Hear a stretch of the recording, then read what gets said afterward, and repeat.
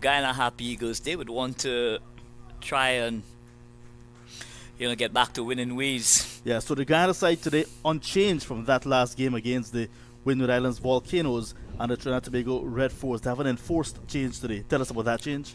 Okay, so Trinidad Tobago Red Force, they've made a change. Jed Gooley's out, Anderson Phillip. So they're playing three seamers, John, and three spinners. Right, so that Trinidad Tobago Red Force side, Darren Bravo, Cylinder Ryan, Jason Mohammed, Shannon Gabriel, Akil Hussein, Nicholas Puran, Yannick Carrier, Hijon Utley, Anderson Phillip, Jaden Seals, Joshua De Silva, while the Harpy Eagles, Leon Johnson, captain, Veersamy Parmal, vice captain, Tej Narayan, Chanapal, Gorakesh Moti, Shimron Hetmaya, Anthony Bramble, Tevin Imlak, Sherfin Rutherford, Romario Shepard, Clinton Pestano, and Kevin Sinclair. That's a unchanged side for the Guyana Harpy Eagles. They will looking to have a change of fortunes, however, because they lost the high-scoring game at the Queen's Park Oval, the day match against the Windward Islands Volcanoes, but they're coming up against a very good Red Force side, the defending champions as well. Yeah, so the Guyana Harpy Eagles, they unchanged, as you said, John Ramsing, and they would hope that they could post a formidable total here at the Brian Lara Cricket Academy. Having looked at the surface, John, it seems to be a batting paradise. One will have to just wait and see how that pans out, and I'm sure both Chanderpaul and Bramble, they will want to give the Guyana Harpy Eagles a formidable start so that the middle and lower order could take advantage of great batting conditions here at the Brian Lara Cricket Academy. Tej Narayan Chanderpaul will take first strike. He's going to be receiving from Jaden Seals. And you mentioned a good batting track that is in front of us. I think the Guyana Harpy Eagles should be very much mindful of what happened to them at the Queen's Park Oval. They were set a target of 297, just could not get there. But different prospects here today. They should be looking to get at least 300 on the board. Well, I think it's a 275 pitch, John Ramsing. So anything above that, I believe, is going to be very challenging indeed. Yeah, the first ball is nicely played off the hips by Chanderpaul. He gets off the mark, and the Harpy Eagles, they're off and flying, not necessarily running. The Eagles are flying. So Chanderpaul, 48 in the first game, and got out of very good catch. Ryan John was diving away at backward point and snapped him out of the air when he was in full flight. This young man set to make his test debut in the next test match. West Indies will be taking on Australia down under, and his confidence is very high. So Nicholas Puran, the captain, at first slip, just one slip in play. Seals again. Nice lifting delivery, handles it very well, Chanderpaul. You can see a different look in Chanderpaul, perhaps since the year has started. Well, Tej Narayan has definitely come on by leaps and bounds, John. And if you look at the manner in which he played that delivery, he was very balanced indeed. Rocked onto the back foot, looked at that ball until it got under his eyes, and just played it out to third man.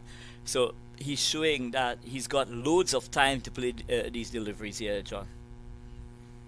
So it's a left-hand, right-hand combination, and the right-handed batsman, the wicket-keeper batsman for the Guyana Harpy Eagles, Anthony Bramble, who made 18 in the first match, is about to take strike. Quite a pugnacious batsman, and he scored 100 just before coming to this Super 50 back home in Guyana in the domestic tournament. So he's also in some form, but in a different capacity, opening the batting this time. There's no Chanderpaul Hemraj, the familiar opening partner in this format, and it's going to be a different looking unit. The Guyana Harpy Eagles looking to have a change of fortunes. Nicely handled. The last time these two teams met was the final of the 2021 edition of the Super 50 in Antigua, and we all knew what happened then. The Harpy Eagles came second. But so I'm sure the Guyana Harpy Eagles, John, they would want to go one step forward, one step further, if I may say so, by taking that coveted prize of being winners of the 2022 edition of the CG 50 over tournament. Yeah, chasing 297 to win 2 days ago. They got to 268, so not a bad effort. Bramble, it goes in the air, and he's going to get off the mark, perhaps get to the first boundary of the day. He's going to slow up just in front of the ropes at cover, but he's going to come back and get 2 runs. He's off the mark. He is also opening on the count with a double. So Bramble just taking the aerial route, getting that ball over that extra cover region. A pitch up delivery from Jadon Seals just allowed him to loft that ball over extra cover. It was going out to the extra cover boundary, but excellent work from Kean Otley, holding it in and getting it back.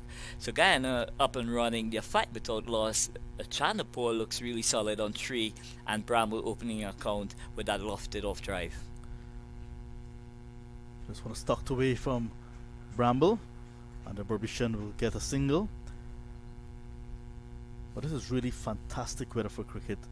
I understand it's been a lot of rain recently in Trinidad and Tobago. Actually coming in on the plain, you can see the greenery. It means that it's not so parched, it's not so dry. And you can see that the Briar Cricket Academy a little bit patchy than what we are accustomed seeing. I'm not sure what's the reason for it being so patchy despite the weather. I suspect though that during the CPL there were some markings on the ground that the grass there probably died. And also, John, to add to what you just said, because of the amount of rain, the square has been covered for an extended period of time because the rain just, comes on from nowhere. Yeah. So that's the end of the first over. The Harpy Eagles sent in by the Red Force. They're 7 without loss. So a very steady start from both Chanapole and Bramble in the first over here. Jadon Seals just trying to find his rhythm here at the Briar Cricket Academy, just bowling within himself.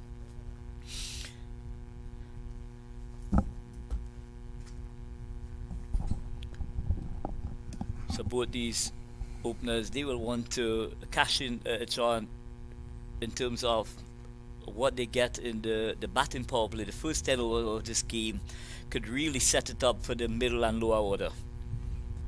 Yep, and it's going to be Shannon Gabriel who's going to pick up the attack. He's going to be bowling with the second new ball, because remember 2 new balls are being used in 50 overs cricket, and Shannon Gabriel will be running from the northern end of the ground. We're operating from that end, the media center end. He's going to be bowling to Tej Chandapal.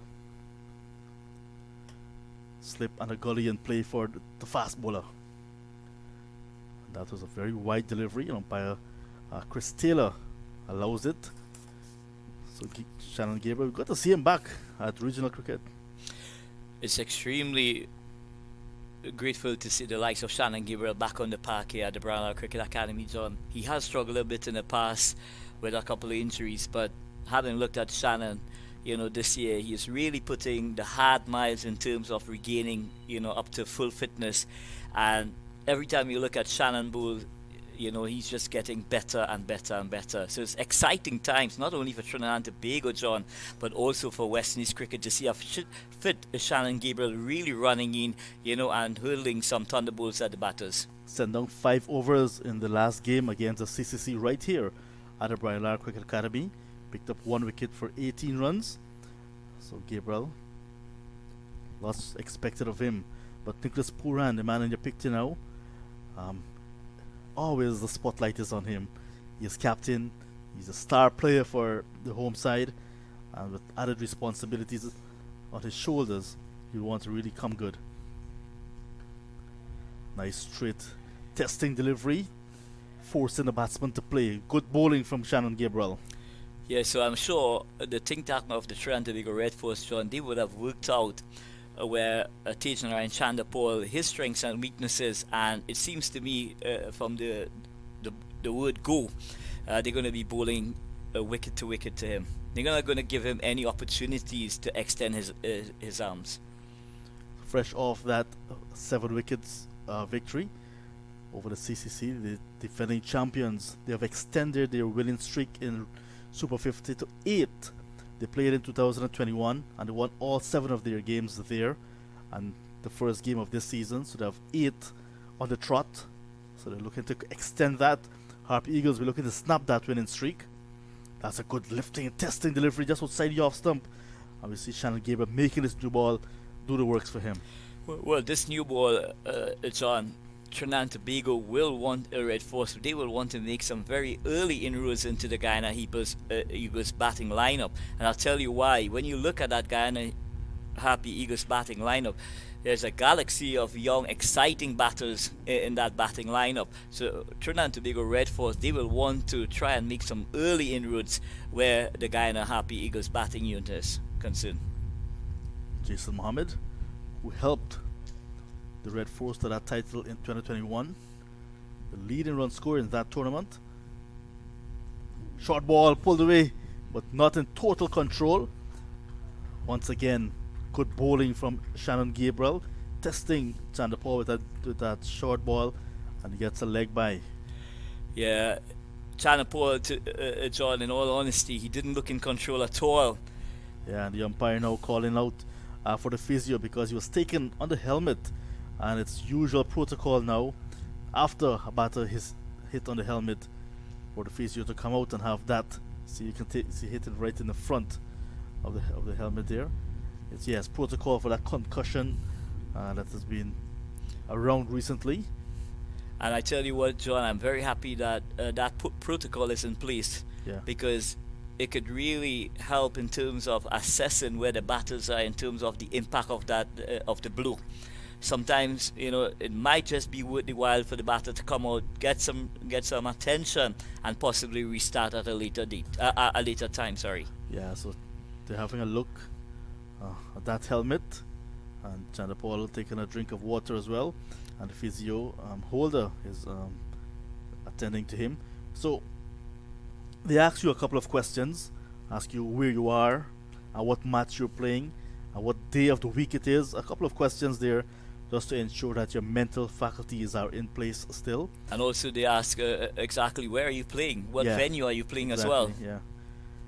But I tell you what, John, that was a very, very quick delivery from Shannon Gabriel. I thought he was through Chandler Paul even before he had the opportunity to play that pull shot. Yeah, the physio seems to be happy. Angelica Holder, and she's off, but with a change of strike as well. So Anthony Bramble will take strike to Shannon Gabriel for the first time. So Shannon Gabriel operating with a slip, a gully, third man, backward point, extra cover, mid-off, mid-on, and a fine leg. Yeah, that gully is in place because of the extra bounce Gabriel is getting. The two fielders are out at the moment, third man and fine leg, because we're into this first power play, the first phase of this 50 overs game. Very strong run up, and takes Bramble high on the body. So Shannon Gabriel getting that ball, John, to shape back into the right-hander just from outside the line of the off stump. And I tell you what, he's getting some disconcerting bunks as well. So both Bramble and him and Chandler Paul, they will want to, you know, try and assess the conditions in terms of the pace of the wicket. And that's just a single from that opening over from Shannon Gabriel. So very impressive indeed from Shannon Gabriel, really running in and hitting the deck really hard and kissing the surface, especially with the last delivery, that cannon into the pans of Bramble. So the Windward Islands Volcanoes are in action again against CCC at the Queen's Park Oval, and they're getting a second consecutive century from a young man, Alec Atenes. 140 today. Well, I'll just cut you across there, John Ram, saying it's Alec Atenes' third century, having scored 120 against Trinidad and Tobago in a practice game here prior to the start of the tournament. Well, that's the undocumented century that I don't know of. That's good for the young man, however. Steele starts a new over. Yeah, so because of his magnificent knock again today, 140, the Volcanoes, they got 300 exactly from their 50 overs for the loss of 4 wickets. And the CCC in reply in over number 16, they're 80 for the loss of 2. So the CCC with loads of exciting young talent. But one of the challenges for the CCC team would be when they're coming up against the formidable opposition, like the Windward Islands, the Leeward Islands, and all the other territories, you know, they will want to make a statement as well, John. Yep. Seals, right arm fast bowler as well. So Trinidad and Tobago, they've got the likes of Kirsten Kalicharan as part of that CCC unit. There's also Navin Bideshi. Captain Danish Ramdin. And we all know what a quality leader Dinesh Ramlin is, and it's exciting to see someone of Dinesh taking up the responsibility, John, to navigate these youngsters through their budding cricketing careers. Yeah, I think that is an excellent move by the authorities to have someone with the experience and with that level of cricketing knowledge, take on that responsibility indeed. Here is Chanderpaul getting a delivery. Just outside his off stump and punches it, but it's nice feeling from Carrier. But we are not seeing, John, much shape from the bowlers just yet. Yeah, early days yet with that new ball, is trying to get in the right corridor, so trying to have more pace rather than the movement. But there's also some clouds building up, so maybe the seamers might be able to have some atmospheric help. Well, I think one of the concerns in the early part of this tournament, John, has been that the ball has not been, the ball is not staying hard for very long.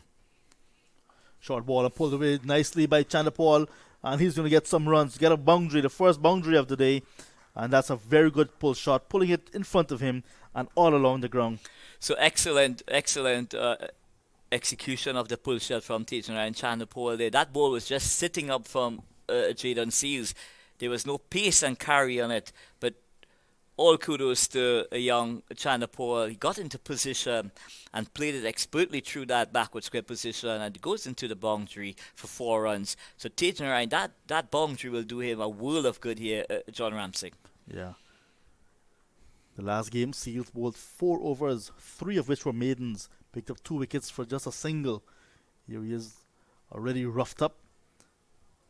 That's a good delivery, good comeback from the speedster.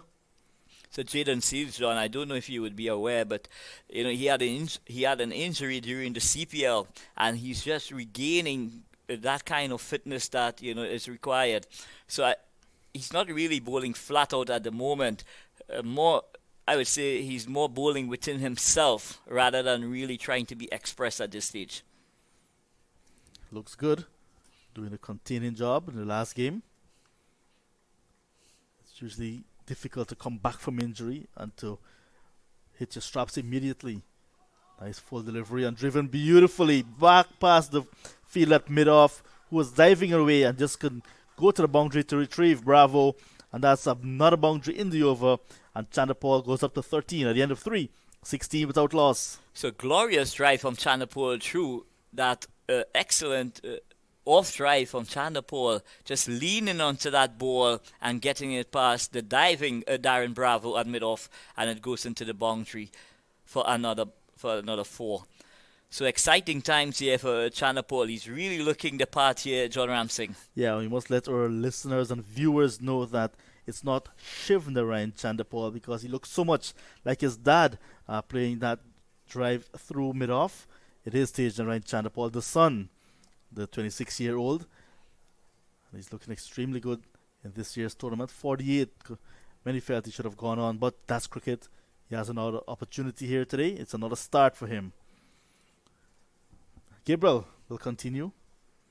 Getting a little bit cooler here now at the Brian Lara Cricket Academy with some clouds hovering overhead. Down the leg side, and that's the first extra in terms of wide of the day.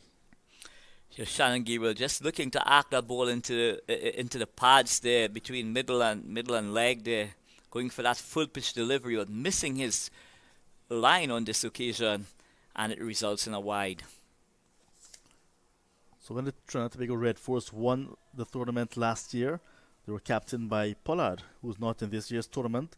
Landell Simmons was part of that squad as well. Ravi Rampal. Evan Lewis. Where's Evan Lewis? Haven't seen him. Well, Evan Lewis is just coming back from injury as well, so he's on his way. Sooner or later, he will be back playing for the Trinidad Tobago Red Force. This one was nudged away by the right-handed Bramble. So Evan Lewis perhaps picked up that injury on his way from Australia to the Caribbean, because he played in Australia. Well, I'm not privy to that information, John, but I'm told that... That's above your pay grade. Yeah. Yeah. So those guys that came back from Australia, as West Indies were booted in the first round of that T20 World Cup that is ongoing. Yeah, very, very, very disappointing indeed. John Ramsing, that the West Indies weren't able to get through those qualifiers and make it into the Super 12. But it happens sometimes. Once again, Chanderpaul driving confidently. This time, cannot beat the fielder at mid-off. So as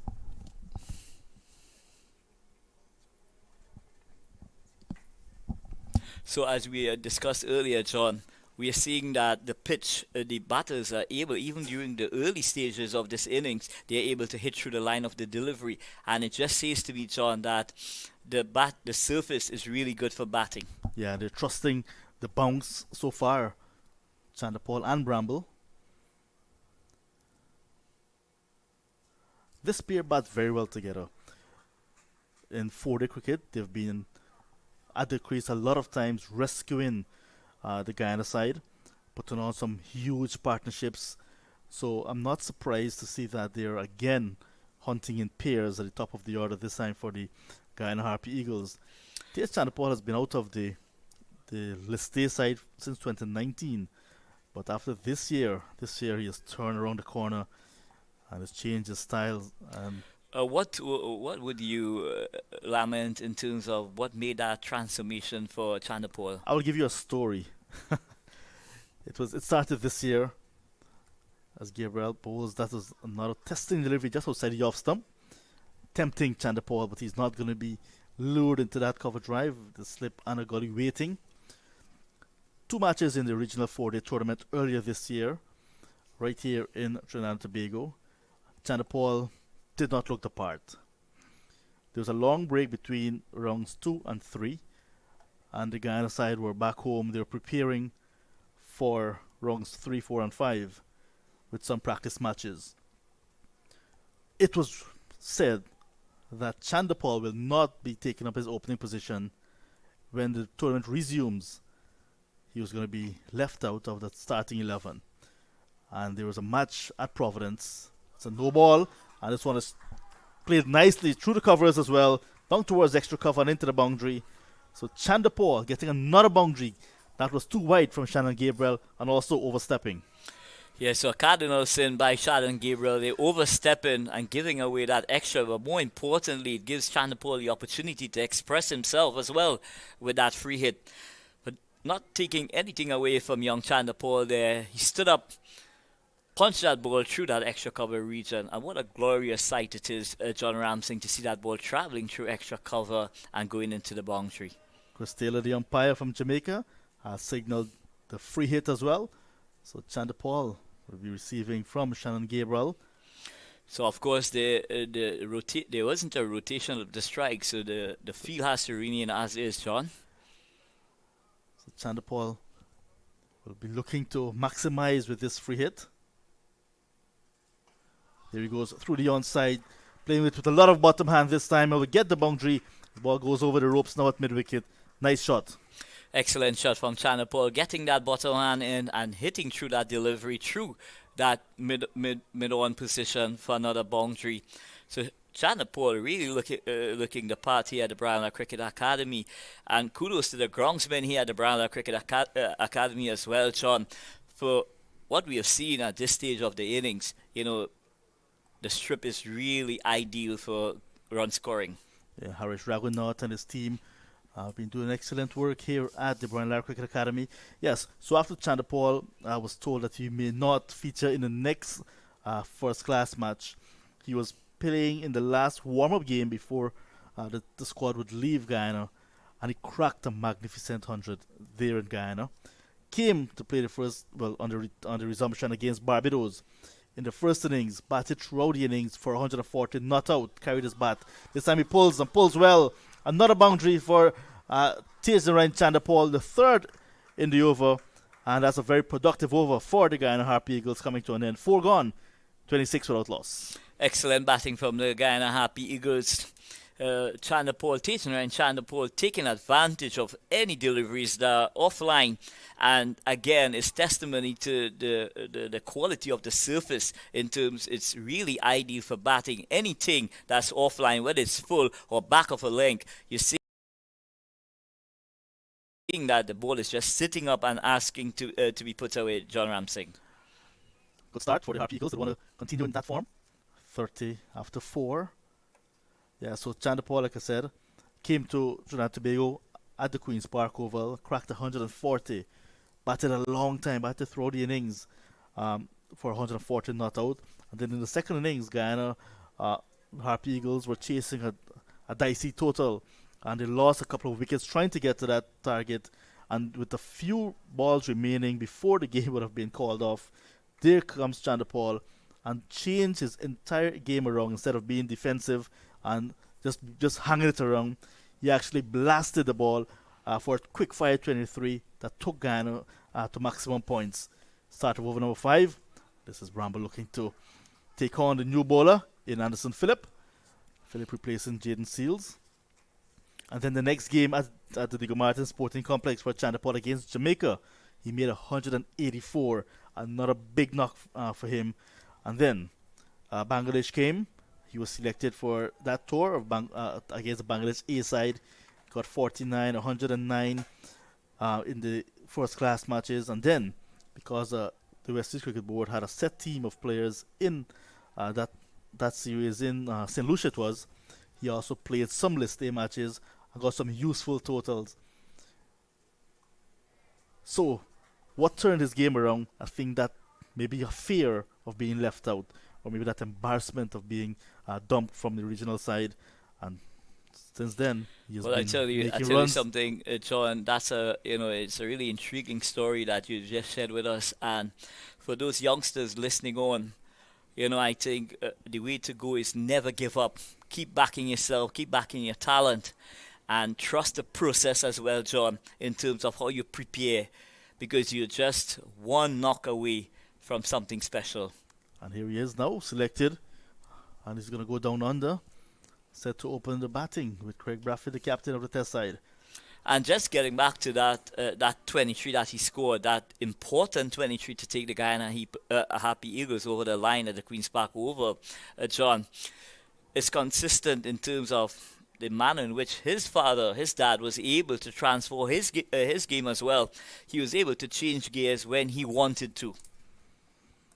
Yeah, lots of persons took to social media to bring back a clip of Chandapal, the senior Chandapal, Shivnarine Chandapal, taking on Chaminda Vas at the Queen's Park Oval to take the West Indies over the rope when they were up against it. And pretty much a similar shot Taserine played to get Guyana the victory at the Queen's Park Oval. Half-hearted appeal for a leg before. So Anderson Phillip into the attack, replacing Seals. So Anderson Phillip, he's also in that touring party to Australia as well, John Ramsing. And he would be looking forward to a fruitful CG50 over tournament before he departs to go down under. So I'm sure he will want to continue his rich vein of form in terms of his bowling form, and make an early statement by trying to put Trinidad and Tobago on a pedestal that they have started from last year into the CS tournament, John, so that they could continue their winning ways as well. So did not feature in the first match. This is his first game, Anderson Phillip. And this one is clipped to it nicely by Anthony Bramble. The ball that was pitched up. He's going to run close to the boundary, but will not get to the boundary as Carrier comes around to his left. So Anderson Phillip going wide of the crease there, trying to get that in swinger working there, but just hovering that leg stump line. And Anthony Bramble just used his wrist there and flicked that ball through that vacant area into that deep mid-wicket region, and he gets a double. So that takes the score to 32 without loss. It's 4.5 overs in the power play. And we're seeing some drizzles here now at the Brian Lara Cricket Academy. So the weather's changing very quickly. This one's clipped away nicely. This time he'll get the boundary, Bramble. That was very badly lined from Anderson Phillip, and he's punished. Yeah, a gift from Anderson Phillip, a leg stump half volley there presented to Anthony Bramble. And here we see the rain has made its way here to the Brian Lara Cricket Academy. Not good signs at this time, but let's hope, John Ramsing, that it doesn't really, take us away from any live action. The players are still out there. The umpires are having a look, but I'm sure the groundsmen, we haven't seen the ground staff actually, so that gives an indication that we should not be too worried. Yeah. So that's good signs that there will not be a stoppage at this stage, and we'll continue to see some really exciting cricket here at the Brian Lara Cricket Academy. In the meantime, the first over from Anderson Phillip has ended. 6 runs conceded. Just like Jaden Seals, the opening bowler from the northern end is out of the attack, and we'll be seeing Akil Hussain to spin for the very first time here at the Brian Lara Cricket Academy. Left arm spin in the form of Akil Hussain. Is that a good move? I think it's an excellent move, John Ramsing, for Nicholas Pruan, the captain of the Trinidad Tobago Red Forces, to bring in his spinner as early as into the 6th over. As we all know, Akil Hussain has been opening the bowling in white ball cricket for the West Indies, so it doesn't surprise me one bit that Akil Hussain is being introduced as early as the 6th over. And here we see that left arm orthodox delivery spinning past the leg stump there. So early indicators that there is spin on offer here at the Brian Lara Cricket Academy. Picked up 4 for 38 from 8.5 overs in the last match against the CCC. Akil Hussain, he started with a new ball. This time he has to use a ball that is slightly older. Just 2 overs from Shannon Gabriel sent down, so it's a ball that is now into its 3rd over of usage. So Akil Hussain making that adjustment immediately to Chanderpaul. And Chanderpaul will also have to make the adjustment because Akil Hussain, you got to be very watchful. He is cunning. He has the arm ball, he has the ball that goes your way as well, and of course he has the quicker ball that is extremely quick. Yes, will have to be watchful.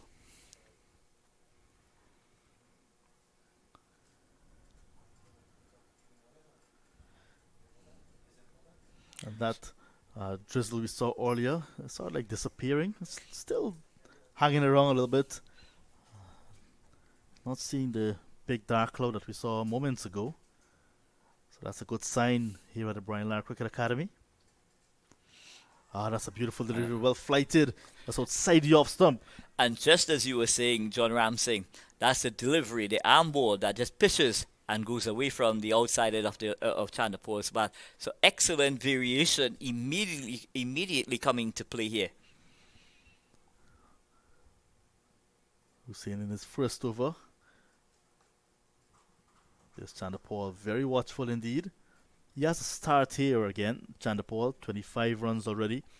Along with Bramble, they're laying a foundation for the Guyana Harpy Eagles. So you don't want to give a start away. And have a new batter coming to start. You're already in, stay in. And that's a very impressive over from Akil Hussain. The first maiden of the innings, John Ramsey. What do you make of that first over from Akil Hussain? But he started with a wide.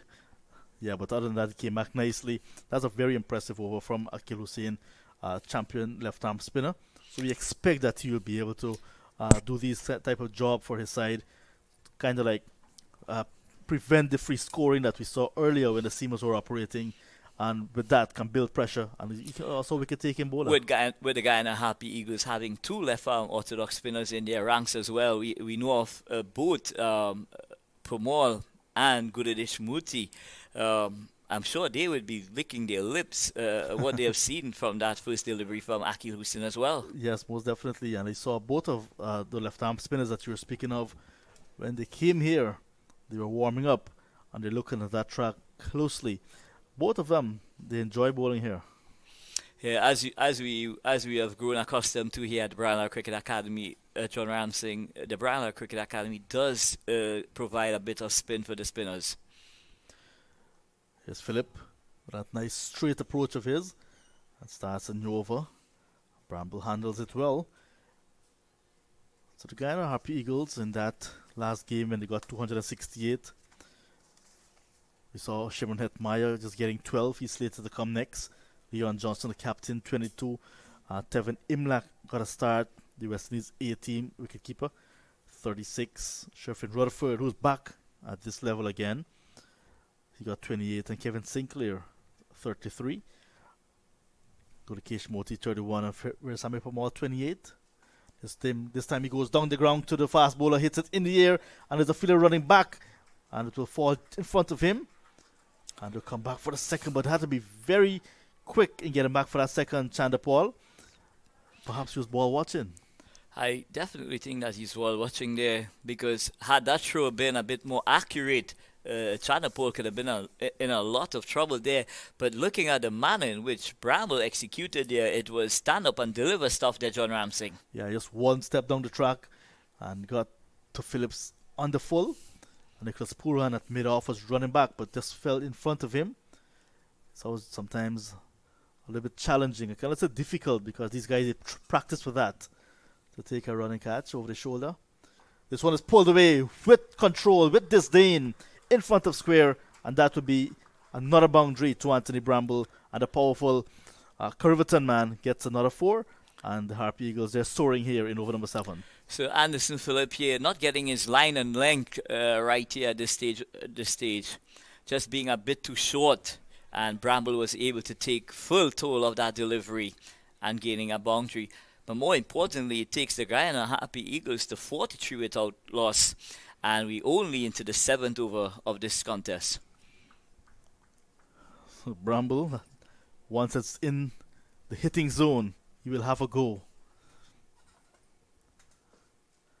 There he is again, looking to pull. Half-hearted appeal again from Anderson Phillip. So that ball perhaps doing a little bit too much. It definitely doing a bit too much. That ball was swinging into Bramble. But more importantly for me, Bramble there was beaten for pace. Yeah. That ball was through him even before he was able to pivot and try and play that pull shot. So we are seeing here that Anderson Phillip changing up his pace a bit here, bowling some quicker deliveries. But I think he might be just well advised to keep working outside the line of that corridor, John Ramsey. So here he is again, looking for the breakthrough for the Trinidad Tobago Red Force. Nice delivery just outside the off stump and just holding the shot, delaying it a little bit. Bramble beats the field at very short extra cover, and the field at mid-off cleans up. So Bramble was winding up for another big one. Did not get to the pitch, but he just delayed the shot a little bit. And again, his testimony how good this track is here at the Brownlow Cricket Academy. Even though you're almost through the shot, you still have that time where you could make that subtle adjustment and change your shot. So the Harpy Eagles are asked to bat first. So Trinidad and Tobago winning the toss here for the second time here at the Brownlow Cricket Academy. And with the weather being unpredictable, you would expect that any one of these teams who had won the toss, they, in my opinion, would have asked the opposition to bat. Well, I got the impression from Leon Johnson at the toss that he wanted to bat first anyways. That last game at the Queen's Park Oval, they were chasing, just could not overhaul the target that they were set. End of Anderson Phillips' second over, 2 overs done for 13. At the end of 7, the Harpy Eagles 45 without loss. So very steady start from the Guyana Harpy Eagles here at the Brownlow Cricket Academy. Both Chanapol and Bramble, they have looked very assured of how they're going to take on this Trinidad and Tobago Red Force bowling attack.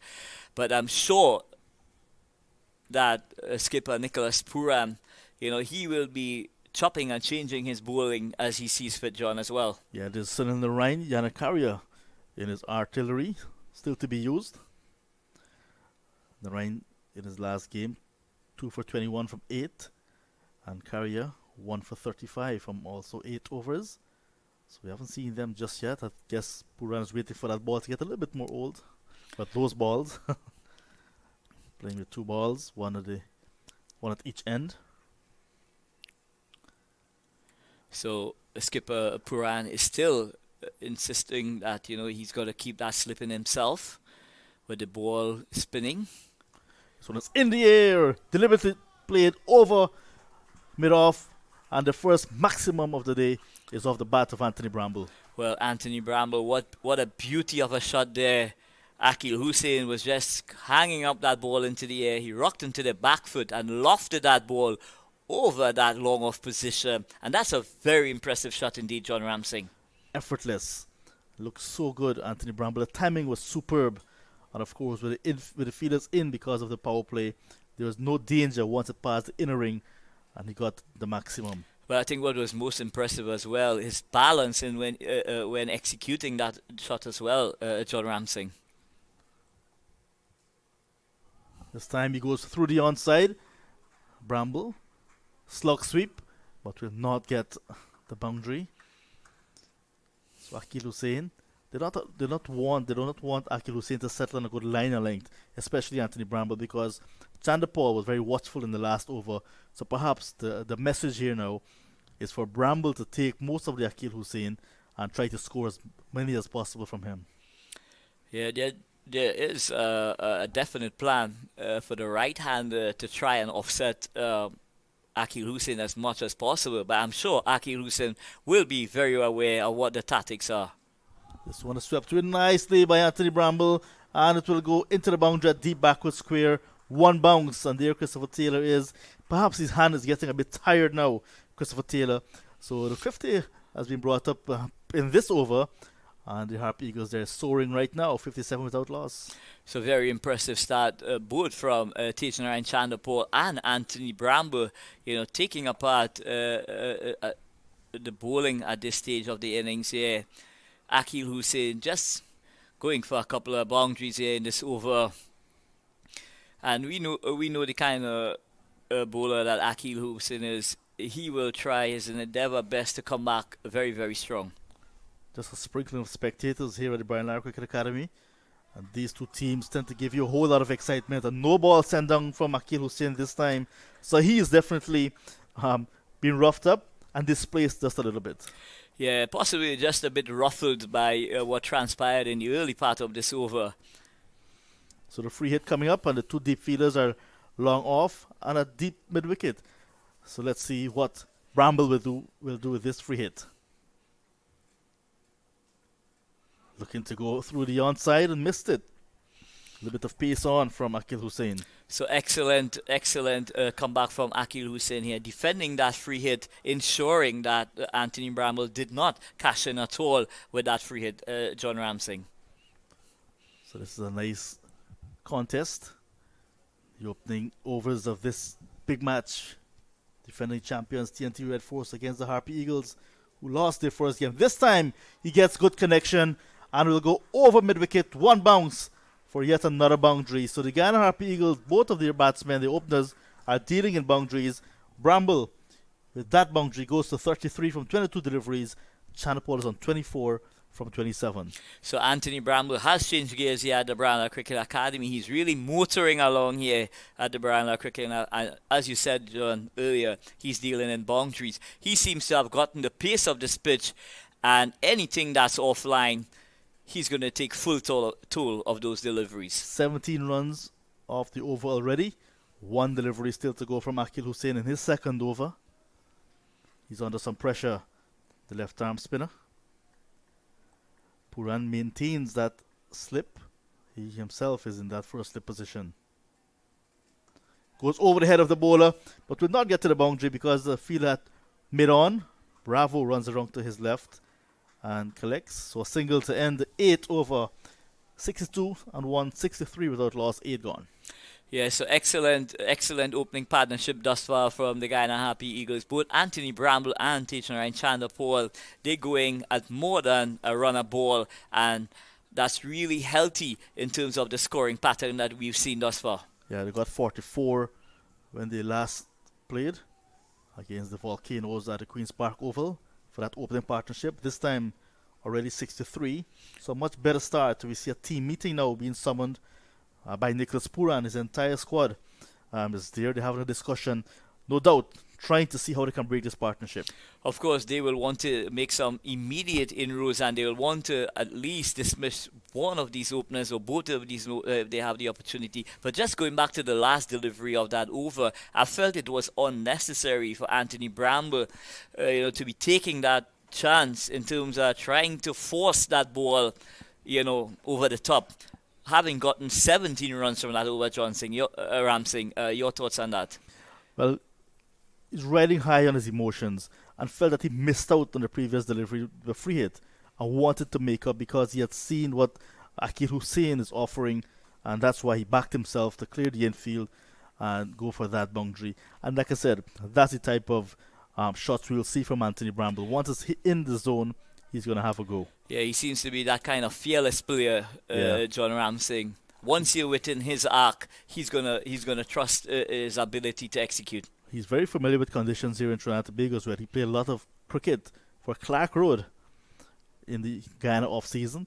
So Philip starts a new over, and this one is guided down to that short third position, where Akil Hussein was hanging back, waiting for that one, but it fell short of him. Good pace from Phillips. Yeah, excellent piece from Philip there, but Anthony Bramble playing really well either side of that third man fielder, and that would have gone into the boundary as well. He just waited and played that ball under his eyes and guided that ball to that short third man position, looking to find that gap between third man and that backward point position.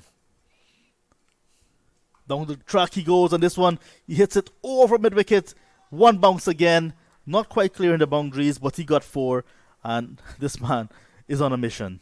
He's definitely on a mission. I'm sure he's trying to make a statement as well, that he does have the ability to play at this level and be destructive as well, John Ramsing. Quickly on to 38 from 25 deliveries, Anthony Bramble. So what he has done, what Anthony Bramble has done really well here is taken the responsibility somewhat from Taitner and Chanderpaul in terms that Tage could continue to bat the way he is. But Bramble, he is definitely taken the opportunity to go hard during this batting power play, where only 2 fielders are allowed outside the 30-yard circle. Yeah, this is over number 9 of that power play. So Bramble settles. Good slower bouncer from Anderson Phillip. So you can see Phillip using all of his experience here to get that ball spot on. Well bowled. Yeah, extremely well bowled, using all his guile and his experience and his skill there to defeat Anthony Bramble there. Bramble was looking to possibly play that uppercut there over the keeper head, but he was beaten all ends up. He was through the shot even before the ball got to him. Yeah, Bramble has been playing at this level since 2010. The 21-year-old from Berbice, Corriverton in Guyana. So he has lots of experience. Highest score of 69, just 2 half centuries. That might be the disappointing aspect of his list A career. But now getting an opportunity as an opener all of his career, batting in the middle, in the usual wicketkeeper spot. So are you saying to me, John Ramsing, that Anthony Bramble, he likes to start at the top of the innings, he likes getting a start against the seamers, or he struggles against batting in the middle overs? Well, we have seen that he has improved in his batting over the years, and that's why he's perhaps given a promotion. Whenever he gets the opportunity in the regional 4-day tournaments, we've seen him scoring big hundreds. So now given the opportunity to open, it's not only responsibility, but it's also opportunities for him to bat longer and get bigger scores. And we've seen he has a good start here already. He's playing his usual aggressive style, but it's calculated risk so far. Well, of course, calculated risk. And whenever the ball is within his arc, he's executed to perfection. I mean, taking nothing away from Taitner and Chanderpaul, he has been equally impressive as well with his drives and his pulls as well. So they have assessed the conditions really well here, and they're taking full toll. It's a pitch that there's no margin for error whatsoever here at the Brown Cricket Academy, John. And that's why I said at the start of this game, the Guyana Harpy Eagles batting first. They must be looking for at least 300. Here's Philip towards the end of another over, and Chanderpaul gets a single down towards backward point quite easily. So Philip, 3 overs for him, and conceding 19 runs, and at the end of 9, 6-9 without loss. So excellent start from the Guyana Harpy Eagles. They, the coaches and the think tank of the Guyana Harpy Eagles, they would be very, very pleased indeed, John Ramsing, with this excellent start that both Taitner and Chanderpaul and Anthony Bramble, has put on thus far. Yeah, both of these openers so far 5 fours in their innings. Bramble going with a maximum to go with that as well. So not only are they getting the singles, they're also getting the boundaries at will. Well, what we have seen from Anthony Bramble, he has been the enforcer at the top of the innings here. So the likes of Taitner and Chanderpaul, he's possibly got the responsibility to bat as deep as possible and allow all the likes of the Hittemeyers and captain, all the other batters to follow, so they could play, their role as well in terms of batting freely. Yeah, and one man that is usually standing between The Guyana Harpy Eagles getting big targets and being bowled out early. It's Sunil Narayan, and he's now into the attack. And he's going to be coming from the northern end, the media center end here at the Brian Lara Cricket Academy. Starts on target to Chandapal. This man is an extremely good. I don't think we have adjectives to describe Sunil Narayan. I would just say it simply, John. He's a genius. That's what he does. Correct. And we'll all take that. The genius Sunil Narayan is into the attack.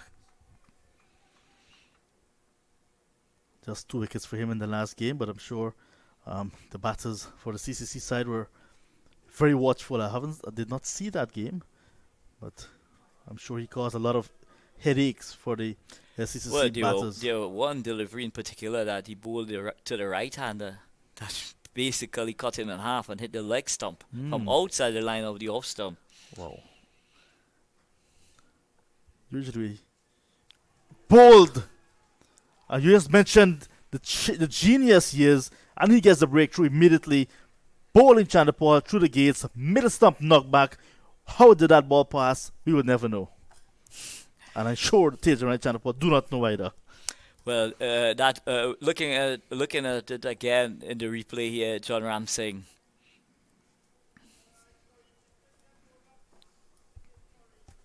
Oh. It's that ball that angles back. It's called the knuckle ball that defeated Chandapal all inside. And I tell you what, John Ramsing, Tej possibly was just looking for that ball to shape away from him the classical off-spinner's delivery. But that ball went the other way, beaten all ends up. And that brought to the end a very impressive innings from Tej Narayan Chandapal. Unfortunately, he's got to leave. But that brings the likes of Shimron Hetmyer out to the middle. So the king, as we refer to him in Trinidad and Tobago, John Ramsing, he's made an immediate impact here at the Brian Lara Cricket Academy. Did you expect anything different? No, not at all. Just 3 deliveries and already picking up the wicket in the 10th over. Sunil Narayan being introduced. And there's Tej Narayan Chandapal, bowled by Narayan for 25 from 31 balls. 5 fours in that knock. He looked good, but towards the end of the innings, he was starved a bit of the strike because Bramble had taken over. And then Narayan came into the attack and immediately knocked his middle stump. And it's possible that Tej Narayan possibly must have lost a bit of his rhythm as well, having not had the opportunity, to keep knocking the ball around and keep that momentum in his innings going through as well, John Ramsing. So the new batsman, like you mentioned, Shimron Hetmyer, batting at number 3. Well, we've been hearing all sorts of stories about Shimron Hetmyer. You care to elaborate on any one of those stories? I know he's gotten married, he's got a child, so many stories, family stories we can talk about. He's missed the plane to Australia, his flight. A lot of more stories. Anil Khan. But Sunil Narayan continues, and I'm sure he's going to be asking a lot of questions of these batters here, John Ramsing. Yeah, so already we've seen him picking up the wicket of one of the set batters. The breakthrough coming in over number 10. But an important breakthrough for Trinidad and Tobago Red Force as well. Just when things were looking that it was just going away from the Trinidad and Tobago Red Force, they made an immediate impact. Yes, and Sunil Narayan, usually when he's bowling, you take away his overs and you add a couple of wickets and say, okay, this is what we're playing with. So in this case, Guyana will have to be looking to bat 40 overs, take away Sunil Narayan's maximum of 10. It's a successful over coming to an end. Over with Sunil Narayan got the wicket of Tej Narayan Chandapal for 25. Harpy Eagles batting for a 6-9 for 1. It's a wicket maiden from the champion off spinner. Yeah, the king has returned, making that immediate impact in his first over. In the third delivery, he got rid of the very composed, very impressive young Tej Narayan Chandapal here at the Brian Lara Cricket Academy. But more importantly, John Ramsing, 69 after 10 overs. It's a really good platform for the likes of Shimron Hetmyer and the rest of the middle and lower order, to really try and cash in on that wonderful opening partnership. So Hetmyer yet to get off the mark. And Anthony Bramble been there from the start, 39 from 28. He now has to start with a new batsman, Anthony Bramble. So we're going to see a change from the fire, and it's going to be Shannon Gabriel returning.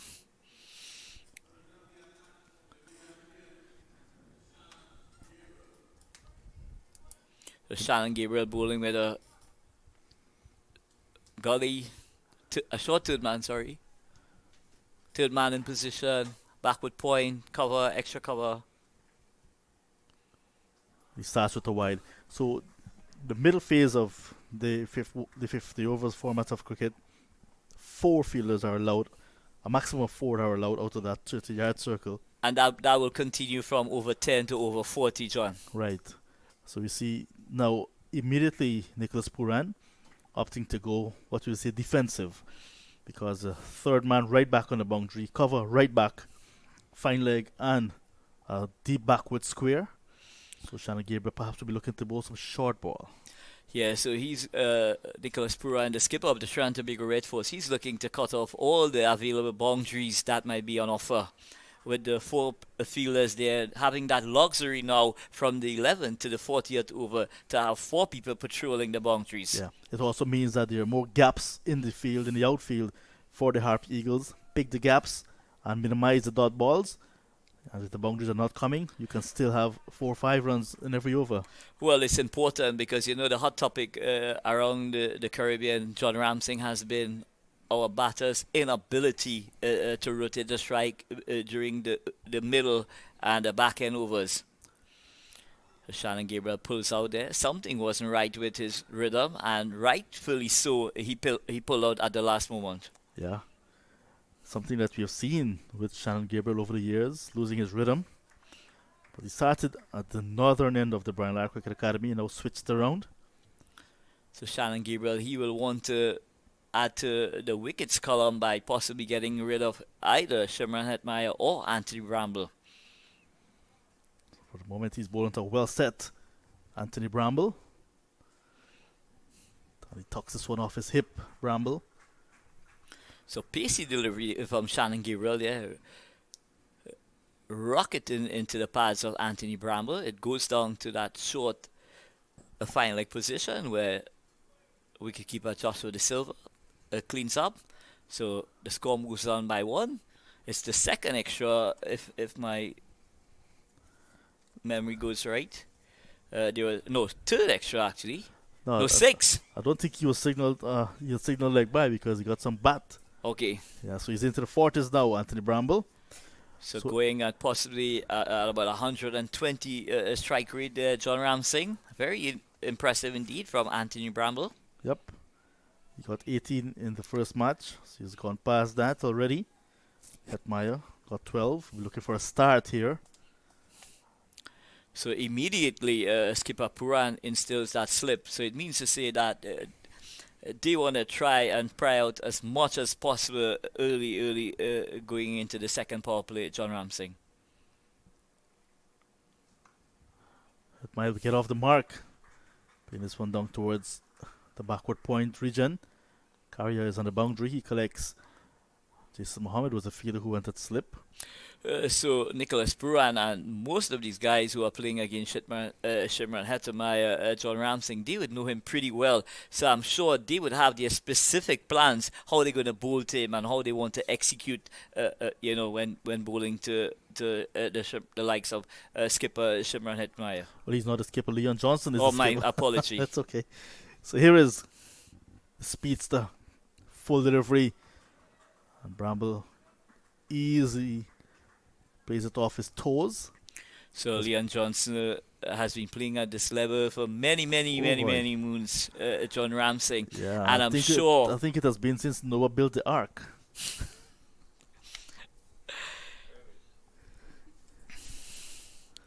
So I'm sure Leon Johnson, he will have his plans in terms of what he wants out of this tournament as well. Not only as captain, but from a personal perspective as well. He will, I'm sure, would have, possibly set himself, some kind of target in terms of run scoring during the course of this tournament. Johnson and the rest. Oh, that's a short ball. Pulling it from outside off stump. Got the under edge, Hetmeyer. Not looking to be bogged down. No, and we all know Shimron Hetmeyer, he likes to feel bat on ball. Yeah, he loves that mid-wicket region as well. It's vacant at the moment. It's an inviting gap. There's a slip. Feel that backward point. But he might be well advised, John, at this early stages of his innings to possibly just try and get himself in, and really set a platform, for the likes of Leon Johnson and all the other batters to come. He is the big fish, so no doubt Nicholas Pooran and the rest of the Red Force side will be looking to get his wicket as well. This time he goes through the mid-wicket region I was speaking about, and the fielder from square leg runs around to his right in Otley. So excellent feeling from Kian Otley there, covering ground to his right and making a very impressive stuff. But that takes Shimron Hetmeyer, that single takes Shimron Hetmeyer on to 2. And at the end of the 11th over, the score, Guyana Harpy Eagles being asked to bat by the Trinidad Tobago Red Force, a 74 for 1. Yeah, 5 runs from that over. So it's a good comeback from Shannon Gabriel. He was hit out of the attack earlier by Anthony Bramble.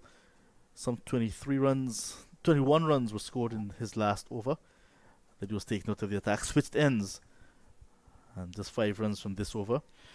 So Narayan will continue. And we see skipper Nick Pooran going into that slip position.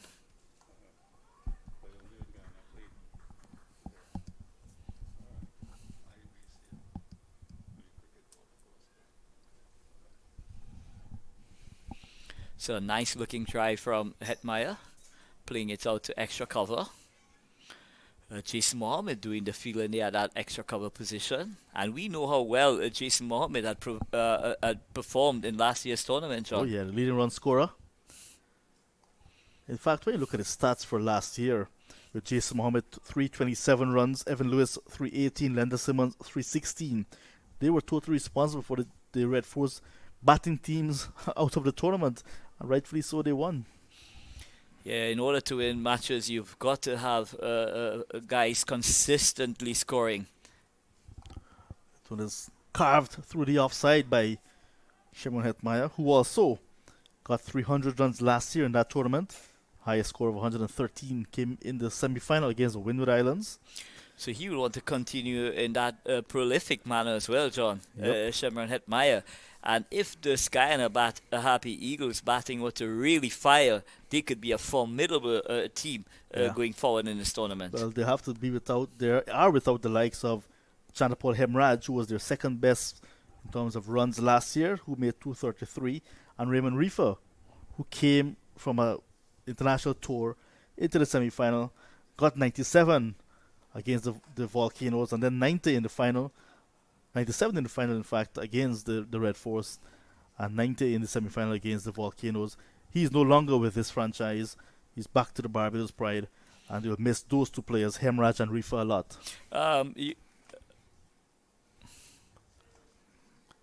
So, Sunil Narayan asking a lot of questions here, John Ramsing, keeping the batters, both Shimron Hetmeyer and Anthony Bramble, very honest indeed. Yes. Like I said, his 10 overs, we had to deduct that from what the Guyana Harpy Eagles will have to bat, and then try to score off the others. This is a good passage of play. Just inquiring, John, in terms of what's the update on Chanapal Hemraj? Oh, he actually has an injury to his left pinky finger. Yeah, so he actually missed the recent tournament. I think he played one match for Demerara in the inter-county tournament back home. So this one is played down to long on. Bramble moves on to 42. So over completed, 12 gone, 76 for 1. Hetmeyer is on 3, and Anthony Bramble 42. So after 12 overs, what's your thoughts on that first 12 overs, John? Yeah, I think the Harpy Eagles, they're in front, they're in charge at the moment, but that wicket, that's the Narayan picked up of Tejan Chanapal, just slowing things down a little bit, bringing the Red Force slightly back into the contest, and now it's Shannon Gabriel trying his best to use that short ball to good effect to get Shimron Hetmeyer. So we're now seeing that it's coming back into a little bit of balance, but the Harpy Eagles are still in front. Gabriel to continue. Outside the off stump on a wild swing from Bramble. Yeah, So another pacey delivery from Shannon Gabriel, and I tell you, it's exciting times looking at Shannon Gabriel operate here at the Brown Cricket Academy, John Ramsey. Yeah, it's good pace here. Turning it up. And it's what you want to see from a senior statesman in terms of West Indies cricket, coming back here and really showing everyone, that he's back up to full fitness, he's back up to full pace, and he's asking a lot of questions. So Jaden Seals just sent down 2 overs. As you said, he's coming back from injury, so not trying to overwork the young pacer. And as you would be well aware of, John Ramsey, the likes of Shannon Gabriel, Jaden Seals, all these guys who have had injuries before, it's a process of rehab before they get back into they go into full tilt. Yeah, you see a discussion between captain, fast bowler, and the experienced Bravo taking place. Just to give you an update of what's happening at the Queen's Park Oval in that match. The Volcanoes, like I said, 300 for 4 from their 50 overs, and the combined campuses and colleges after 23 overs. 109 for 4, 109 for 4. Chopped on. That's the wicket that they're looking for. Anthony Bramble, too close to cut, and Shannon Gabriel gets his man. Bramble plays on for 42 from 38 deliveries, and Gabriel gets the breakthrough. So how well Shannon Gabriel has come back in the second spell here, John Ramsey, asking a lot of questions. I felt that Anthony Bramble just lost a bit of momentum. Looking at it again.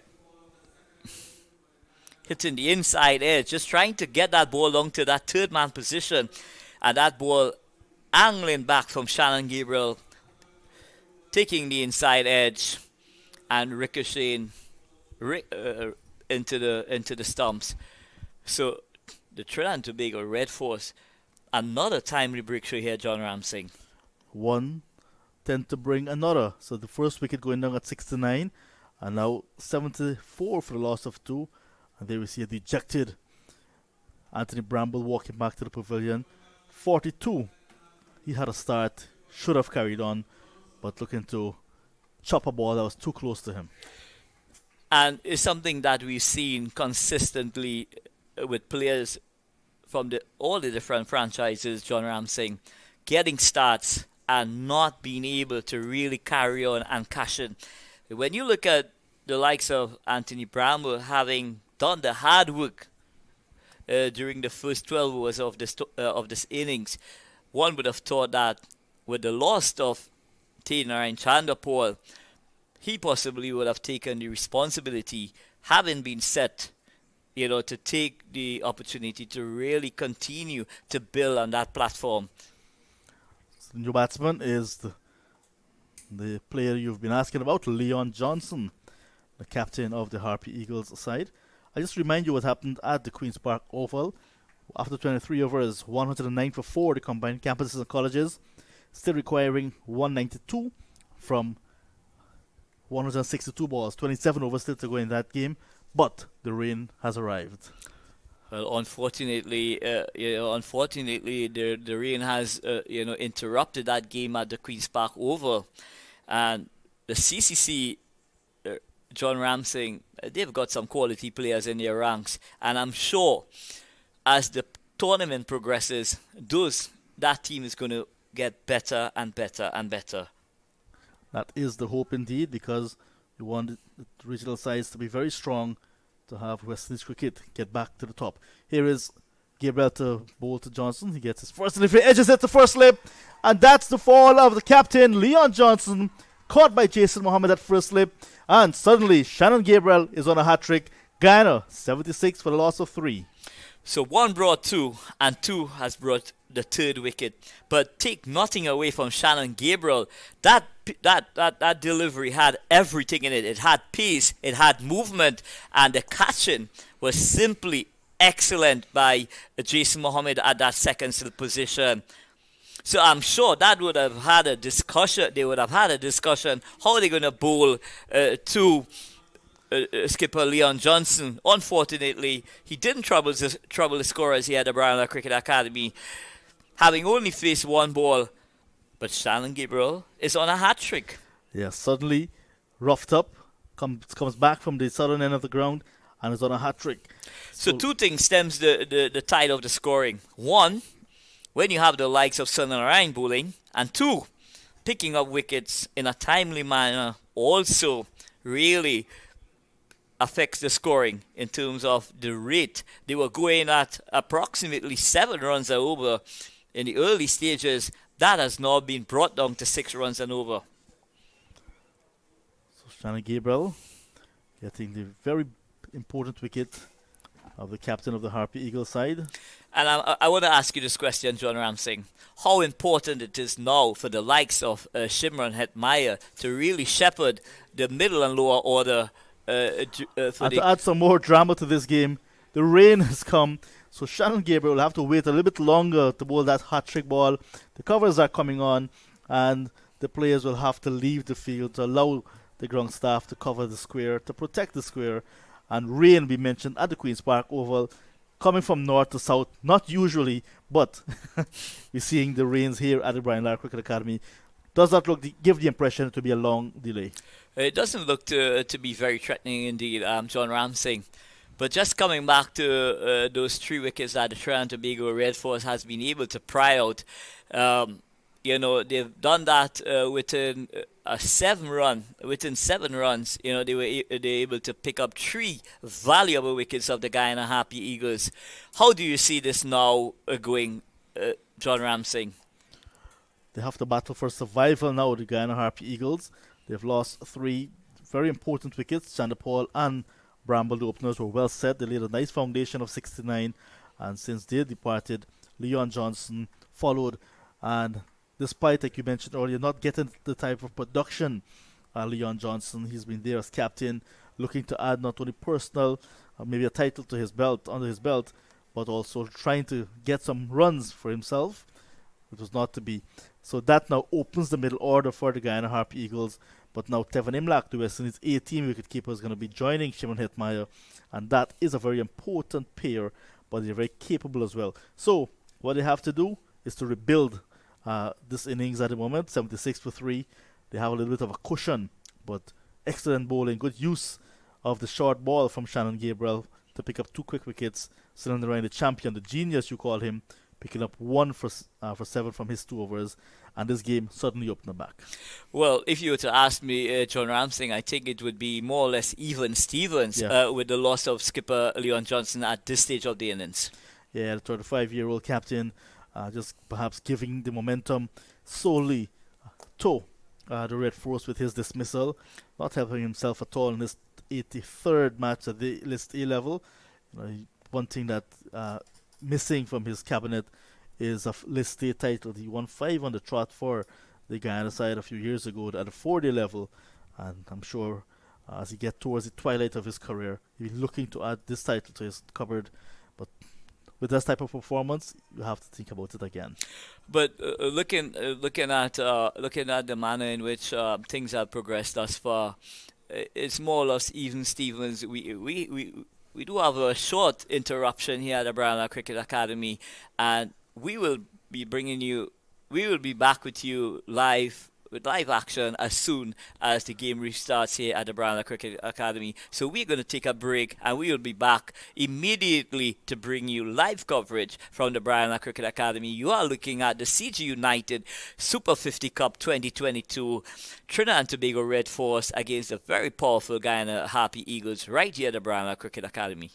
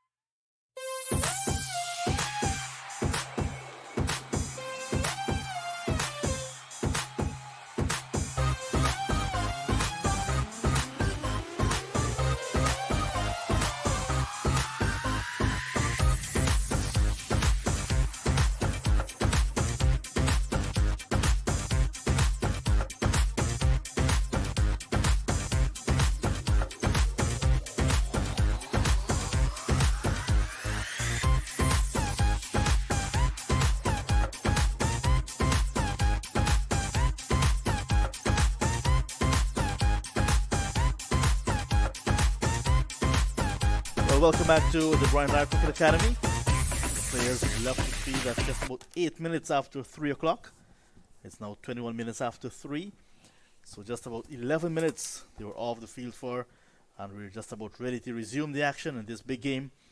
Guyana Harpy Eagles taking on defending champions and host Trinidad Tobago Red Force in this Zone A match, a day-night match here at the Brian Lara Cricket Academy. A little bit of overhead conditions coming in, but the umpires are back out very quickly and no overs will be lost. John Ramsing once again alongside Anil Lakan, and before that delay, Guyana Harpy Eagles, after a promising start of 6-9 without loss, suddenly 76 for 3 with Tejan Chandapal gone for 25, Bramble 42 and Leon Johnson a forced ball duck. And now Tevin Imlak, West Indies 18 wicketkeeper batsman, will face his first delivery from Shannon Gabriel, who's suddenly on a hat-trick. Anil, suddenly cricket can change very quickly. And here we are, after a good start, like I said, from the Harpy Eagles, the Trinidad Tobago Red Force back into this game. Well, Shannon Gabriel really came back strong in the second spell. John Ramsing picking up 2 wickets, and it's on a hat-trick with this delivery. Having lost just about 11 minutes, I'm sure it would have given the Guyana Harpy Eagles some time to really reflect and regroup going back out in the middle of John Ramsing. And just one, Imlak is beaten outside the line of the off stump. That ball pitched shaped away from Imlak. Nothing he could have done except that the fact that it was a really excellent delivery. Perfect delivery for a new batsman. And Imlak had just a tentative push. And that hat-trick averted what could have easily been wicket number 3 on the trot for Shannon Gabriel. Well bowled. Extremely well bowled by Shannon Gabriel. So Shannon Gabriel continues to bowl, very impressively at the Brian Lara Cricket Academy, and he's really showing everyone present here, John, that he's really back to his old self. Oh, that's a beautiful delivery again. Pitch of a delivery, came back after pitching, and that completes an excellent over from Shannon Gabriel, over in which he picked up 2 wickets, that of Anthony Bramble, who played on for 42, and Leon Johnson, no score. And after 12 overs, Harpy Eagles 76 for 3. Just a thought, John. During the interval where we were disrupted by rain, what you being the coach of the Guyana Harpy Eagles, what discussion you think would you would want to keep echoing into the ears of the batters? What kind of conversation you would want to stimulate? Yeah, let's get a partnership going. Let's try to pick the gaps, get the singles. The bad balls will come, and we can always dispatch those. Let's just try to get back the momentum on our side. Good running between the wickets, good communication. Be very watchful to some good balls. Sunil Ryan will give you some good balls. You're seeing Shannon Gabriel in the middle of a very good spell. Just be watchful, but try to pick up the singles. So rotation of the strike is going to be the order of the day. Over number 13 starts. It's Narayan who bowls to Hetmaya. Hetmaya stylishly back into his crease and defends. So this is what we call the contest within this contest. Yeah, it's very mouth-watering, I must admit, John Ramsing, because there's not only the matter of dismissal, but it's also going to be a lot of bragging rights as well. Some room outside the off stump, and Hetmaya takes that, cuts it away for a single. But excellent feeling at backward point from Anderson Phillip, diving away to his left and ensuring that that ball did not go past him. So Sunil Narayan, the king, continues to mesmerize these batters and them here at the Brian Lara Cricket Academy. And that is important. You mentioned Anderson Phillip diving away. You need good support in the field as well, as a bowling unit, because the bowlers can be bowling their hearts out, but if there's no support in the field, it makes no sense. And it really complements each other as well, in the sense that with the bowlers, you need to be supported, immensely by the fielding unit as well. So a lot of scoreboard pressure, comes into play when these two components come together. Appeal from Captain Puranat Slip. leg by signal by the umpire. So singles, whether it's leg buys of the bat, they will all add up. And suddenly you can see momentum will go back to the batting side, but you just got to be very careful and be prepared to run their runs. Well, what we have seen over and over, John Ram saying, once two batters are prepared to grind it out and get a partnership going, it normally shifts the momentum back to the batting team. But Hetmeyer here just trying to turn that ball into that mid-wicket area or that square-leg area. Almost presented a return catch yet for Sunil Narayan. So playing across the tide, we would say, John Ram Singh. There is Hetmeyer getting right out to the pitch of the delivery and driving for an easy single to end Narayan's third over. 1 for 4 from the genius. 13 gone, 79 for 3. So the rebuilding process has started, John Ram Singh, between Tevin Black and Hetmeyer. So a lot is going to be dependent on this year. With 36 overs still to go, a large chunk of balls, that makes it 196 balls according to my calculations. So it's a lot of balls. I will take your word. I'm not going to attempt that at all. So good afternoon to everyone back home in Guyana following this gripping contest between the Guyana Harpy Eagles and the Trinidad Tobago Red Force. Both sides in their second match of the tournament. The Red Force won their last game convincingly against CCC right here at the Brian Lara Cricket Academy, while the Harpy Eagles lost their opening encounter to the Windward Islands Volcanoes. Gabriel to continue. This is over number 14. Gabriel bowling with his tail up. Good confident stroke from Shimron Hetmeyer. Getting close towards the boundary at extra cover. That will not. Actually does. Momentum of Bravo as he was trying to flick it back. Got the ball into the boundary with him. And 4 runs to Hetmeyer. His first boundary. Yeah, but bad fielding. Bad feeling, yeah. Bravo, I thought, was just on the verge of cutting off that ball. Unfortunately, the momentum took the ball over the boundary. But take nothing away from Shimron Hetmeyer. That was expertly played. He just leant onto that cover drive and it just keep going away from the fielder, Darren Bravo, who at the last moment made a hash of it. Yeah, good timing and the placement was good as well for Hetmeyer. But you could see from Bravo, his disappointment.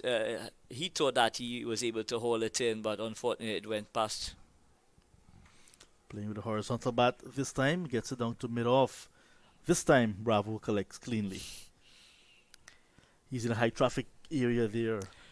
Yeah, well, normally cover, extra cover, mid-off. Yeah. They are the high traffic areas, especially when the mode of attack is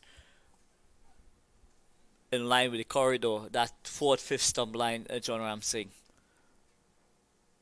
Shimron Hetmeyer might be looking to target mid-wicket again if the ball is anywhere close to his maybe middle and off stump. Doesn't necessarily have to be on the line of his leg stump for the referee. What an effort from Shannon Gabriel there. That ball was going past him and he threw his frame and ensured that the score remained at 83 for 3. So we are not just seeing Shannon Gabriel in terms of his bowling, but we are also seeing great improvements where his out cricket as well, where his out cricket is concerned as well. John Ram Singh on his shirt, Shannon Gabriel, 2-0-20. But maybe there's a decimal point missing there. This is Shannon Gabriel 2.0. He seems to be a much better player now. He has worked in his game and he's looking a much better cricketer. Well, I tell you, he have invested heavily, in terms of his fitness by having a personal trainer do some work with him. Chance for a run out as well. Misses the woodwork. Darren Bravo. And Hetmeyer gets home. But that's good news to hear that he has invested in himself. Who else to do it? You have to do it yourself. And we are seeing how much dividends is paying off John Ram Singh. Shimron Hetmeyer taking on Darren Bravo at that mid-off position. I thought it was a bit dicey considering that the ball wasn't just, the pace wasn't taking off, it was a full-blooded drive. It was traveling to Bravo. So to me, in my opinion, I felt that it was just a bit touch and go in terms of that communication to get that run, John Ramsey. Yeah, maybe the Red Force thinking they missed the chance to get a run out there. This is Imlach again playing the ball to the same fielder, and Bravo this time cannot get the throw in, and Imlach is off the mark in over number 14. So they're targeting Bravo maybe. Yeah, Bravo is known for his exploits, so I'm feeling he's a very good fielder, fieldsman. But credit to Imlach there, he was just able to break his wrist at the last moment, John Ramsey, and take the pace, and that's what defeated Bravo there in terms of coming in to execute any sort of run-out opportunity. So umpire Gregor Brathwaite looks back to see where Shannon Gabriel has gone. He's gone to the top of his mark, almost to the boundary boards. Very strong fast bowler. And this time, Hetmai, like I said, will target that mid-wicket region. It was just outside his off stump, slightly shorter, and he pulled but along the ground. Yeah, so single will end over number 15, 86 for 3. So a mini recovery here by the Guyana Harpy Eagles, having really gotten that excellent start of 69 before the loss of Chanda Paul. So it's going to take a big effort from both Shimran Hetmeyer and Tevin Imlach, to keep chipping away at the score, keep ticking away at the score, and in so doing, continue their rotation as well, John Ramsey.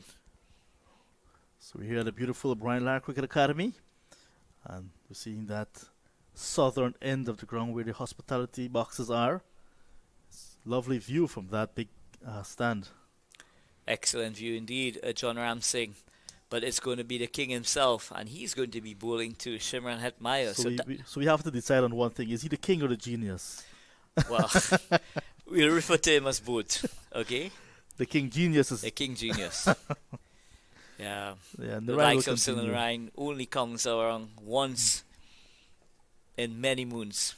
So he has completed half of his spell already. So that's something the Harpy Eagles will be thinking as well. 5 gone, 5 to go. But he has already picked up... Oh, this is now his 4th over. So Shimran Hetmeyer trying to carve that ball through that extra cover region. He was beaten all ends up. He was through the shot even before the ball was delivered. But in the end, he made that subtle adjustment.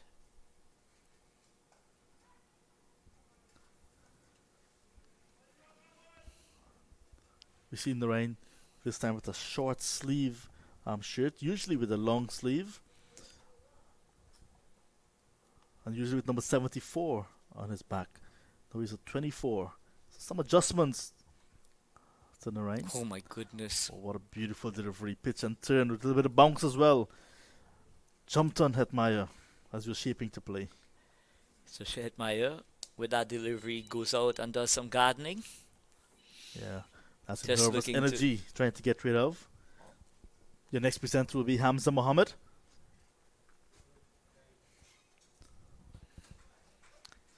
And it's that knockable again that's arcing into the stumps there. Nothing Hetmeyer could do other than just stylishly go onto the back foot and played it out to backward point. So Sunil Narayan continues his misery spell here at the Brian Lara Cricket Academy. He's keeping both Shimran Hetmeyer and Tevin Imlach in check. Taking it for a slip. The big fish has gone again. Shimran Hetmeyer, tentative prod forward, outside edge found. Once again, Sunil Narayan in the wickets. His second of the day. Hetmeyer brilliantly snapped up at first slip. And the Harpy Eagles now, after a mini recovery, 86 for 4. But you know what, John Ramsey, is the previous delivery that brought about that downfall of Hetmeyer. He was so concerned about that ball spinning across him. What a wonderful delivery there. The classical off spinner's delivery, pitching middle and off, and really ripping that ball across him. Nothing he could have done there, John Ramsing, other than hope that it had beaten the outside edge and go through to the wicket keeper. Another type of return you're looking from Shimon Hetmai as the glue of the middle order.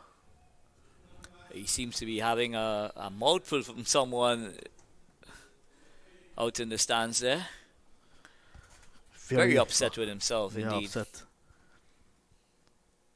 So we saw him losing his wicket at the Queen's Park Oval, very tamely as well, to the spin of Demba, and today Sun and Ryan gets his wicket. So is it a case where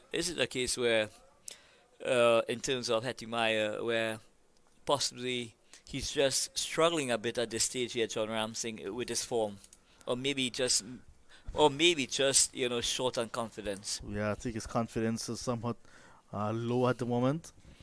We saw him getting starts but not carrying on. But while he is actually looking for runs, opposition's trying their level best to get his wicket, and that's sometimes that battle you have to work on, mental and physical. But we know that he can weather the storm. He's proven time and time again. Last season he had an excellent run. I just mentioned his stats earlier. 318 runs, so that was very prolific indeed. Yeah, so he look to get back to some form. With the man coming into the crease now, Sherfin Rutherford, batting at number 6 for the Harpy Eagles, with 2 slips now being employed. First one edges but falls short of Puran at first slip. So yes, Sunil Narayan is pumped up. 4 overs for him, and he has picked up 2, just giving away 4 runs. 16 gone, and the Harpy trouble. Yeah, so the Guyana Harpy Eagles, they have been picked back here with very disciplined bowling from the Trinidad Tobago Red Force unit. And notably, the king himself, Sunil Narayan, he's weaving a web around these left-handers in this Guyana Harpy Eagles batting lineup.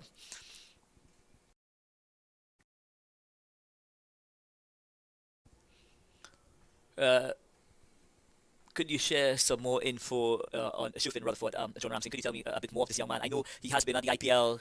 He's been plying his trade, in the domestic T20 leagues around the globe. Just bring me up to speed with the talent of this young man. Oh, well, the talent is there for everyone to see. Sherfin Rutherford hails from community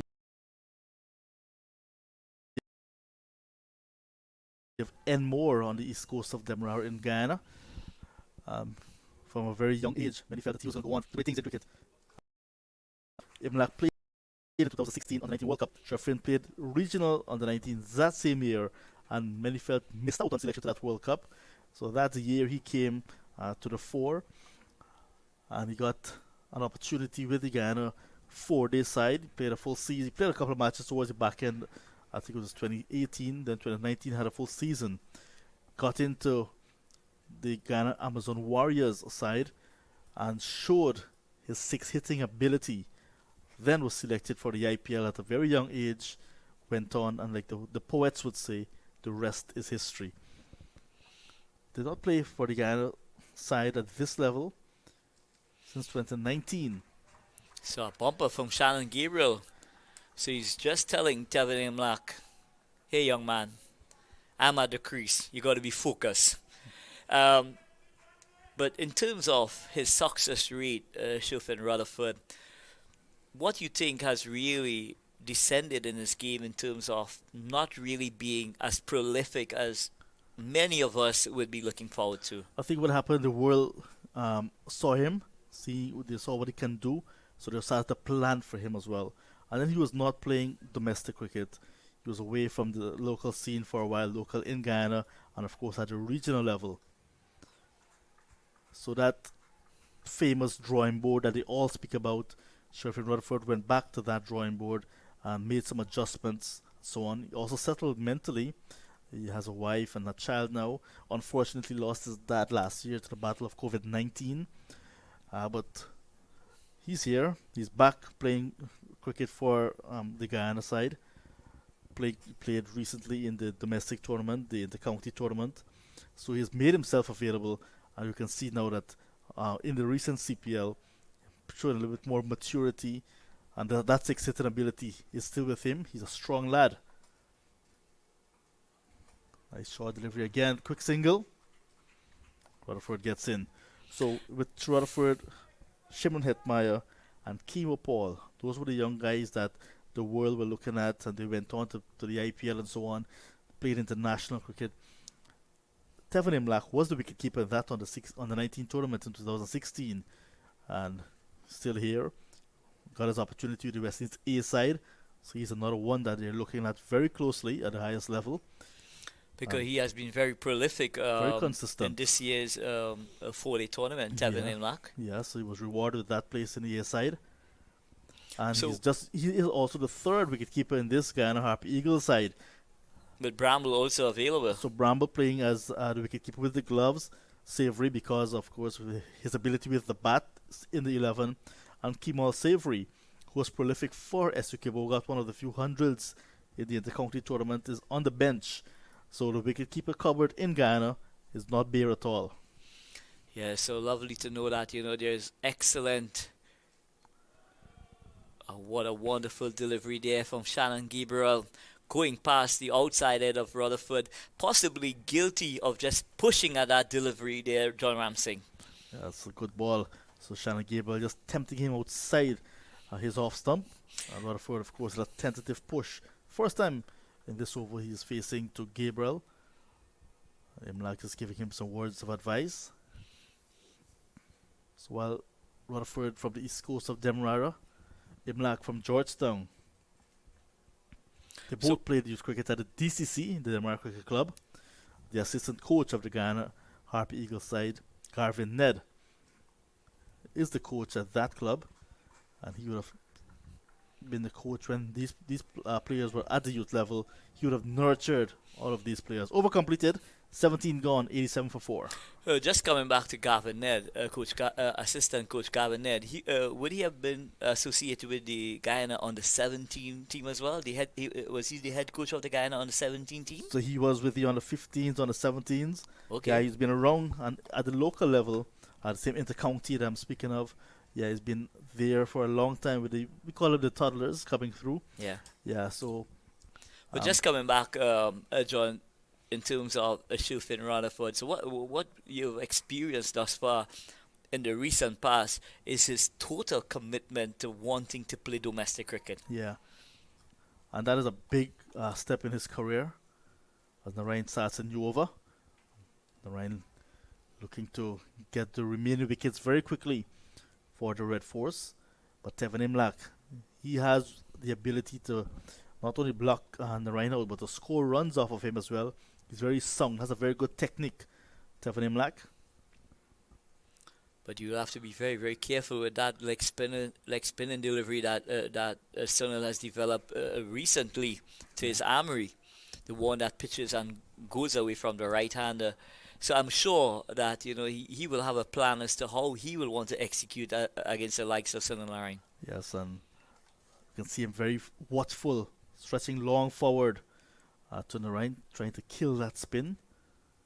And Rutherford now looking at a pitch. There's a bit of an area in front of him as a left-hander that Sunil Narayan will be targeting.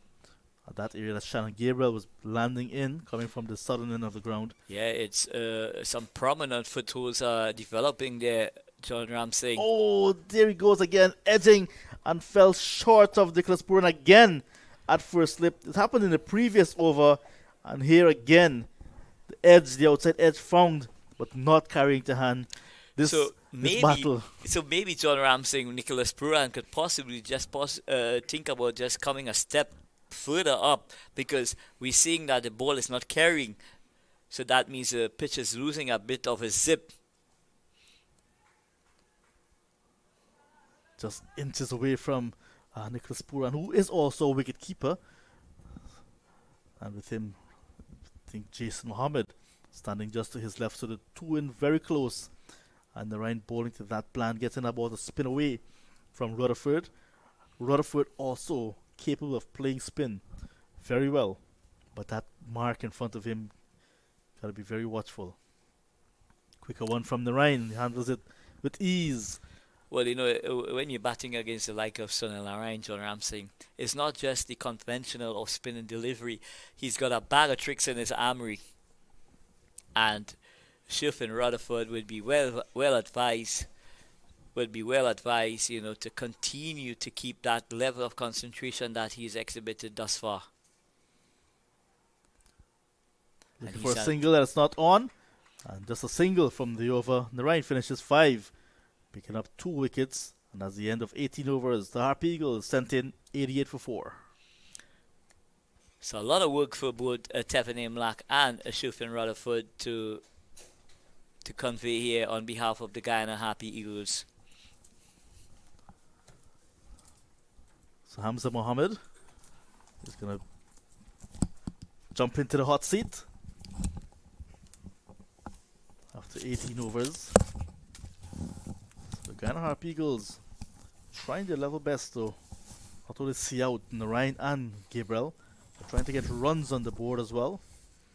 How much longer will Gabriel and Narine continue?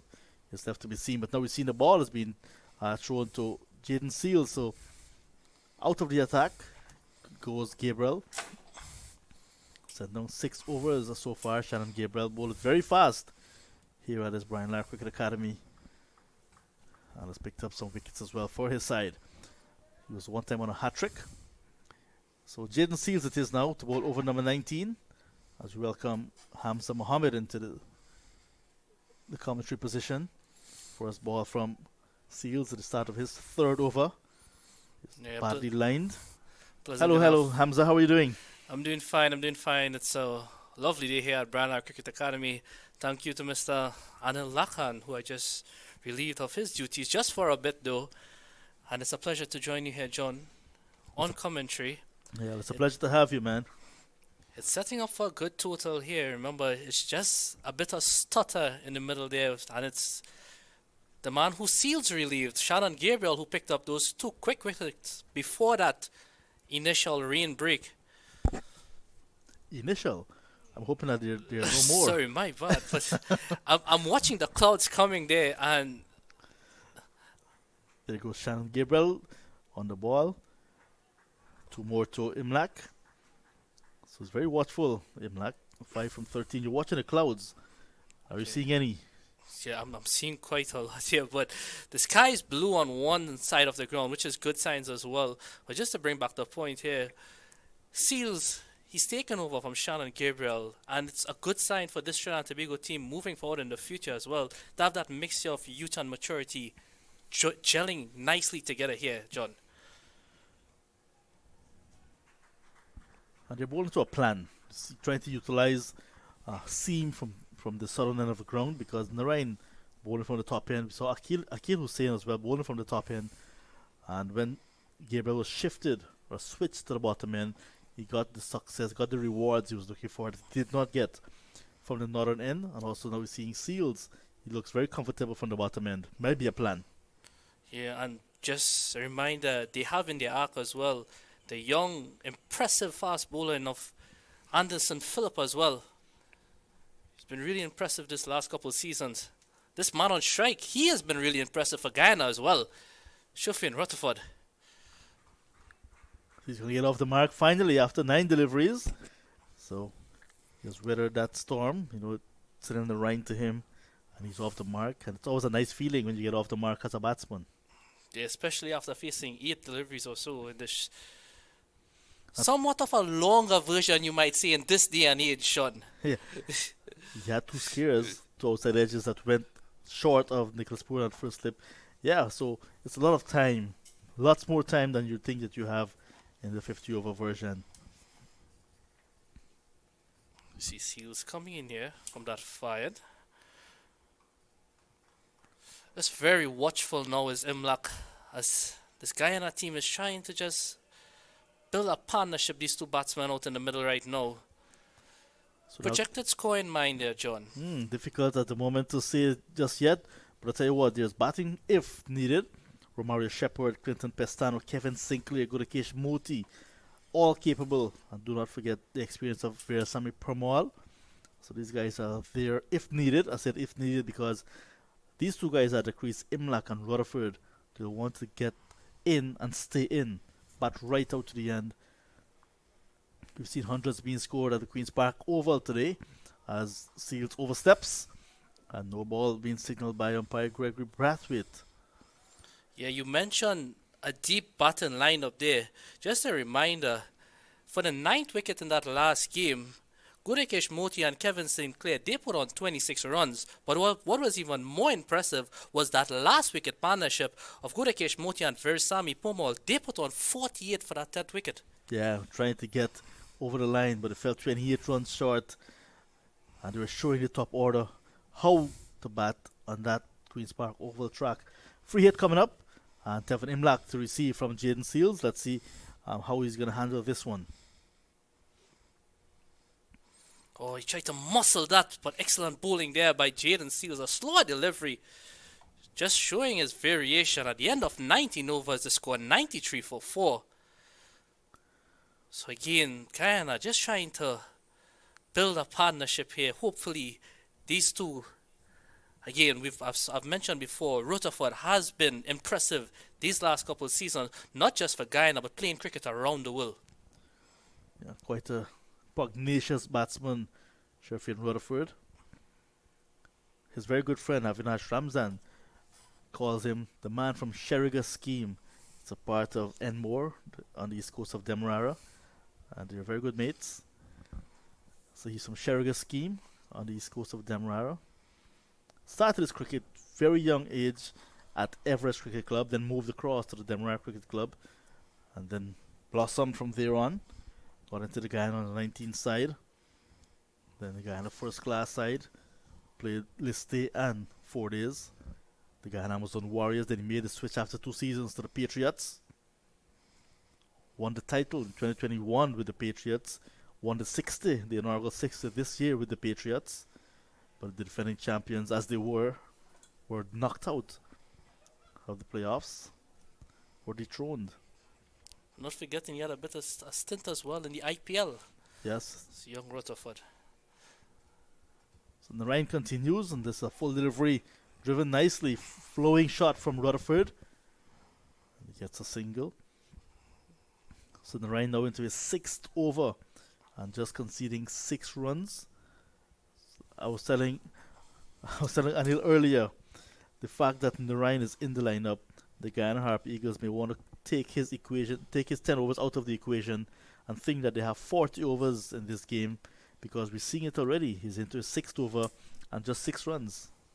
Yeah, that's what Narayan provides for you. Even if he doesn't get those wickets, he's very economical, and he's been doing that his entire career, and that's why he's one of the most sorted players in world cricket. Once again, Imlach long forward, smothering the spin of Narayan, or any hint of spin. See those footmarks that Imlach just clearing out in front of him, getting even more prominent now. So it could be a worry as well for the Red Force. They will have to bat last on this track. Oh, that's a beautiful delivery. Pitching on the line of the off stump, moving away from the right-handed batter. Narayan coming round the wicket now. A bit quicker as well. And Arnold mentioned something before he left the commentary box. The pitch is getting a little slower as the game progresses. So I would love to see Nicholas Puran just probably take a step a little bit forward, especially with 2 edges just falling just short of him thus far in Narayan previous overs. It's a difficult thing to really do, because like that one, the last 2 deliveries from Narayan were a bit quicker. So had the edge been found, that would have been flying off to Puran, or even to wicketkeeper Joshua De Silva. We have 2 keepers behind the stuff there. What a twist left. And a keeper is on strike. So not a good over coming to an end, just a single. Narayan 6 overs, 2 for 6. After 20 overs, the Harpy Eagles asked to bat first, 94 for the loss of 4. The battle always between these 2 sides. We see the national flags in the poles there. The Trinidad Tobago national flag and the golden arrowhead of Guyana. Half fluttering, you may want to say. Not trying to outdo each other just yet, even on the flag poles. Yeah, Yeah, just a bit of summary there. Bramble, he went for an impressive 42 of 36. Remember, he took apart Akil Hussein in that one over, hitting some 17 runs off of him. 18 runs initially with a no ball. Then we had Chandapol, he went for 25 of 32. Hit Maya, this 11 of 22. Imlak, he's not out right now, 6 of 21. So slow going for him out there. And Ryan, very impressive. 2 for 6. Gabriel, 2 for 28. Akil Hussein, 19 in his 2. A bit expensive. Anderson Phillips, 19 runs off his 3. Short ball again as Seal starts a new over. Umpire Greg Brathwaite is indicating that that's the one for the over. So should Seals bowl another short delivery over the shoulder of the batter, he will be penalized, will be called a no ball. He can do it, but at that risk. Yeah, what's also good from this bowling lineup as well, I mentioned Shannon Gabriel leading from the front. His fitness level really coming to show here. So really working hard on that fitness, and it was also motivation for these younger fellas going up. Powerfully driven, but cannot beat Gabriel, the man you're speaking of, who's at mid-off. Yes, Gabriel does look much better in terms of his physical fitness. He bowled very fast here today at the Brian Lara Cricket Academy on a pitch that you may say a bit tired. He made it look very lively. 6 overs, 2 for 28, including 2 maidens.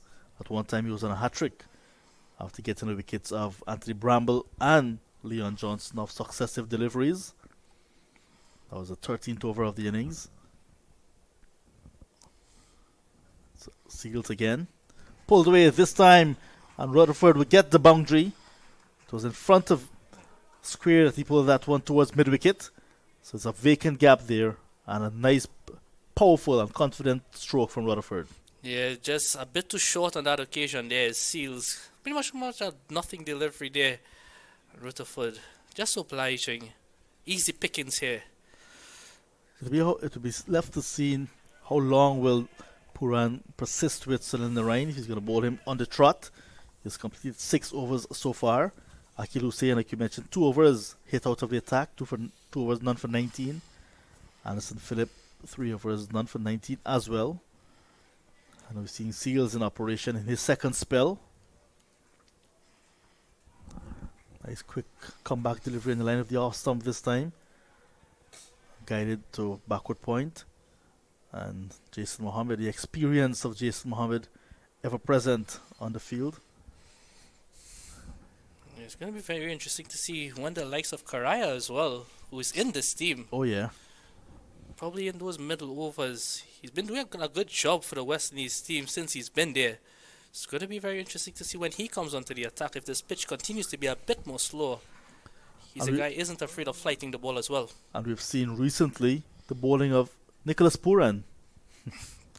This one is hit in the air, down towards cover, and the man you're speaking of, Carrier, comes around and cannot get there in time. And that was wide of the off stump.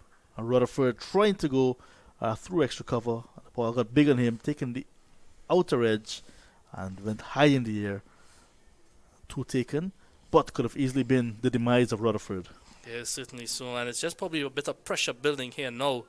But I mean, you've already gotten a boundary in the over, so don't want to be losing any silly wickets here from a Guyana's perspective.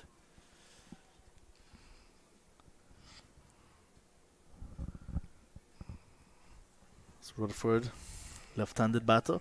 He started his career at Everest Cricket Club as a wicket-keeper, but he could have always bat.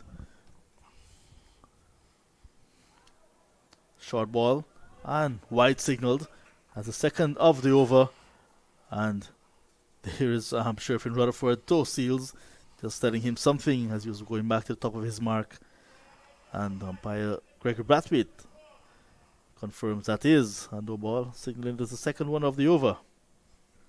Yeah, that first ball as well was really short, so for just letting that go away. Seals has a really good Yorker up his sleeve as well, so let's see what Rutherford does here with this extra delivery. Again, that's short. Signal wide again there by the umpire. The 100 is up for the Harpy Eagles in the meantime in over number 21. And there we see Seals overuse of the short ball on this occasion. Rutherford not necessarily the happiest of persons receiving. Yeah, we've spoken about Karaya having his overs up his sleeve as well, but remember Aki was saying he only bowled 2 in the beginning, so he has 8 overs remaining. Yes, he went for 19 of those 2. It's a quick single there. Yeah, he went for 19 of those 2, but Bramble took him apart in that 1 over. So that's 18 overs of almost surety spin up their sleeve there. So 21 gone, 103 for the loss of 4. A little bit of cross-talking between the bowler and Sherfin Rutherford. And umpire Gregory Brathwaite getting in the way, and also Nicholas Puran. Seals 4 overs, none for 29. Just using the short ball on that over. Maybe a little bit too much. Yeah, certainly so. Imlaki's on 6 of 21, Rutherford 9 of 17. And that's that man we were talking about, Yannick Karaya.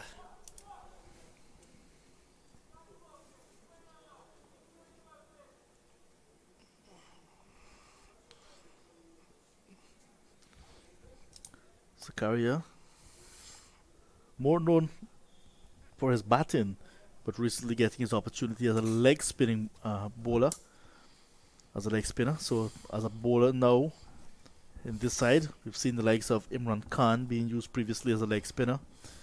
Khan played up to last season for the Red Force, but now Carrier getting his opportunity. I think he will relish the opportunity presented here on a pitch that's offering some assistance to the spinners. Yeah, Imran Khan, he's still in the squad. I think he had most wickets a couple seasons ago. So he's still in the squad as well. So, a bit of advice for younger guys as well during their training sessions. We see Karaya continue immediately. He's getting that ball to spin into Rutherford. So that's good signs there for Yannick Karaya. He can be a handful because if you look at the foot marks that are in front of Sherfin Rutherford, and like I'm saying, later on when the Red Force will have their opportunity to bat, those marks can be very much a handful.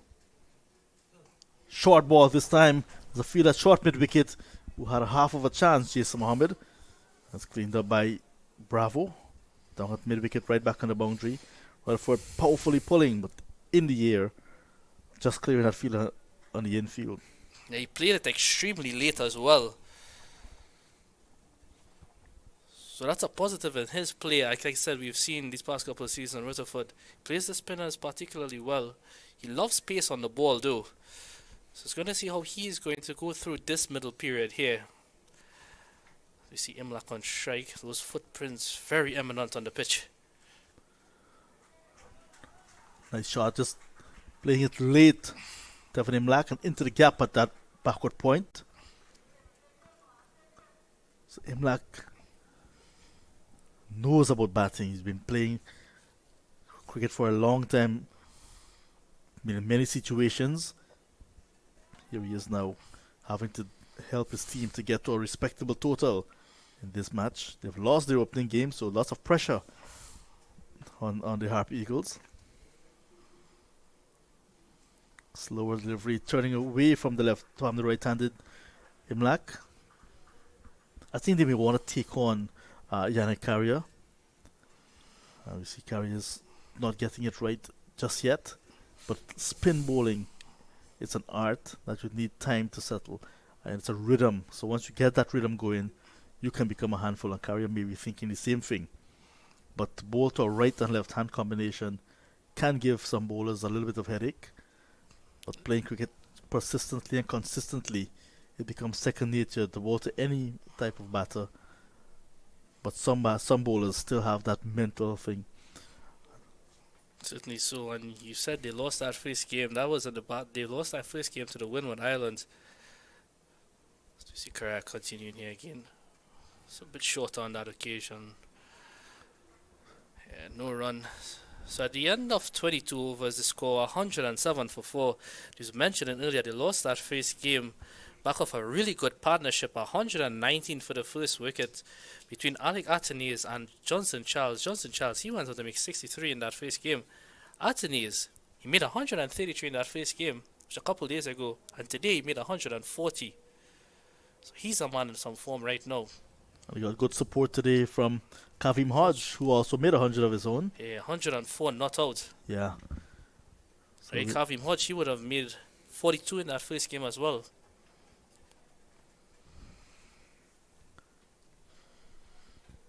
So Seals out of the attack, and the off spin of Jason Mohammed. We're going to see now. So Jason Mohammed coming into the attack in over number 23. Yeah, this Trinidad and Tobago side they have a lot of options up their sleeve. Like you mentioned before, the skipper Nicholas Puran, we see what he did with the ball recently for West Indies, so don't be surprised if we see him here as well, somewhere during this competition. See Jason Mohammed. Starts round the wicket, trying to close up the angle, ball into the right-handed rudder Imlak. And it's a ploy that we saw Jason Mohammed doing over the years. Yep. Like just to bowl round the wicket to the right-handers. And what he does as well, he gets his over done really quickly as well, so he rushes the batsman and he keeps the game going. And he's not known for going for much runs as well. Quite an experienced campaigner, Jason Mohammed. Yeah, he's Played been international cricket for the West Indies. He's been around really long. Yeah. Mentioned Leon Johnson earlier. Whoa, he's been around forever. In fact, Jason Mohammed played the same year of youth cricket when the current head coach of Guyana, Harpy Eagles, played. Ryan Hercules, the new head coach for the Guyana Harpy Eagles. I think it was the year 2005, 2006 or thereabout. Also that same year we had Pollard. Chance for a runner to the non-strikers end. Andre Russell would have played on that same year as well. So the Guyana Harpy Eagles under new management. We've seen Isan Crandon over the years. Crandon replaced this year, maybe because of the fact that the Guyana Harpy Eagles have not won a 50-over title since 2005.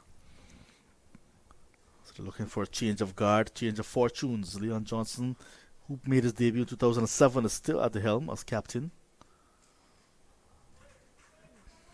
Single taken quite easily down towards long off, so maybe the pressure now releasing just a little bit since Sunil Ryan and Shannon Gabriel out of the attack.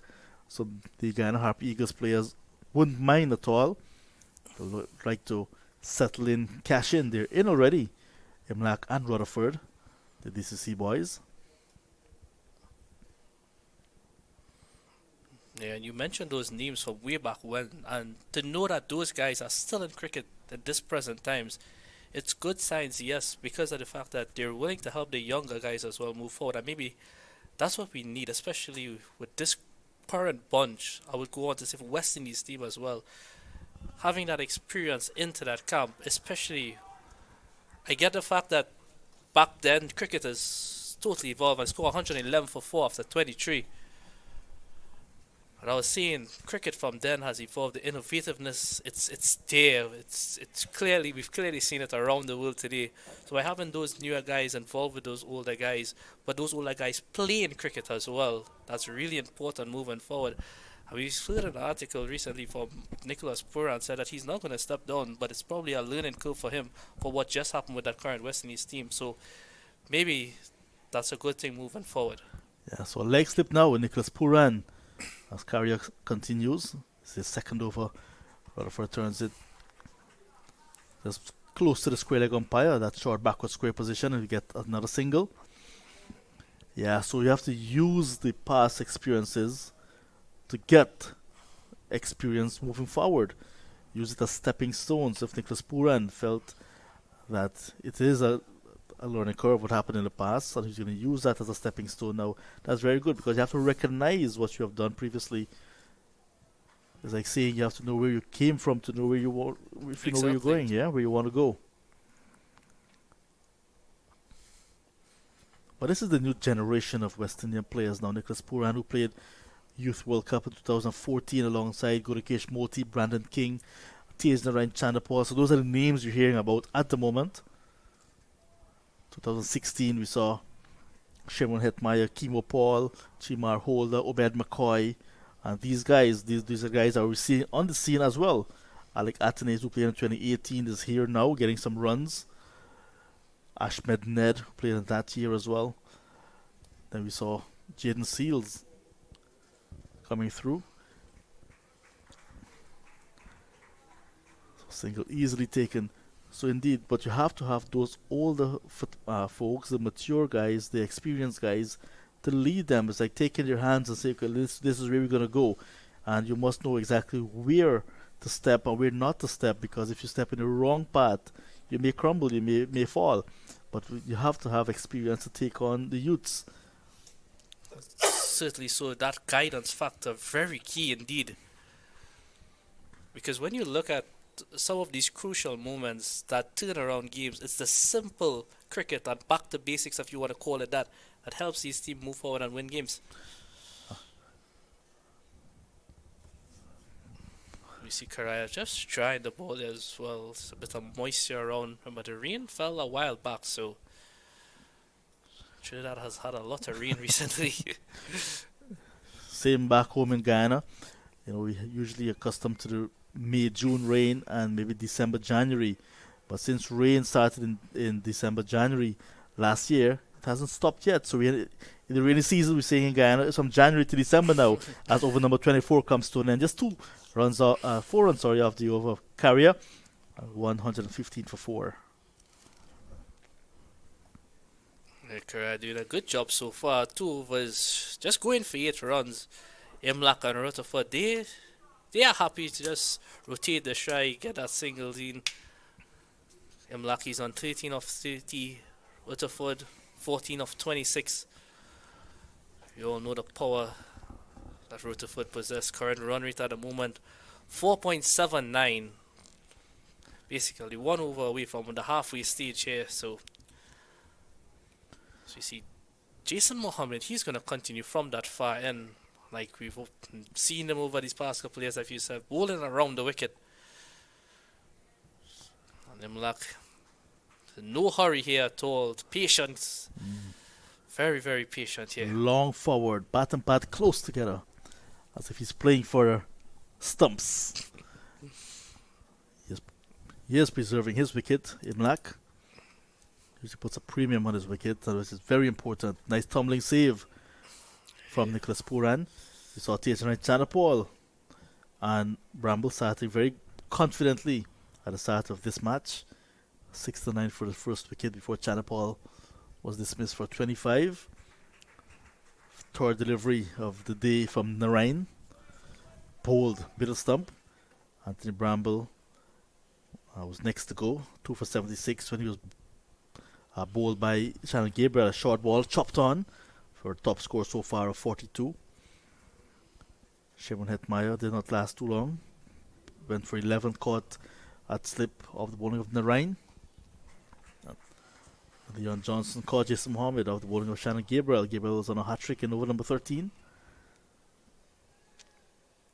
Since then, Rutherford and Imlak have joined forces.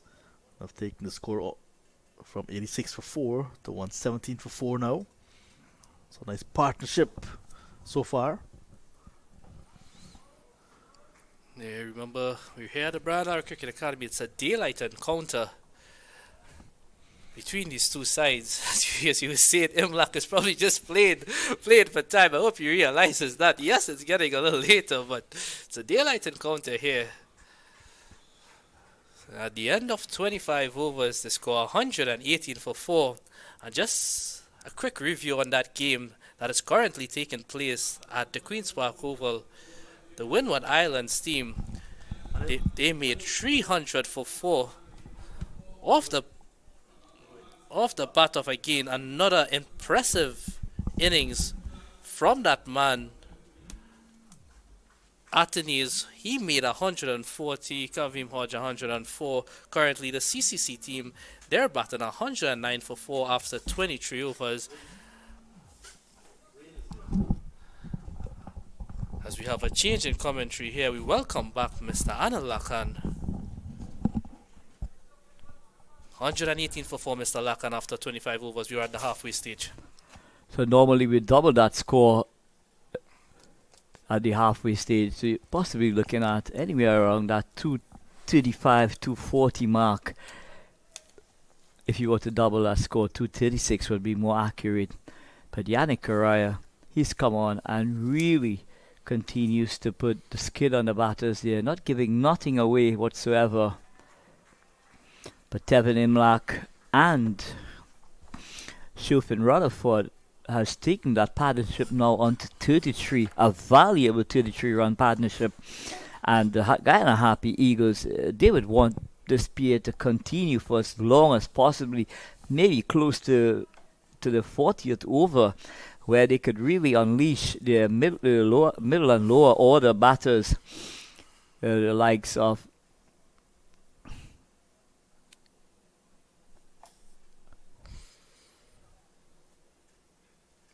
As we see Correa continuing here. Oh, that's a loud appeal. Probably just pitching outside the leg there. Well, I think height must have been a factor there for the umpire as well. That ball was spinning sharply back into Shufin Rutherford, and we're gonna have a look at the replay here.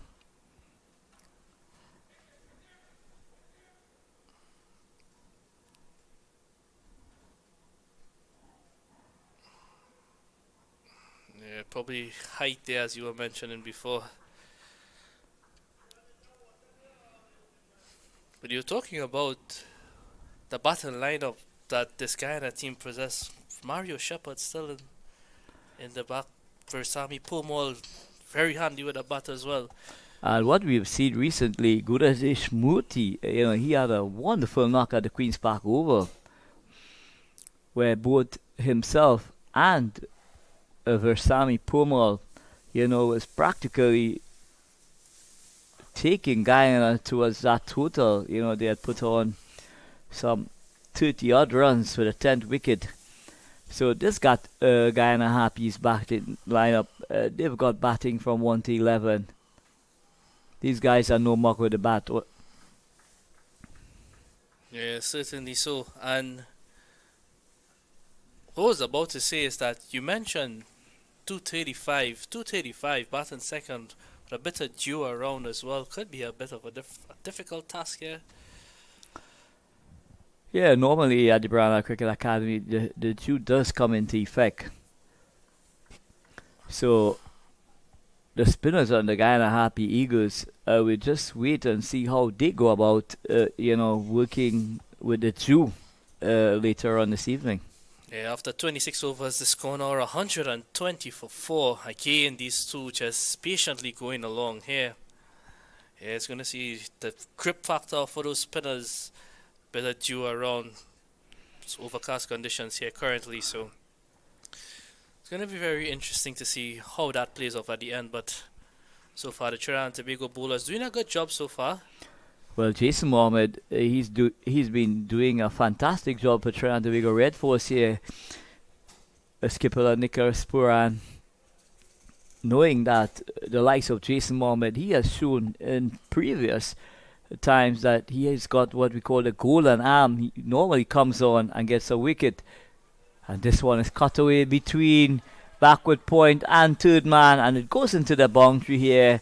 Shufin Rutherford just allowed that delivery to come to him and cut that ball as late as he could, and it ran away to the boundary for 4 runs. So wonderful deft touch from Shufin Rutherford. Yeah, excellent piece of batting there from Rutherford against the run of play. It's been a while since we've seen a boundary here, so you need to be capitalizing on as much as he can. Jason Mohammed continues. This one is played with soft hands out to that short point position. Yannick Correa trying to getting as quickly as he can to avoid that single. It's always good as a captain. I mean, Nicholas Puran, now he's captain of the West Indies team, but being back here in the Trinidad and Tobago lineup, it's always good the way you can seek a bit of advice from a man who's captained this team for a long period of time as well. And Jason Mohammed, you have the experienced campaigners, Shannon Gabriel, Sunil Narayan in your lineup. So There's definitely a wealth of experience in the Trinidad and Tobago Red Force team. So I'm sure they will all be pulling their resources together, and coming up with plans that they think that would be able to take Trinidad and Tobago Red Force over the line. There's also that man on the bench, Mr. Imran Khan. Imran Khan has been a seasoned campaigner with over 400 regional 40 wickets. So someone like Imran Khan, he also brings to the fore a lot of experience, a lot of guile as well, to the Trinidad and Tobago Red Force team. But it's going to be Jason Mohammed. This one is crashed to extra cover where skipper Nicholas Puran does the fielding. There's no run. Yeah, and we're seeing these guys, they gel pretty well together though. Well, they know each other. They spend a lot of time with each other in terms of playing. So they're no stranger to each other. They know their games inside out, and what they do really well is complement each other when they're out in the middle. Yeah, after 27 overs, it's gone now 127 for 4. And just to add something to what you've been saying as well, and recently when that game was cancelled, that practice match, even though it got cancelled, all these guys, they came out together and they practiced outside there. You saw Shannon Gabriel bowling as quickly as ever, as if he was like just 21 years old. Right? Very happy to be out there with the boys. Of course, the likes of Shannon Gabriel, he does bring that energy to the team, and we saw what a wonderful spell he had, a second spell, where he really made the ball talk. And my word, you look at Shannon Gabriel bowling above 85 miles an hour, possibly into the 90 miles per hour range, that he's up to full fitness. Yeah, certainly that double wicket over really turned around the momentum of this game here for the Guyana. They've slowed up a bit. Current run rate just 4.7. Well, at that stage, the Guyana Harpy Eagles, they were going at 6.97, almost 7 runs over. So Trinidad and Tobago Red Force, they've really been able to apply the brakes on this powerful Guyana Harpy Eagles batting lineup. And here we see Yannick Correa getting that googly. Rutherford being a bit loose there, trying to get that ball through that extra cover region, trying to punch that ball, not getting close enough to it. As a matter of fact, it was too close to him to be executing that back foot punch.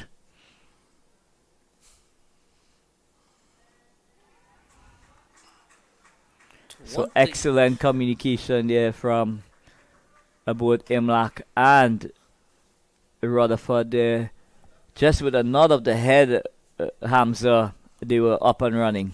Yeah, that's what I was about to say. Since Imlak and Rutherford have been together at the crease, it's not no helter-skelter in terms of flowing of runs, but when they do run those singles, they run it extremely quick. The communication has been excellent so far.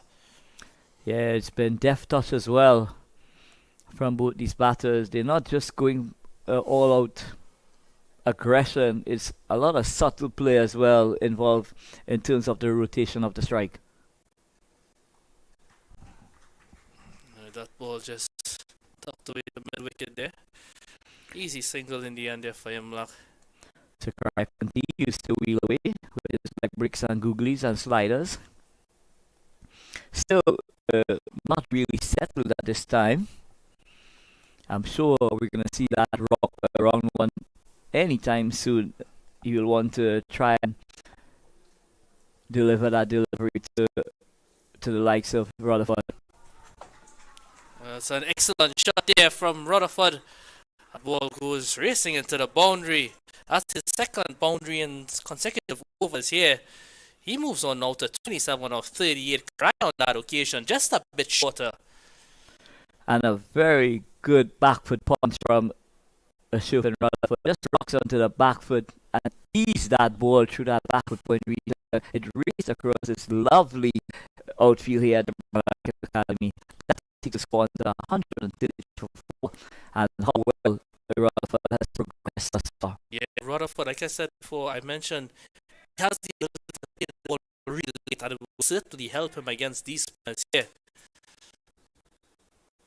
Oh, just stuck that into the leg side. Oh, bit of a mess up there, but Mr. Phillips, he's really quick. So after 28 overs, the score now 133 for 4. So from a Guyana's perspective, they would want these two to take it as deep as possible.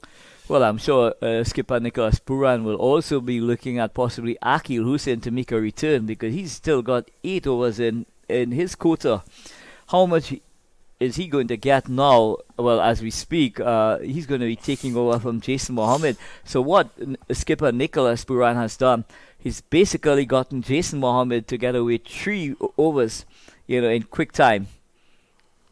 Yeah, for not much as well, just 14 of those 3, and it's almost like if you read your mind there for a second. So you see Akil Hussein, he's back into the attack. And that's the kind of flexibility that Nicholas Puran has within the ranks of the Trinidad and Tobago Red Force team. He's got loads of options available to him, and sometimes, while that might be really good for a skipper, sometimes that just puts you in a position where, with so much options available, that you might be tempted to make a decision that you're not possibly too comfortable with. Yeah, certainly. So as we see, Akil Hussein is coming back from that far end.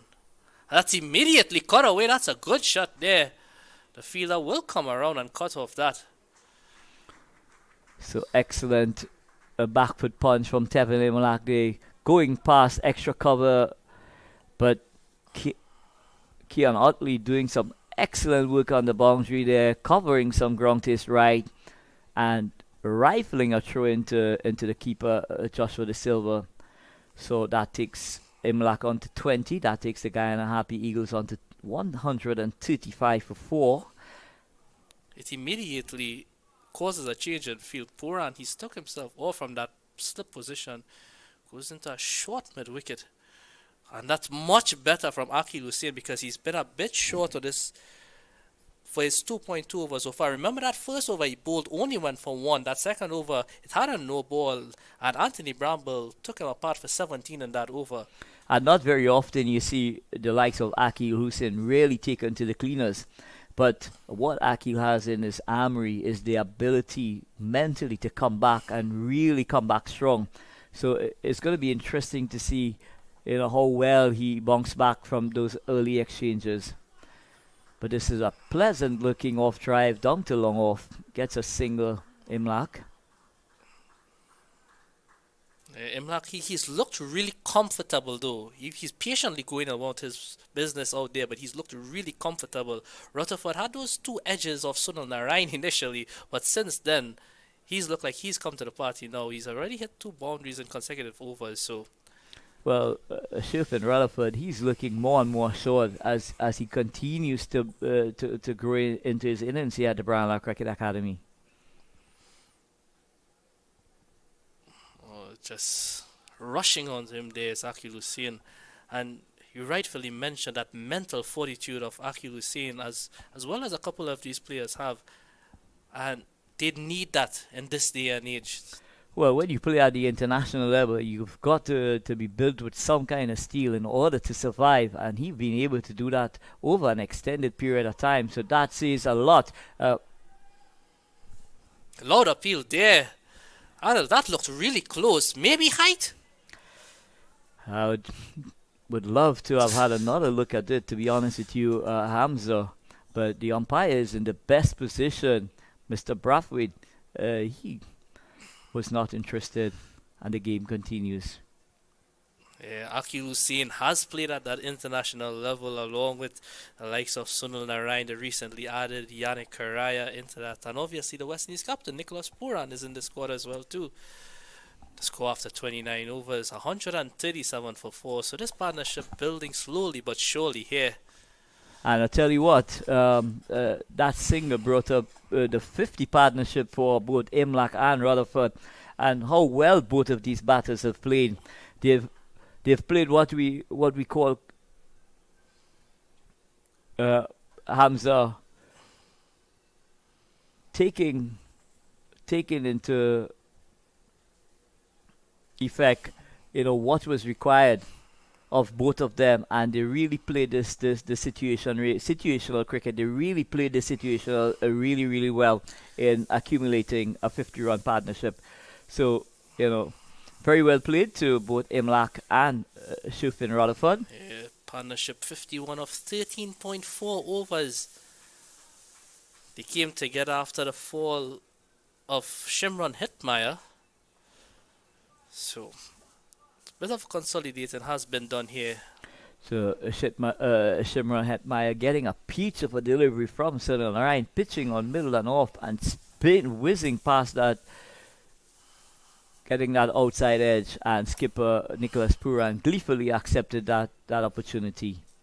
Yeah, Sunil Narayan, some 6 overs, 6 runs in his spell and picked up 2 wickets.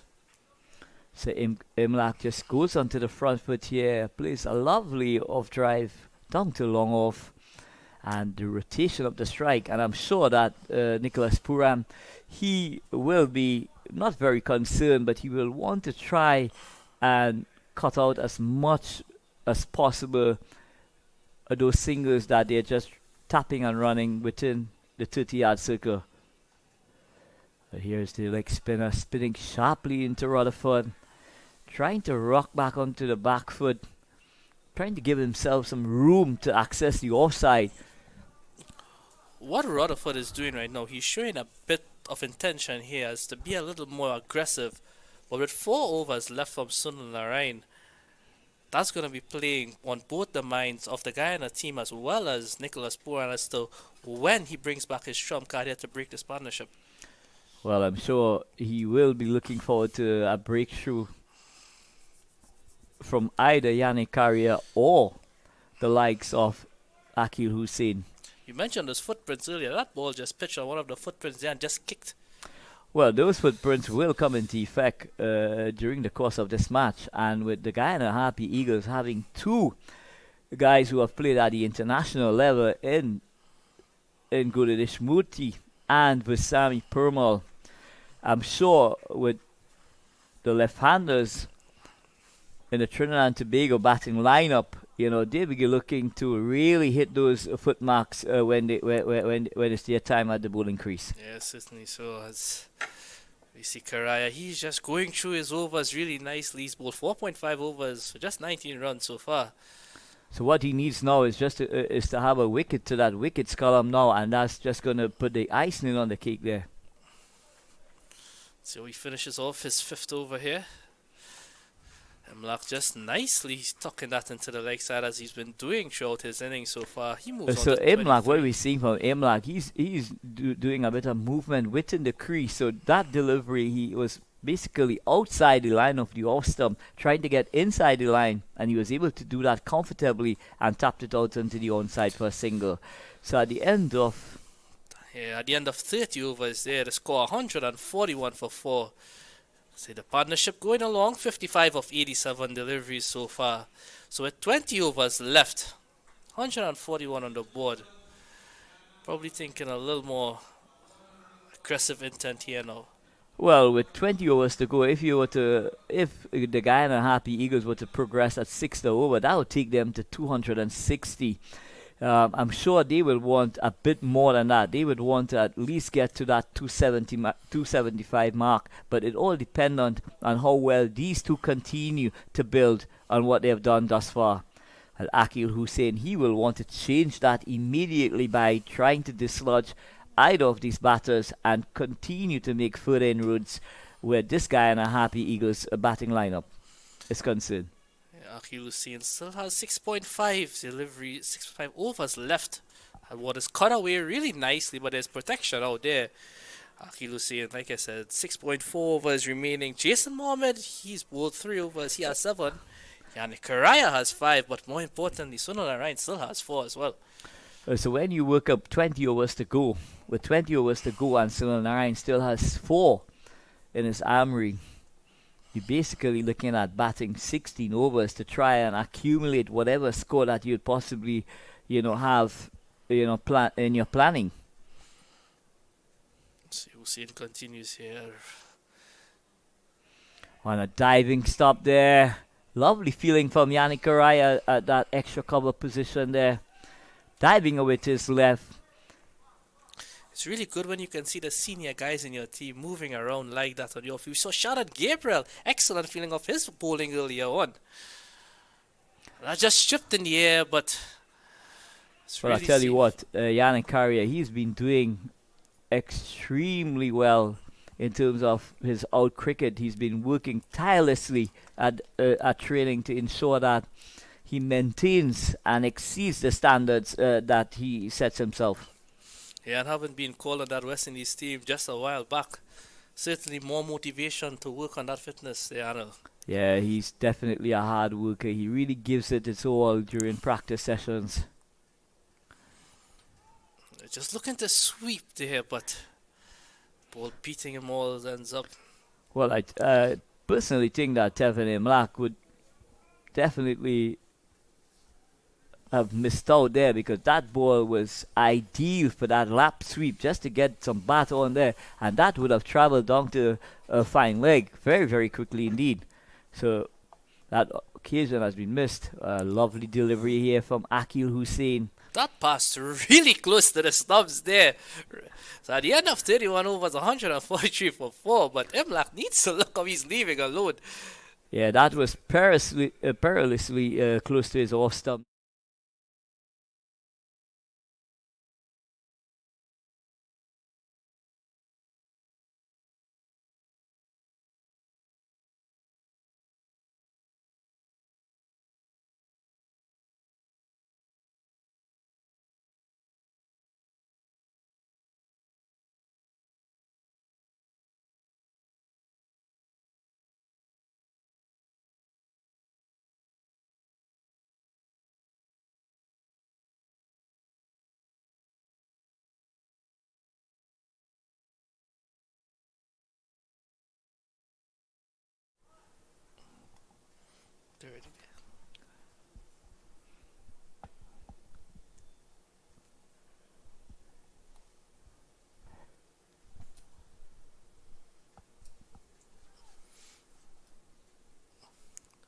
So you see Anderson Phillip now, he's going to be continuing here from the commentary end.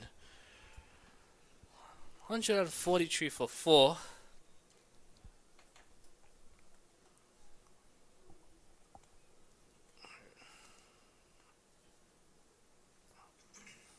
Oh, and that's pulled away nicely. Excellent shot there from Rutherford. That ball raced into the boundary. Yeah, loosener from Anderson Phillip on leg stump. Shufin Rutherford, being the quality player that he is, he's just pivoted inside his stumps and played that through that backward square region, and it goes away for 4. Yeah, short there from Anderson Phillip. Pretty much a nothing delivery. Pitch certainly slowing up a bit.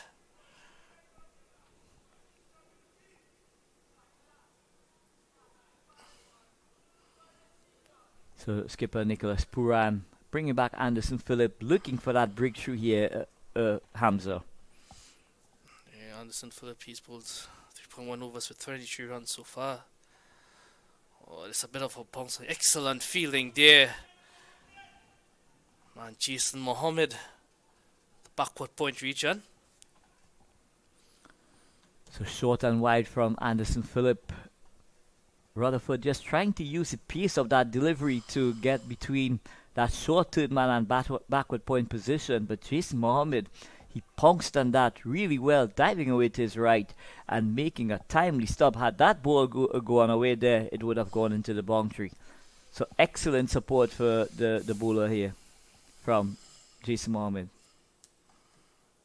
Yeah, just Jason Mohammed into the action again, and that was extremely close. Imlach looking for a second run, definitely not on. So we see in the likes of Yannick Carrier reading the play brilliantly there and making a timely stop there, defending that ball from going down to the fielders on the boundary. So great anticipation there from Yannick Carrier. Backing up really, really well. Rutherford certainly looking to be a bit more aggressive now. See Imlach on strike. Oh, ball kept a bit low there. Short and wide for the felt that you missed out on opportunity there. Well, Anderson Phillip defeated Tevin Imlach there. Tevin Imlach was camping on the back foot there, expecting another short delivery, premeditating there, and defeating Imlach outside the off stump there, beating all ends up. It goes into the mid of wicketkeeper Joshua De Silva.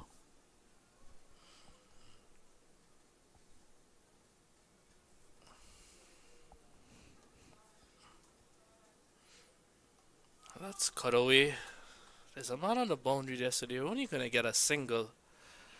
So excellent change of pace from Anderson Phillip here, bowling that cutter delivery. Imlach had to wait acres of time there in order to get that ball out to that extra cover boundary. As you see a bit of grey clouds coming over here at the Brian Lara Stadium. Hopefully it blows away. We already had one minor rain break. Well, that's an excellent delivery there from Anderson Phillip. Much better length on that occasion. The score after 32 overs, 149 for 4.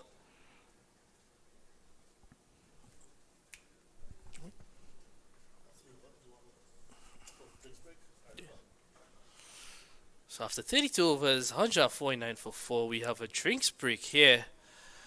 I'll be taking a break as well as I welcome Mr. John back on commentary as soon as this break's over.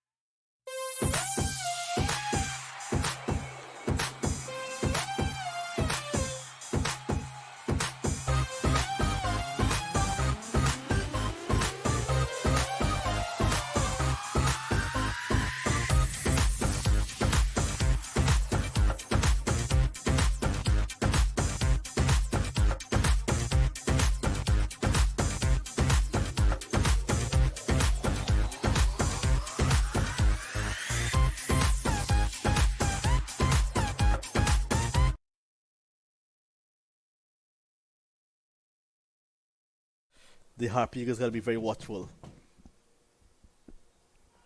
That's a big appeal for a leg before immediately. Might be doing a little bit too much. Yeah, I think that ball was spinning past leg stump there, but excellent start from Sunil Narayan, asking questions immediate of Devin Imlach. And I tell you, both these players will have to be totally switched on, to negate this early introduction by Sunil Narayan in his third spell. In his second spell, sorry. How often have we seen batters losing concentration after that drinks break, and then sometimes when they have a start or they're well set, gifting their wickets away.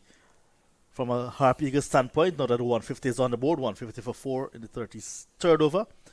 From a Harpy Eagles standpoint, you'll hope that they cannot fall prey to that and be able to have that mental capacity to really rise above that and come out on top.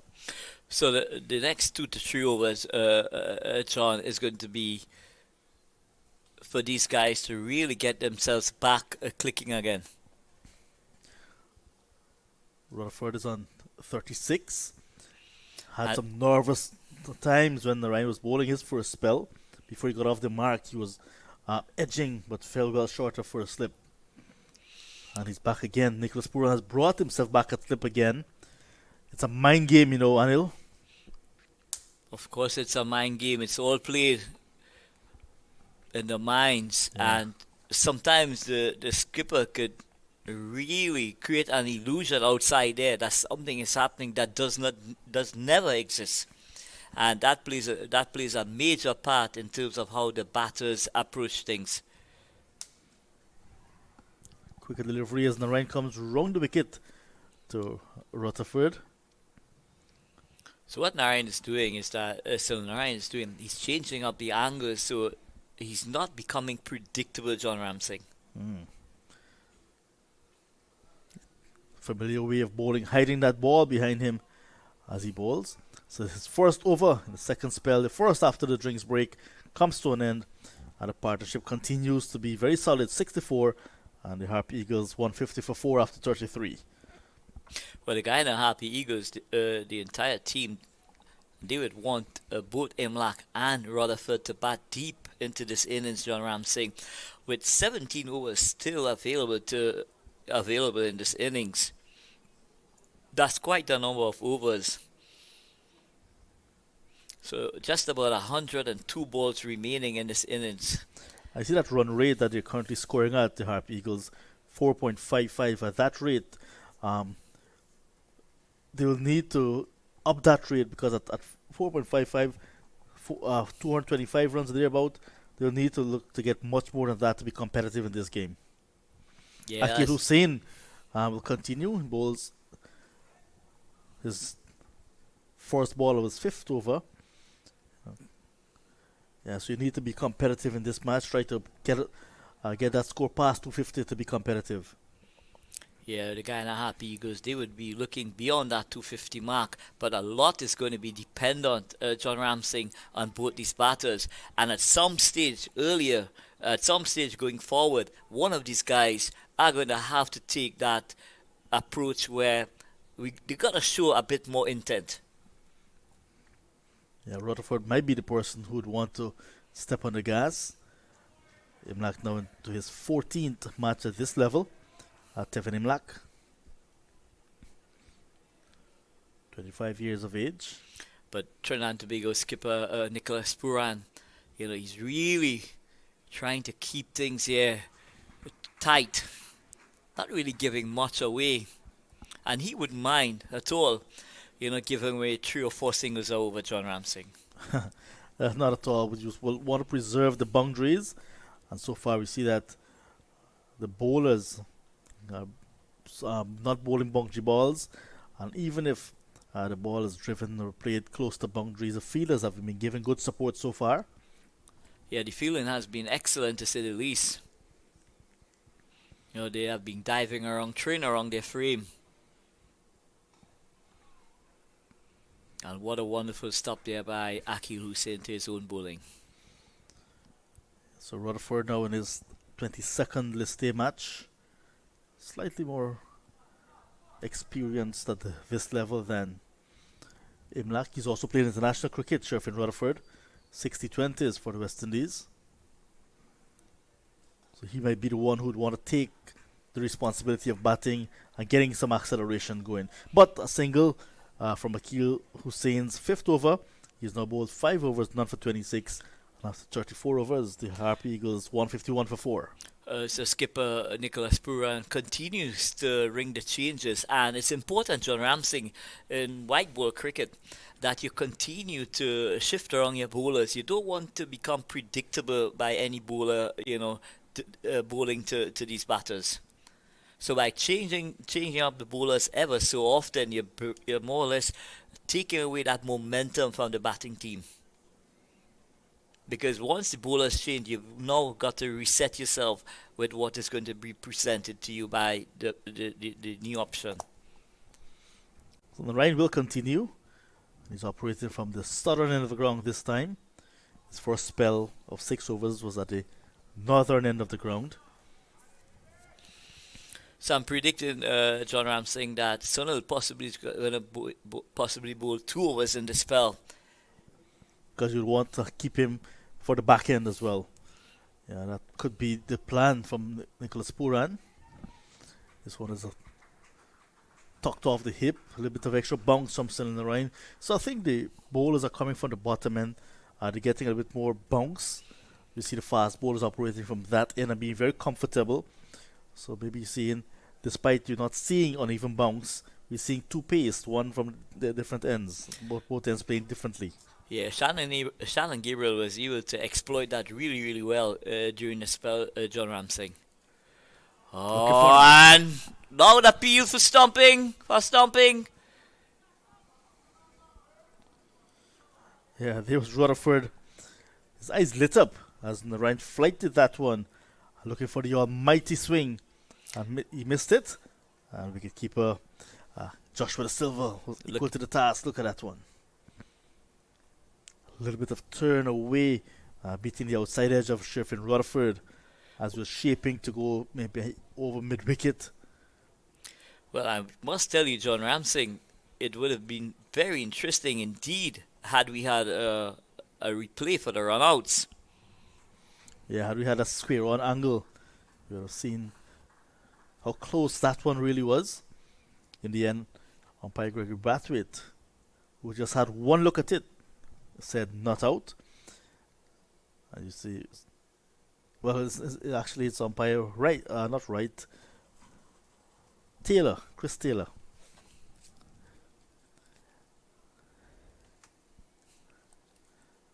Umpire Wright is actually the reserved umpire in this game. Gregory Brathwaite is actually at the southern end of the ground. Very experienced umpire Brathwaite.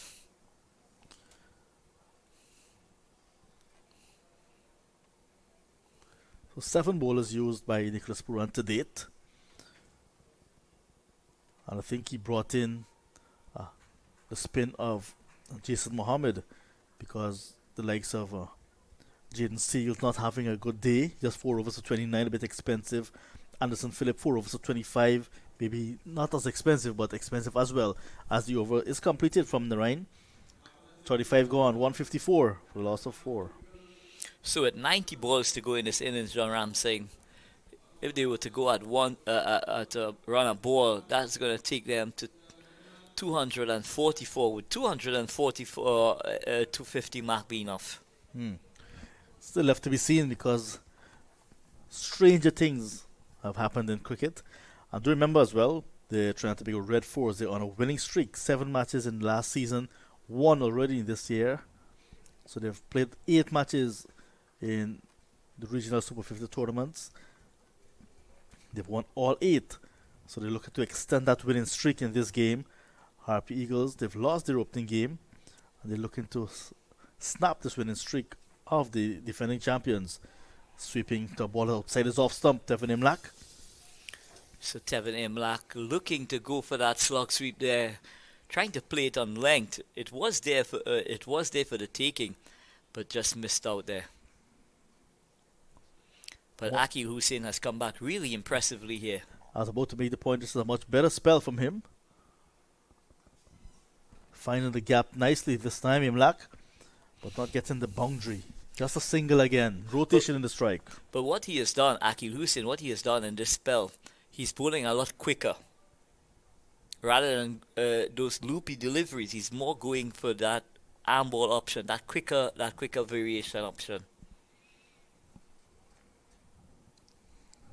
It's a left-hander. Will take strike now. Rutherford, he's on 37. Has a good start.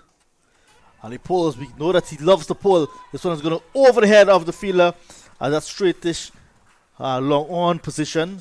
Jason Mohammed could not pull that one down, even as if he was tall as LeBron James. Might not have gotten there. It was well hit. 6 runs to Rutherford. He's into the 40s now. So Rutherford showing some intent here. Hitting that one over a long on for a maximum. So clear intentions here from Shufin Rutherford. He's trying to get that move on, John Ramsing. And the camera's picking up some of the spectators that have gathered here to watch this big battle. This time he goes much squarer and goes into the mound. And that's back-to-back sixes for Shufin Rutherford.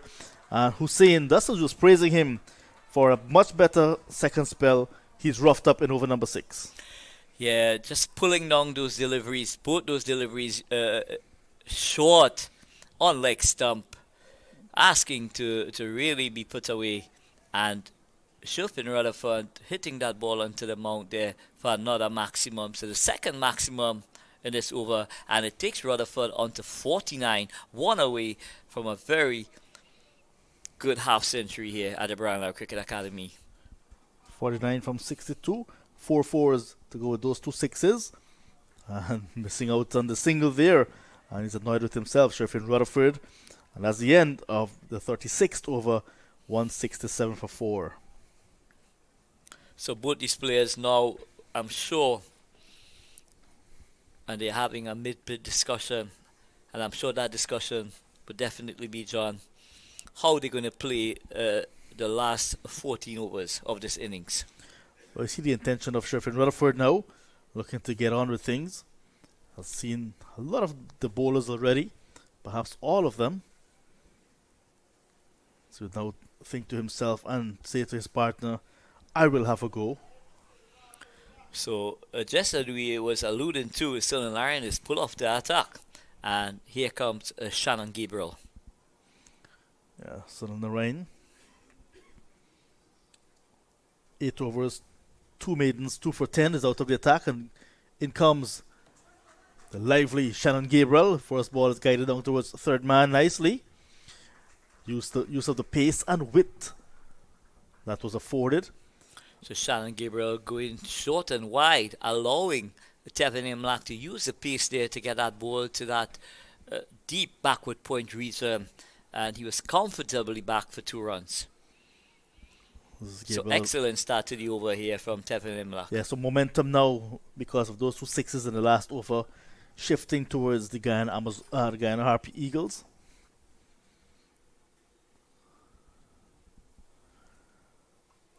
Pulled quicker and got through the defense, and there is Tevin Imlak forward, beaten, bowled.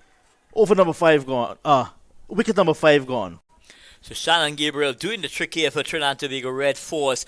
Tevin Imlak, as we have seen previously, John Ramsey, he had a tendency to be hanging back, and Shannon Gabriel getting that ball tail back into the right hander, disturbed the woodwork there.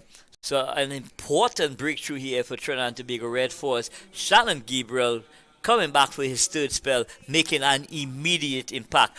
How impactful is this dismissal of Tevin Imlak, John Ramsey? Yeah, ending 83-run partnership with Sheffield Rutherford. A very important partnership.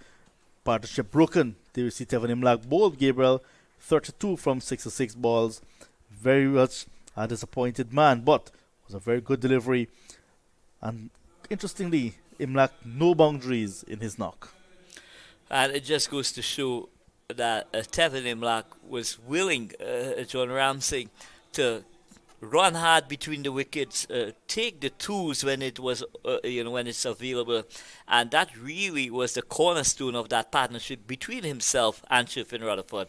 The run in between the wickets was very, very impressive indeed. The new batsman is Kevin Sinclair. He's a right-handed batsman about to take guard and marking his guard in that familiar way. The world was amused. We were pretty much wondering what was Shivnarine Chanderpaul doing back in 1993 when he took the bails off and jammed it into the pitch to mark his guard. Since then, pretty much the world has been doing it. Excellent, excellent work there, John Ramsing, bringing some history to the fore here at the Brownlow Cricket Academy. Getting off the mark immediately is Kevin Sinclair and could very well get a boundary. Ball goes close to the boundary at cover and beats the fielder who was sprinting away, Yannick Carrier. And Sinclair is off the mark with a convincing cover drive. Yeah, Shannon Gabriel just guilty of possibly going bowling a tad too full there. And Kevin Sinclair caressed that ball through backward point for a boundary. Yannick Carrier was on his skates, but he could not hold it in at the last moment. So Sinclair, who got 33 from 24 balls in the last match, is going to be very much confident of getting another start here. He had 3 fours and 2 sixes at Queen's Park Oval against the Windwards Volcanoes. But he's bowling to a fired up. He's facing a fired up Shannon Gabriel, who's picked up his 3rd wicket in this match. So Gabriel pumped up and looking for more success. Yeah, Nicholas Puran, he will want Shannon Gabriel to continue to make further inroads into this Guyana Harpy Eagles batting lineup. And I tell you now, Shannon Gabriel is smelling blood. If he could get rid of the likes of Sinclair and expose that lower order, it's really going to be exciting. No timing in this one from Sinclair. Gabriel bowled 5 overs when he played against the CCC in the first match. Picked up 1 for 18. You were here. I guess he was very lively again.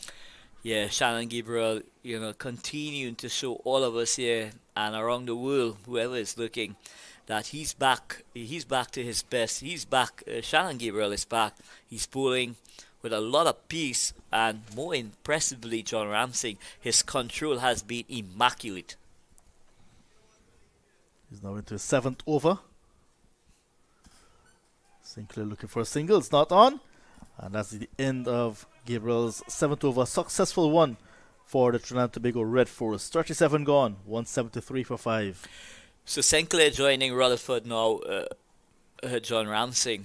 What's the role of Kevin Sinclair at this passage of play during the Guyana Harpy Eagles innings? Yeah, it's going to be quite similar. I say similar to what Tevin Imlach has been doing in giving support to Rutherford.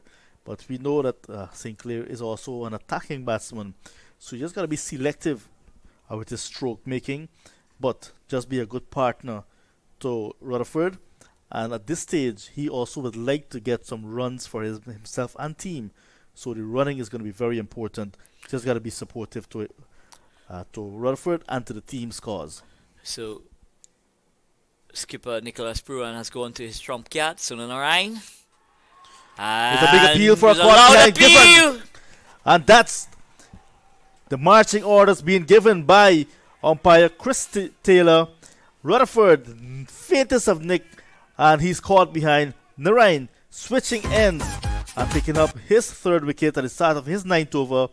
We were saying that he was going to come back towards the depth of the innings, but Nicholas Puran decided to bring him back right away because there's a new batsman, Kevin Sinclair, on strike, and there is Rutherford facing the first ball of over number 38 and getting a faint edge to the keeper.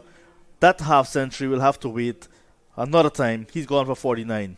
But how well Shufan Rutherford has played during the course of this innings, John Ramsing. It had to take something really special to dislodge him, and that delivery, definitely it was a very special delivery. And when you look at the catch taken by Joshua De Silva, that was very impressive indeed. Yeah, Narayan coming back from the northern end, the end where he started, and got 2 wickets. Now he's getting his 3rd. And if you have a look at the replay, we almost saw it there. There was Rutherford looking for a big swing. Missed it, and the edge found. Gone for 49. So wicket number 6 in the bag. And suddenly, after a nice partnership of 83, the Harpy Eagles losing 2 wickets in the space of just 4 runs. So Sinanarayan continues to spin a web around these Guyana Harpy Eagles batters, but it brings the likes of Romario Shepherd out to the middle, and we know of his ball striking ability, John Ramsey. Yes, the world knows that as well, so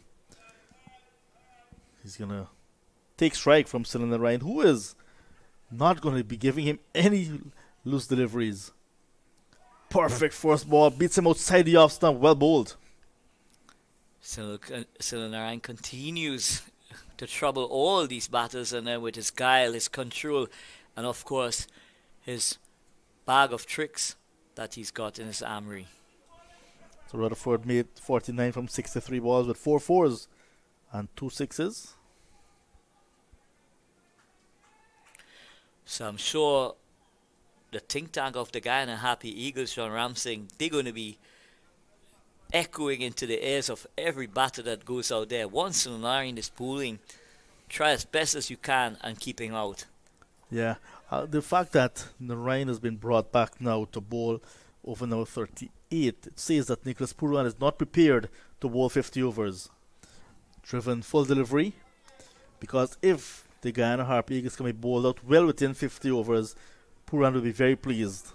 Of course, so he's using Sinanarayan here as a wicket-taking option, which he is, but if Sinanarayan could strike another blow too during the course of these deliveries that's left to him, then that would really open up this guy in a batting lineup. Shepherd gets this one off the inner part of the bat to get off the mark. Scampering for that single.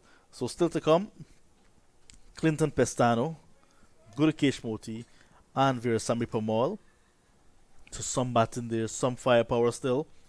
So the Guyana Harpy Eagles will definitely be looking, still trying their best to get to 250.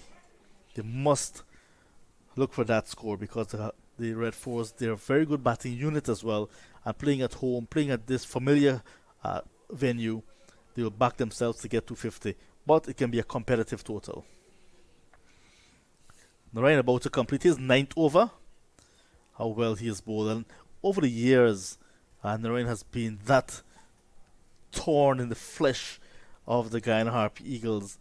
Just cannot get a measure of Sunil Narayan at all levels. Here is the final delivery of his 9th over. That one went through with the arm and beats Kevin Sinclair outside his off stump. He survives, he's on 4. 38 gone, 174 for 6. So with just about 72 balls to go in this innings, a lot is going to be dependent on both Romario Shepherd and Sinclair to bat possibly another 7 overs, John Ramsey, and allow the likes of a Gurukesh Moti, to really have a dash at the end. So Akil Hussain is going to go from the southern end of the ground now. So Gabriel out of the attack. 3 for 34 from his 7, Shannon Gabriel. And now we see Nicholas Pooran looking to get his spinners into the game. This one is played down towards extra cover. Boundary for the Harpy Eagles. Boundary for Romario Shepherd. He's off the mark in terms of his boundaries. His first boundary to add to a single. And 178 now the total. But that was too wide of the off stump from Akil Hussain. Yeah, short and wide outside the off stump, asking to be hit through the cover, and Romario Shepherd, I believe, do it with perfection there through the offside. Get the impression that it was not hit that well, but the timing, and after it hit the outfield, it started to run downhill towards extra cover, and that really sped away. So his timing has been good, Shepherd. He's a big, strong man as well, John Ramsey. Oh, when yes. When he hits that ball, it stays hit. This time he misses, looking to slug sweep. So he just got a single in the last game at the Queen's Park Oval, Romario Shepherd. And he was annoyed with himself after getting out. Puts a premium on his wicket as well. Oh, bounce and turn for Akil Hussein. This pitch has a little bit for everybody. Batsmen, bowlers, fast bowlers, spinners. And it's what you would term a very good cricket pitch, John Ramsing. I'll tell you who the heroes are in a short while. This one has cut away nicely. Good feeling as well. It will be a wicket, will be a run out at the non-strikers end. Both batters in one crease, and that ball was played straight to the field at backward point, who had a fumble, and in the end picked it up, sent the ball to the non-strikers end. The bowler himself had a fumble, but at that time, both of the batters were in the striker's crease, and in the end, a run out. Let's have a look at it again. This one is played out to backward point. Kean Otley picking up, not cleanly, but with both batters at one end, it gave them the luxury, John Ramsing, to throw that ball down to the bowler's end to affect that run out. Sinclair very upset indeed.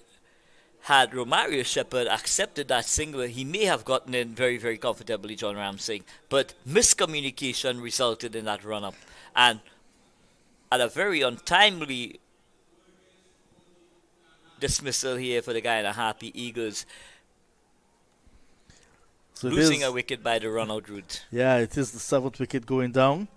And we've seen the score being 169 for a loss of 5. 173 for 6, 178 for 7. So it means that the Harpy Eagles have lost the last 3 wickets for just 9 runs.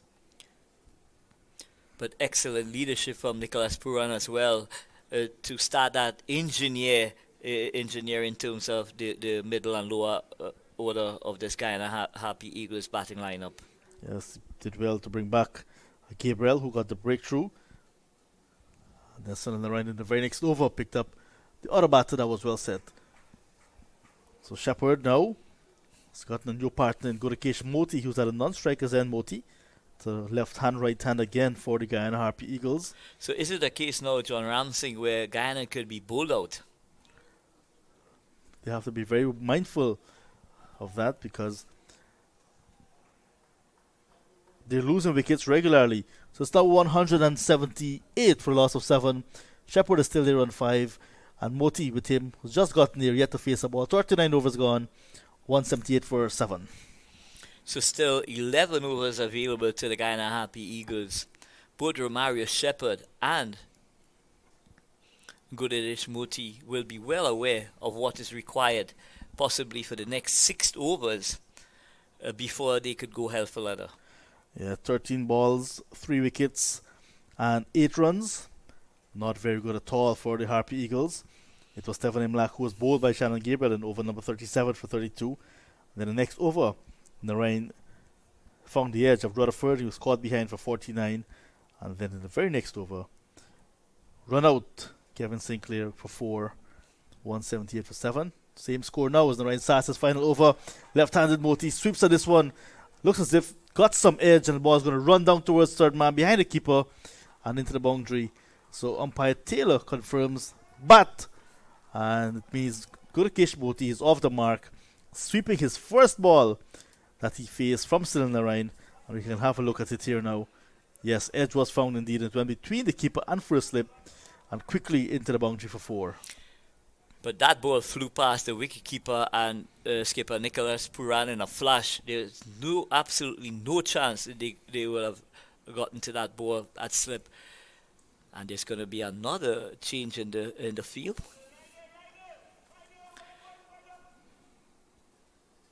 So Moti coming ahead of Pestano. Gets the delivery down the leg side. So now after being swept and a 4 conceded, Narain bowls are wide. He's in his final over nonetheless in Narain. So that is something the Harpy Eagles will be looking at. That after this is going to be no more Narain. So we just want to watch him out. That ball jumped. Where did that kick from? Well, that came off a link.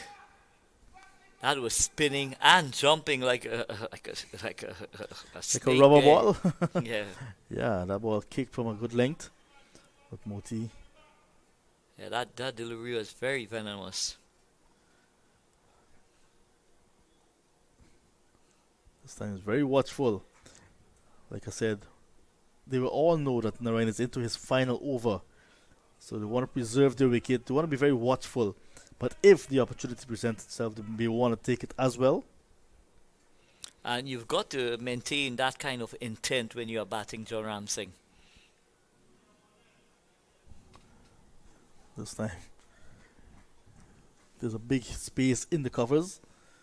And Moti will get an easy single.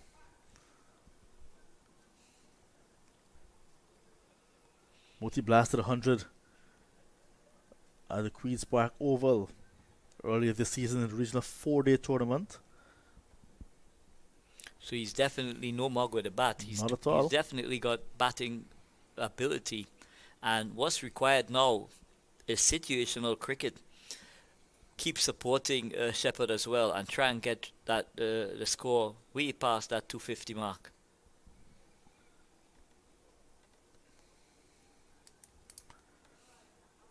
They're both very capable of getting the boundaries. They can bat as well in this situation. Just got to preserve their wicket. That run rate not being allowed to go too much far over that 4.62 mark. It was always steady, hovering 4.5 runs and over. So Sunil Narayan has completed his spell of 10 overs. And what magical figures we've seen from the genius.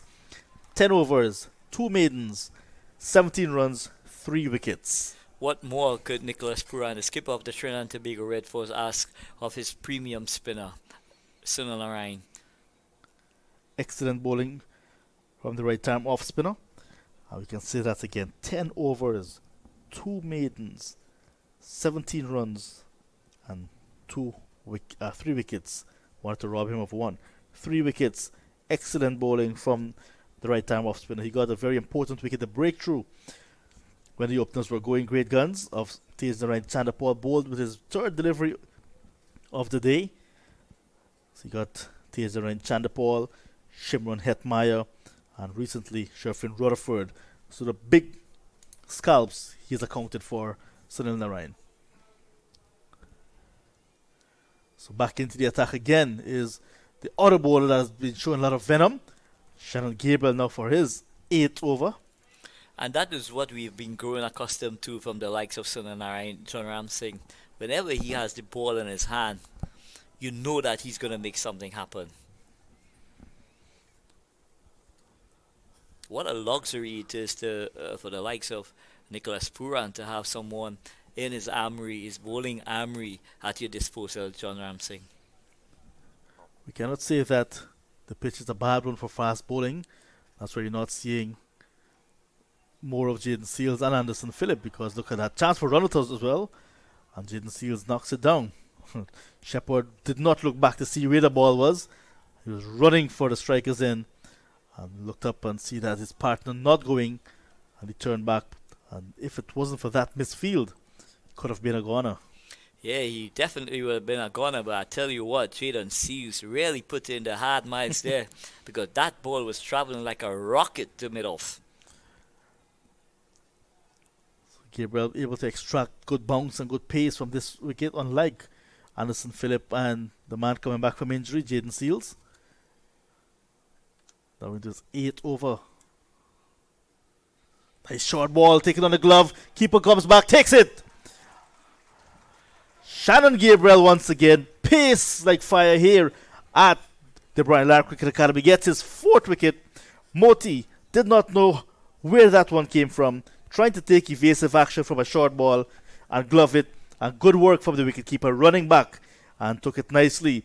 Joshua De Silva, wicket number 8 goes down, 184 for 8. Look at that, trying to get out of the way and took the glove, ballooned into the air, and Joshua De Silva running back and took it quite comfortably with the gloves. Another wicket going down. Shannon Gabriel, 4 now for him.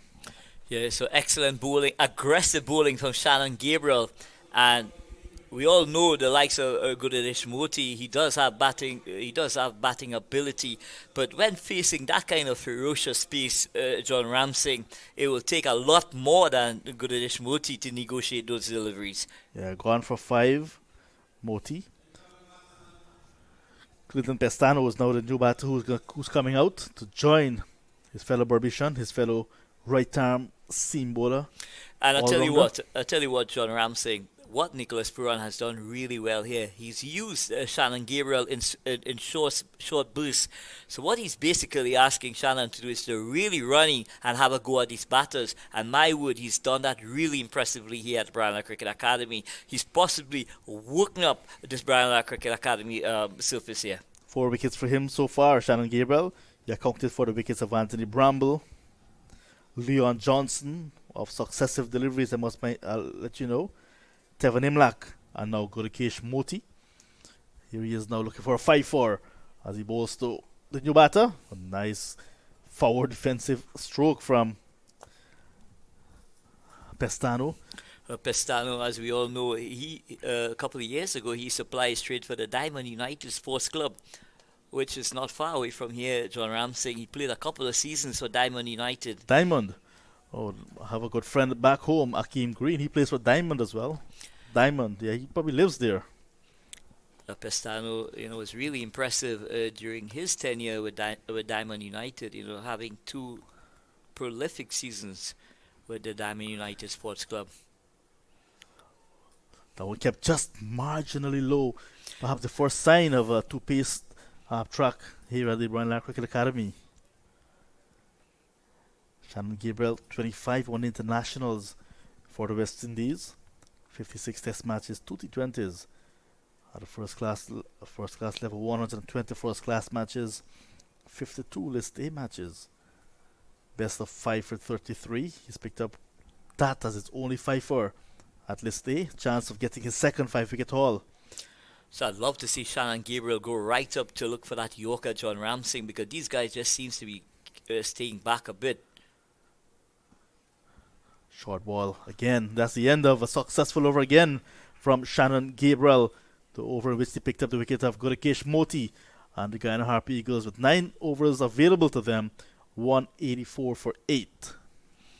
So the Guyana Harpy Eagles, a lot will be dependent on both Shepherd and Pestano to take them. Now that 250 seems quite a distance away, Yes, John Ramsing. Yeah, that's perhaps they can look to just bat out their overs rather than thinking to get to 250. That would be much more in sight. So there's going to be the introduction of Yannick Carrier. Yeah, because Cylinder Ryan has completed his spell of 10. So that's an opportunity now for Carrier to get some overs, perhaps clean up the tail. He had to pick up a wicket from the 5 overs he has bowled.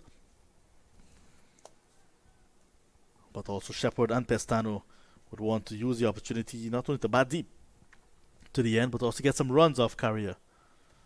This one is cut away nicely, half stop by the fielder, and is going to run into the boundary. Has enough to get there, despite being half stopped by Bravo. It was well hit. Too much of room outside the off stump. Too much turn on that occasion from Carrier, and their Shepherd taking full advantage. Yeah, short and wide from Yannick Carrier. Shepherd cutting that ball through backward point. In all fairness to Darren Bravo, the bounce was not consistent, and I felt that defeated him a bit. Yeah, he got a hand to it, but it was so well hit, it went into the boundary still. And here we see Romario Shepherd just premeditating here a bit here, John Ramsing. Not really looking at what's being delivered, but taking that opportunity to go for that slug sweep.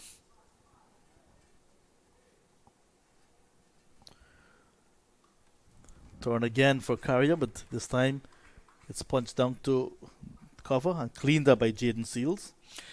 So Carrier is extracting some spin from the surface, but it's of a slow nature. It's allowing the batters and the opportunity to rock onto the back foot and get away that ball through the offside, John Ramsing. That's what we call tennis ball bounce. Tennis ball bounce, indeed. Yep. So Carrier will not want to possibly go a bit further up because he could be taken downtown. Kind of lost 4 wickets for 15 runs from a position of 169 for 5 to 184 for a loss of 8.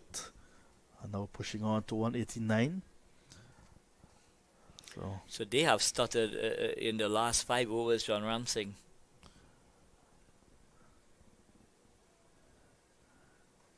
Nice flighted delivery from the leg spinner. And because of the nature of what transpired in the last half an hour, John Ramsing, both Romario Shepherd and Pestano, they cannot really take the opportunity to express themselves in the manner in which we know that they can perform. Yeah, just trying to preserve their wickets. That was the googly that came back in after pitching outside the off stump to the right-hander, but was just too wide of the mark again for the liking of the bowler. And Carrier collects his hat. That's the end of his 6th over. 8 overs to go in the Harpy Eagles innings, 190 for 8. So still a lot of work to do from a batting perspective. Nicholas Puran, he will continue to go for blood. He smells blood here, John Ramsing. He will continue with Shannon Gabriel. No. It looks as if it's Akil Hussain who's at the top of his bowling mark with the ball in hand. So Gabriel still with 2 overs to go. And 2 wickets in hand for the Guyana Harpy Eagles. So skipper Nicholas Puran, he's still playing it a bit safe, John Ramsing, in the sense that he doesn't want to take the opportunity and bowl Shannon Gabriel out and then expose himself to the back end in the last 3 or 4 overs. Is that a very dicey situation, that difficult decision that you have to make? Should I go for the juggler or should I wait just a little bit? That's a very good delivery to start. Over number 8 for Hussain. Over number 43 in the innings. So Hussain continues to bowl some magical deliveries. Yeah. Unfortunately for him, he hasn't been able to pick a wicket just yet. That was too good for the outside edge. This time edge found, beats the field at first slip, and Puran chasing for all his word but will not get there. Outfield here at the Brian Lack Cricket Academy is very quick, and a boundary for Imlak. Extra bounce on that occasion, and he got the boundary. Yeah, extra bounce there. But more importantly, a welcome boundary for the Guyana Harpy Eagles. That takes the score into 194 for 8. And I think what's required now, John Ramsing, is for these guys to bat deep into, possibly into the 50th over. Yeah, there's a camera pan to that ball that was going to the boundary. The Guyana Harpy Eagles dressing room looked very quiet. No encouragement at all for the ball that was going down to the boundary. Sometimes when you're down, all you need is a little bit of support. And we know this game, you've got to breed confidence at every stage.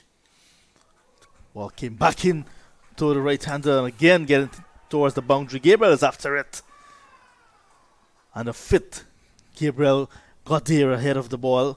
The ball's getting towards the ropes.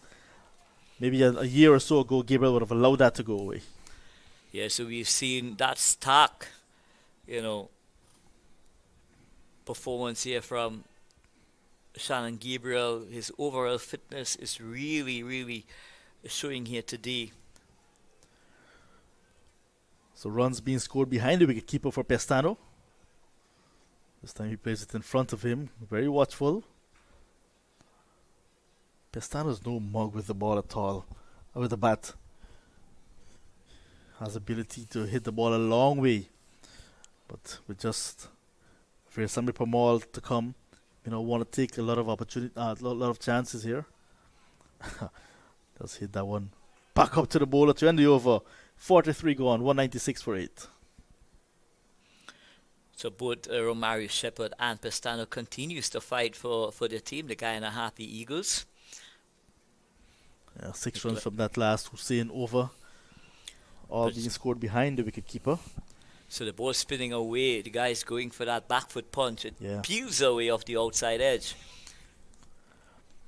But what we've seen from the far end, John Ramsing, is that the ball is tending to bounce a lot more than from the pavilion end. So Carrier is going to continue. Nice flighted delivery, and there is Shepherd exploring the possibility of driving. Missed it. Skipper Nicholas Puran has taken himself out of slip. Yeah, there's a ring of fielders on the offside. Short third, backward point, and extra cover. It's a short ball. But there's a fielder as well at long on.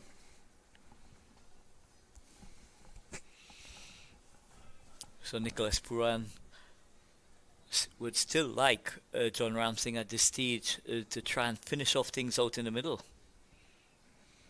Yeah, you do not want to. 50 overs are available. If you can get a wickets before 50, you'll take that any day.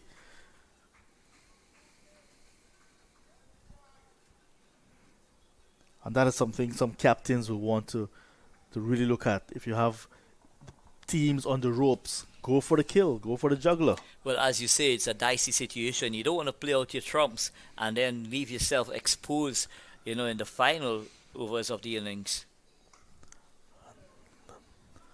Confident stroke from Shepherd, but good feeling as well from the experienced Jason Mohammed, who's at long off, running towards his left. That can lift the fielding side at any time. Good feeling. Good feeling is always a good recipe for the team. And the 200 is on the board now for the Harpy Eagles. They've gotten there eventually. In the 44th over now. This one sat up nicely for Shepherd to cut. Bravo's there this time, he collects.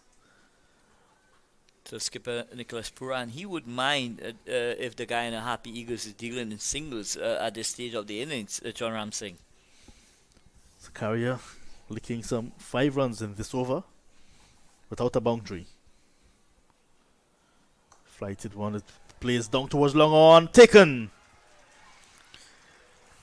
Keon Otley takes it very easily, very comfortably at long on, and that's wicket number 9. Clinton Pestano hitting down the throat of Otley at long on, giving Carrier his first wicket, and after 44 overs, the Harpy Eagles 201 for 9 with just per ball to come.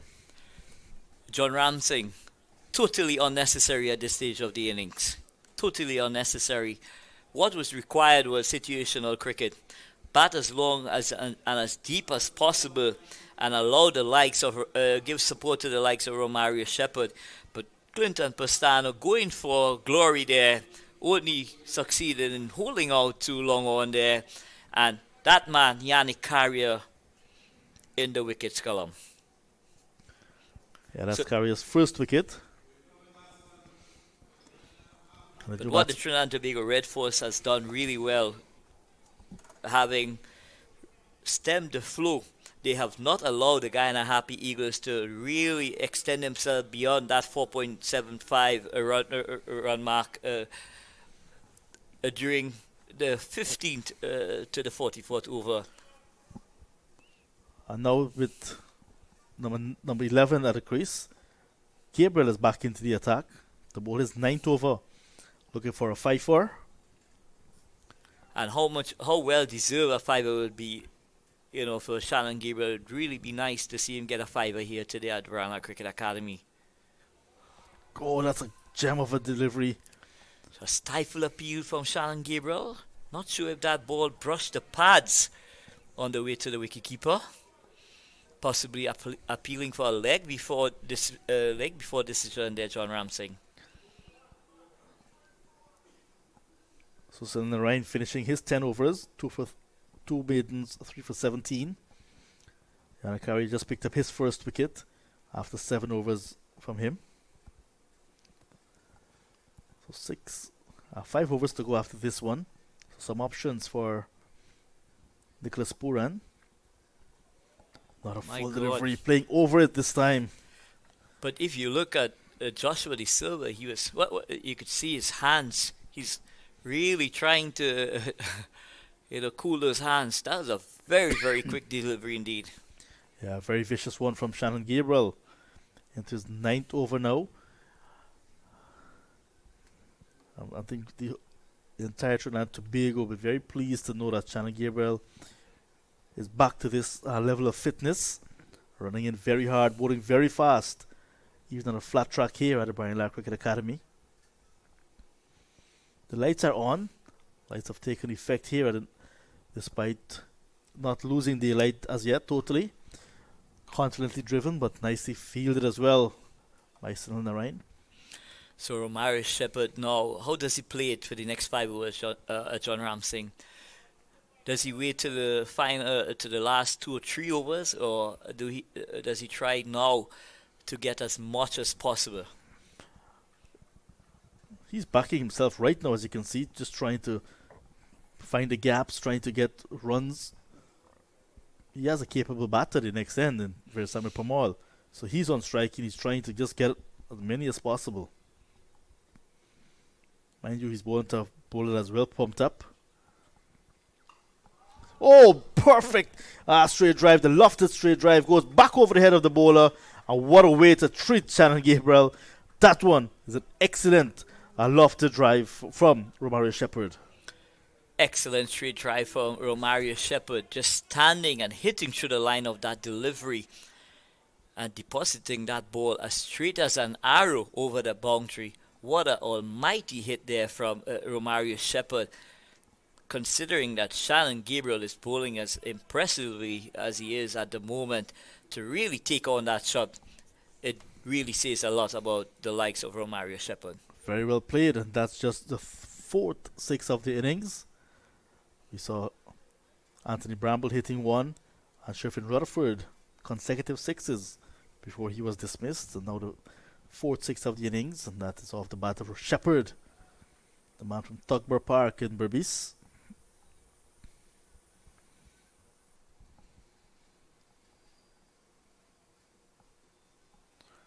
After being hit for that six, strays down the leg. So Gabriel will have to compose himself.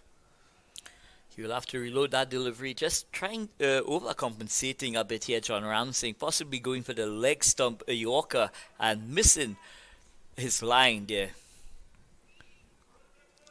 Earlier we saw when the cameras were following the balls going into the boundaries, some spectators building up. So these two teams always bring out spectators regardless the level that they're playing at. And once again we saw some spectators here at the Brian Lara Cricket Academy. This time he tucks this one into the onside. There's a fielder deep mid wicket. Bravo collects. Lot of bottom hand in that shot. Not timing it the way he would like, Shepherd. Yeah, possibly he could have played that ball a bit later, John. But just trying to muscle that ball through mid wicket. Not getting the timing that he would like or the connection that he wanted at that stage. The last batsman to be dismissed, Clinton Pestano, caught by Atlet long on for 8. In the last match at the Oval, the Harpy Eagles batted 46.4 overs as well. Did not bat their full 50. On the verge here of being bowled out below 50 overs as well, if they're not very careful.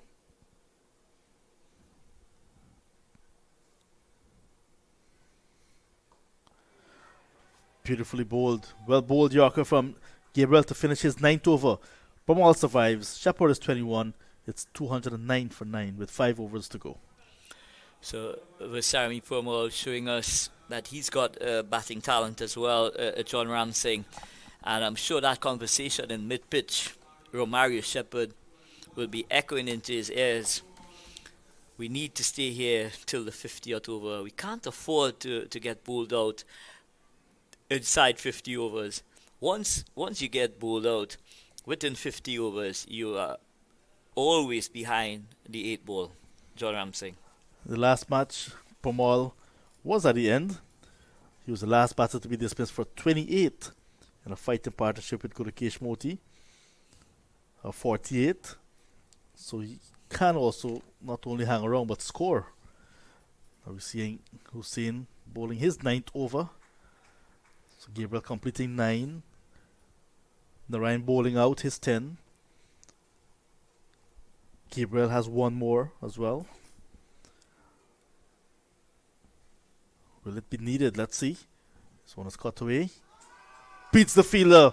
Beats a diving fielder at backward point and into the boundary. So Shepherd getting another boundary.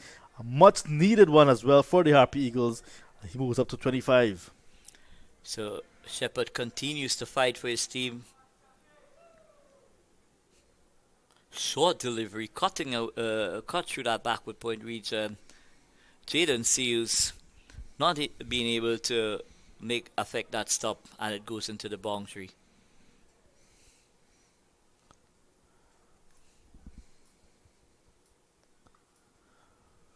This one is on the line of the off stump. A little bit quicker as well from Hussein. Trying to breach the defense of Shepherd. Shepherd playing a very good hand here. Top scorer of the innings. 49 from Rutherford, 42 from Bramble. So getting starts and not really carrying on Bramble. Oh, That one was very, very close to the off stump there, John Ramsey. A bit too close to cut.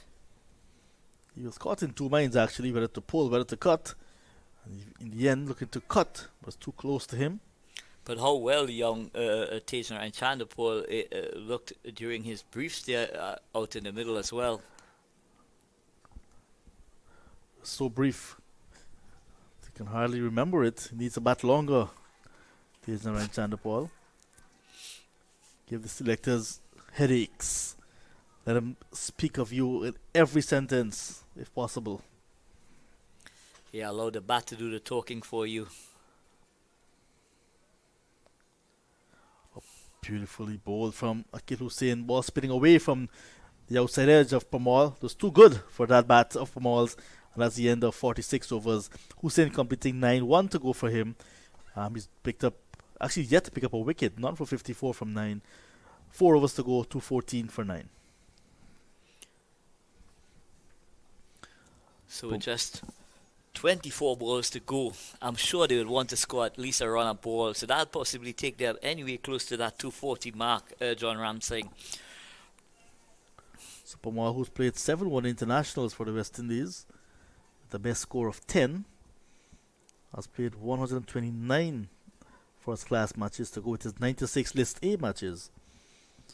He has a highest score at this level of 39. And he got 28 in the last match, 28 out. His highest score is 39 not out. So it's going to be Jaden Seals from the far end. Seals now into his 5th over. Started impressively, then was thumped out of the attack. Oh, that was pulled confidently and over the head of Bravo. Perhaps losing it in the light as he's indicating, but it's gone for 6.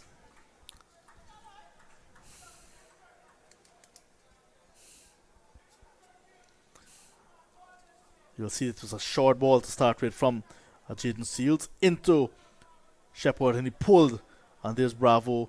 Perhaps, I would say perhaps, losing it in the light, and it went into the boundary for a maximum. Yeah. Bad miss again from Bravo. How important that miss is going to be. Yeah, not having the best of days in the field. Darren Michael Bravo. Instead of Bravo being on his shirt, he has Michael on his shirt. He's maintained at number 46, however. Through the legs and through the keeper as well. Little scamper a by, looking for the second. Oh, leg by, it actually brushed some part of the body on its way through.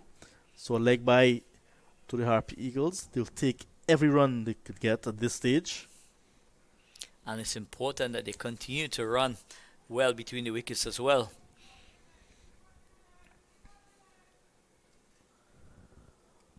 But Romario Shepherd, he's moved on to 32. So he's going more than a run a ball. He's striking above 100. It's a very good innings from him. Much needed. Time when his team came in, when his team was struggling. At 173 for 6. Still there. 221 for 9. Pamal gets off the mark. And also gets Romario Shepherd back on strike.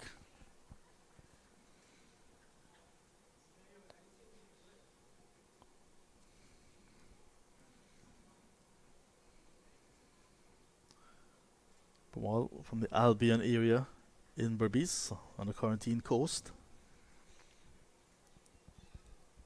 Romario Shepherd, a New Amsterdam boy.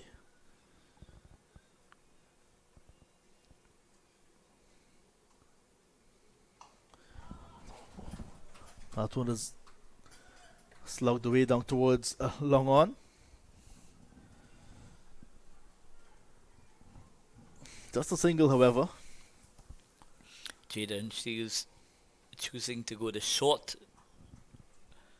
back of a length delivery. Gabriel did that as well, but with the extra pace, made it very uncomfortable for the batters.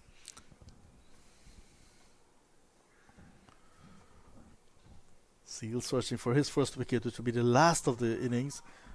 Just want to squeeze down towards backward point. Keon Otley is in the way. I think Shepherd will be telling Pamal, just bat one delivery to go. Just survive that one delivery. So he'll be on strike at the start of the new over. So the lights almost taking full effect here. We haven't lost the daylight totally, but it's a wonderful facility here for cricket, the Brian Lara Cricket Academy.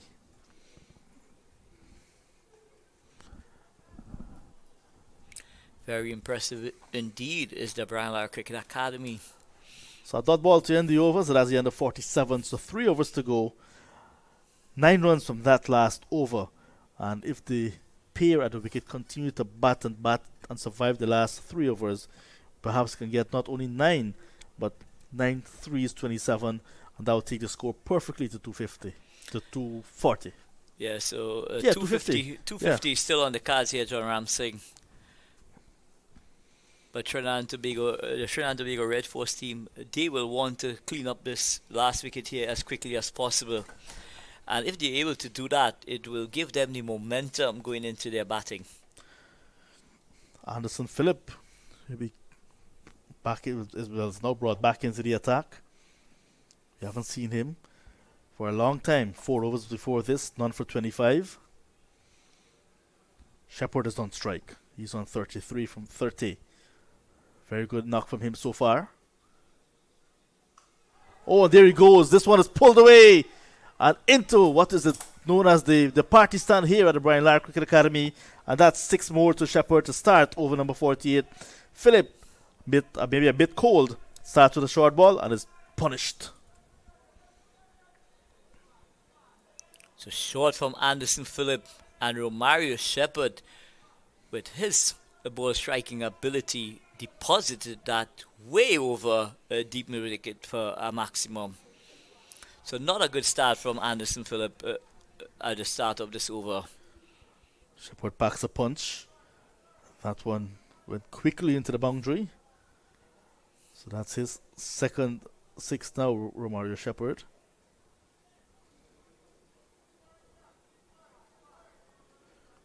$229 now. So putting some respectability to the total.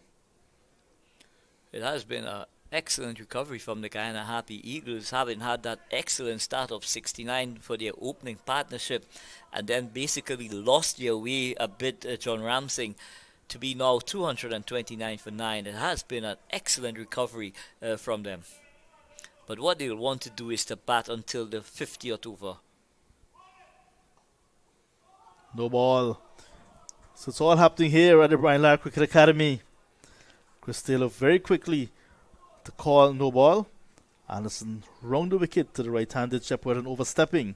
It means Romario Shepherd will have a free hit. And I'm sure Romario Shepherd, he will want to take him downtown as well. He will want to capitalize on that free hit. But Anderson Phillip changing his line, and I'm sure he's possibly looking to arc that ball into the pads of Romario Shepherd. No ball again. So despite it being on target, it could have been a dot ball. Could have been a good delivery as a free hit. But he overstepped again, Anderson Phillip. I guess he's enjoying the way Romario Shepherd is batting. He wants him to prolong his innings. Yeah, so struggling a bit, Anderson Phillip there, not getting it right. But there's another free hit on offer.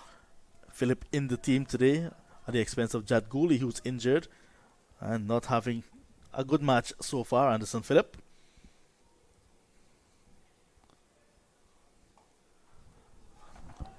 Bottom hand, a lot of bottom hand in this one. It goes down towards mid-wicket of the thick inner part of the bat of Shepherd. He was closing the face of that one. Yes, so using the bottom hand to good effect there, just getting enough bat on that delivery there. and squeezing it out to that deep mid-wicket region there, where there's acreage of space available.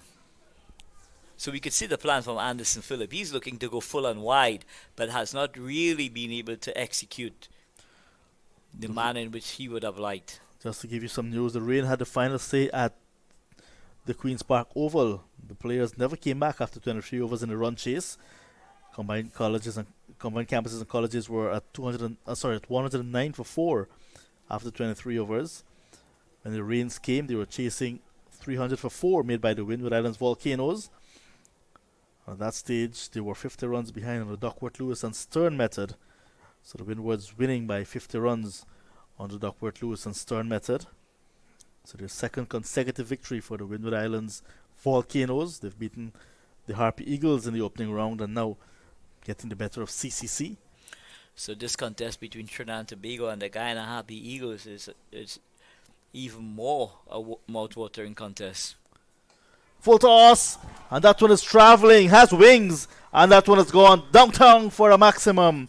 Romario Shepherd moves up to 47, and Philip not having a good day. Yeah, just seems to be struggling a bit. Anderson Phillip going full there. Romario Shepherd just extending those levers and hitting it way over a long off. 4 sixes now to the powerful right arm all-rounder to go with 3 fours. So it's 47 from 35 deliveries. The top scorer of the innings so far is Sherfin Rutherford with 49. Let's see if Shepherd will go past him and get the first 50 of this match. Straight down the ground again, but fielder is well placed at long on. Otley. So that one is on, driven to long on. And 2 deliveries to go in over number 48. Permal, who's faced 7 deliveries for 1. Perhaps will just want to either get 2, 4, 6. And to survive the remaining 2 deliveries, of course.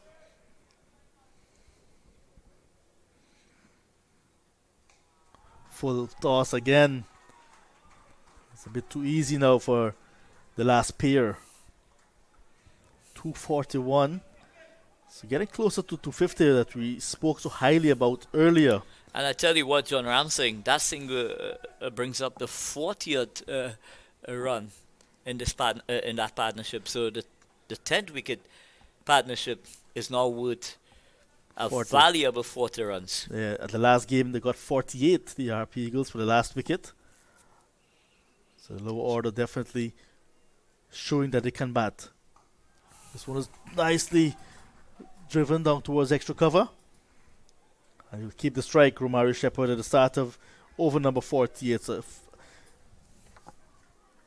10 runs, 16, 19 runs from that Anderson Phillip over. And he's perhaps bowled his last over of this match. 5 overs, none for 44. 2 overs to go, 242 for the loss of 9.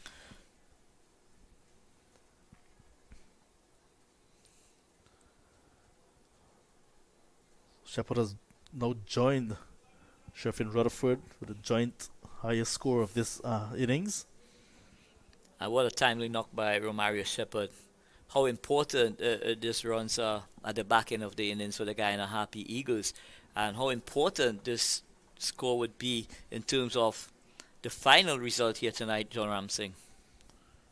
So Shepherd, he's really now given his team a very, very competitive total to defend going into the second half. he'll be celebrating his 28th birthday later this month. He's played 18 one-day internationals for the West Indies to go 23 T20 internationals. So it's going to be Akil Hussain. Yeah. Shepherd with already 2 half centuries at the list A level. This is his 50th match at this level. I'm sure he'll be looking to take on the left arm spin of Akil Hussain. Romo said the off-stump cutaway beats the field as well, and will go into the boundary for 4. 50 to Romario Shepherd, 50 convincing style. He's now on to 53 from 38 balls, 4 6s, now 4 4s, and the 27-year-old raises his bat, acknowledges his teammates, and that also takes his team closer to 250. They're 246 for a loss of 9. So excellent half century from Romario Shepherd, showing the middle the guys who batted out in the middle exactly how to do it. His third listed half century. Now reverse hitting, but missed it. A little bit of extra turn as well. Good grip on this surface from Akil Hussain into his final over now. Hussain, the left arm spinner. So Romario Shepherd, really setting the tone here in the final. Yeah, not often to see Hussain bowling 9 overs now with 10 and not having a wicket at this level. So it's cut to it nicely. Will come back for the second. Could run between and now Pamal. Partnership is extending. 51, the 50 is well coming up.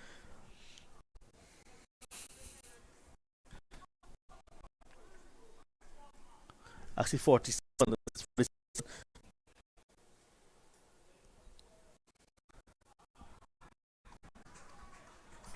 Dab the way again. Put on the bat in display for us at the Brian Lara Cricket Academy. And I can get and crowd is growing nicely. We will not have a massive crowd here by any stretch of the imagination, but those in stands are very much enjoying this play.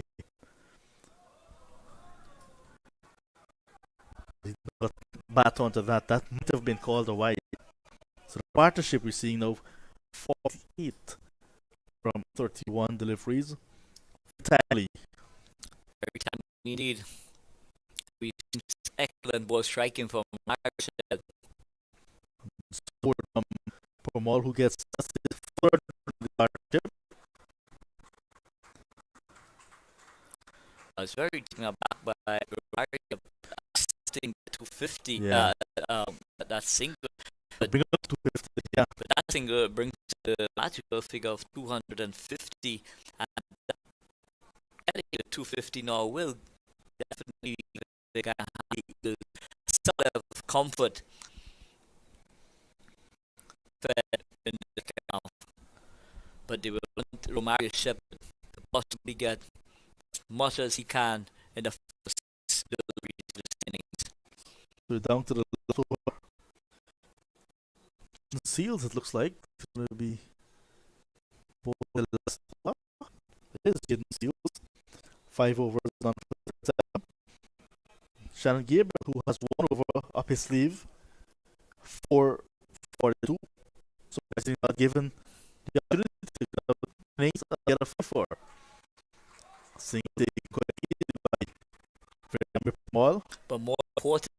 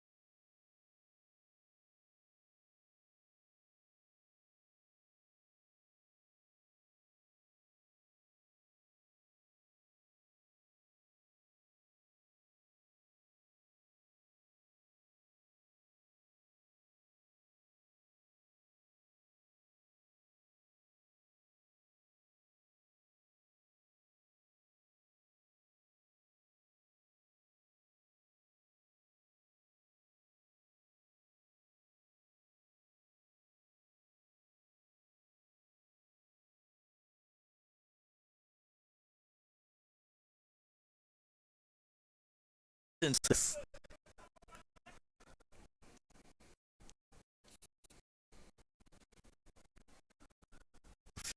one deep. They take a look at all that.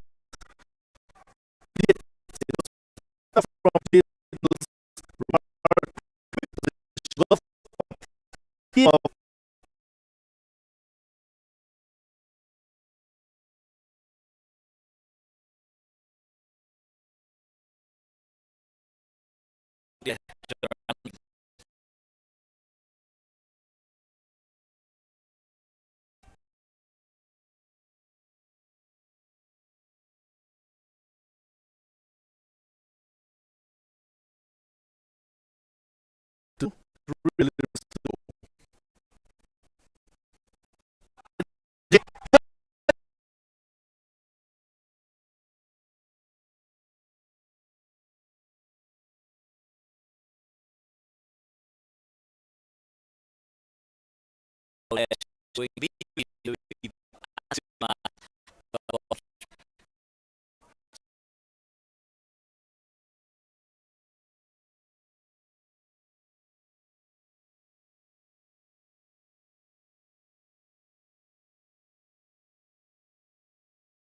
said Shepherd. Four,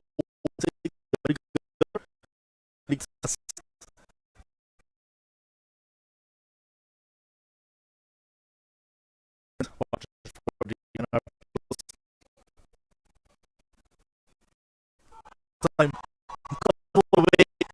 I was still the mound, and that's it. Maximum. From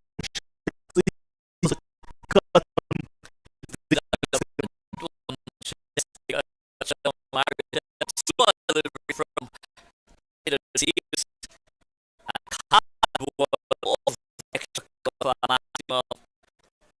Thanks on 267. What from the from back in the click in At this time, it was the year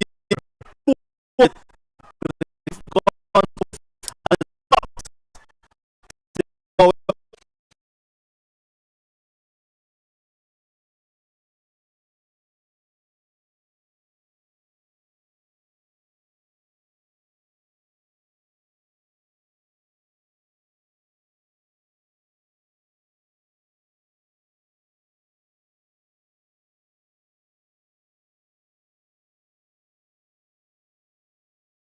to win.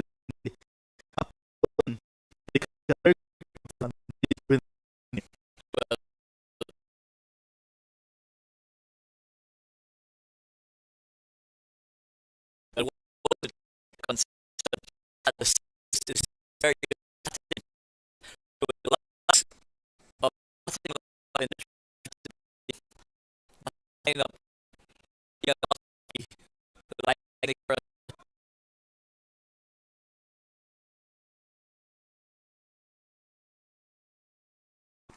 the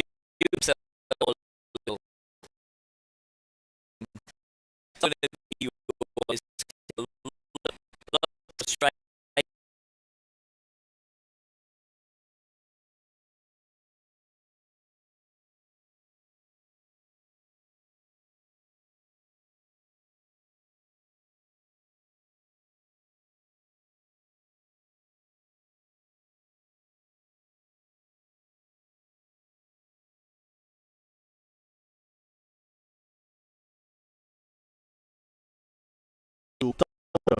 And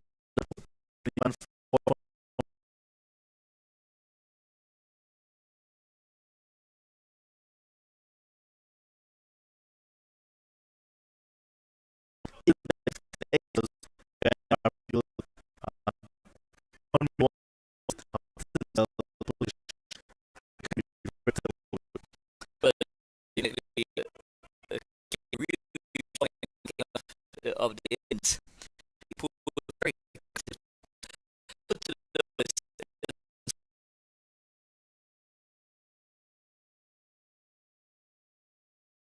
drowning.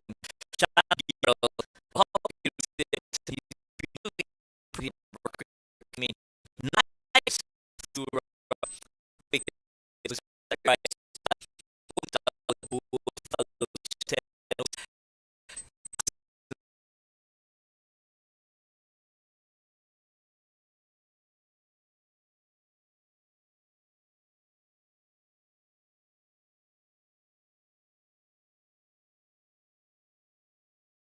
You know,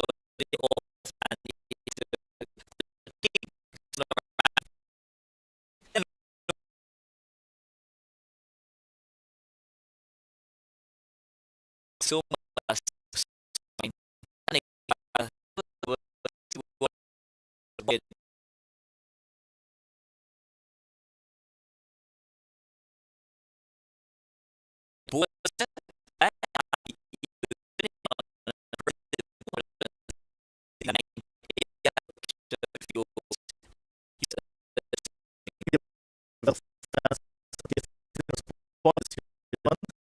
began Harpy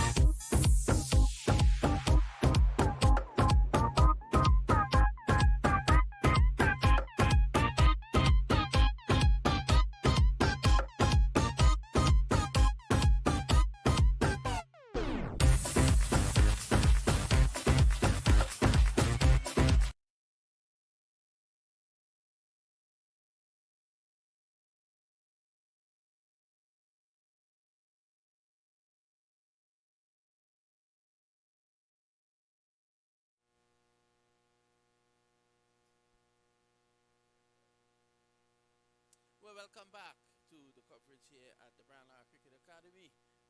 And the Guyana Harpy Eagles, 269 for 9.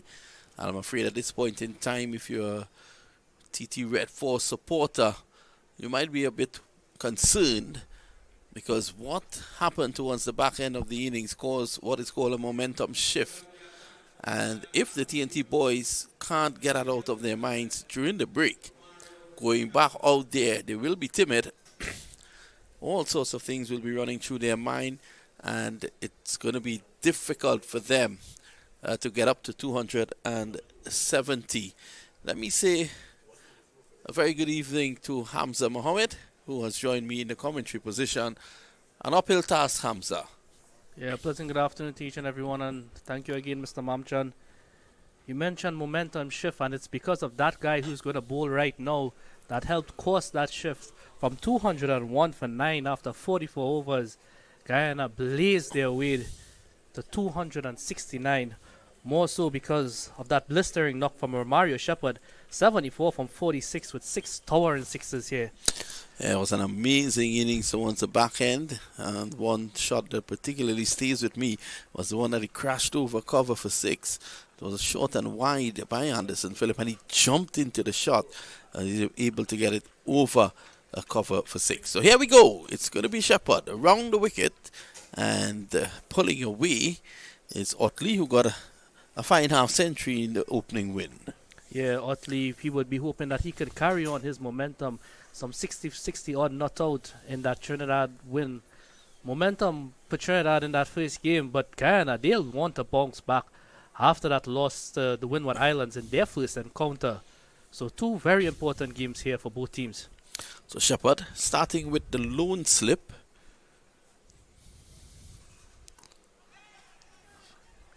And just feeding that one onto the bat there. Otley, the silver, will be off to Australia pretty soon. Want to have some runs under his belt, so to speak. Yeah, this star-studded Trinidad and Tobago team will be looking, like I said, to carry on their momentum. They're playing on home soil, so that's a momentum builder for them alone. So we have some fans out here. Hopefully they can give them something to smile about this evening. Looking for a quick single, and that's good. And that's a good attitude there by Otley. He was on the move, playing the shot, and just De Silva, it was his call, and De Silva responded well. So that is going to be a feature that can really help. It helps any team, any batting team, once you can take those quick singles, once you can make singles into runs that were non-existent. Turn singles into doubles, those sort of thing. And what the Trinidad and Tobago team will be have going for them, especially in this first 10 overs, there are just only 2 fielders allowed outside that circle. So they'll be looking to probably capitalize on that. And we saw the importance of running from this Guyana team, especially from Imlach and Rutherford in that middle stages, that helps set up that fine finish to the end to the Guyana innings. Shepherd. It's a good delivery, just back of a length. You can see De Silva looking for that possible single. It's not there. Guyana really come in, even though they lost that first game, they pronounced themselves, especially with that lower order, some 76 runs for the last 2 wickets today.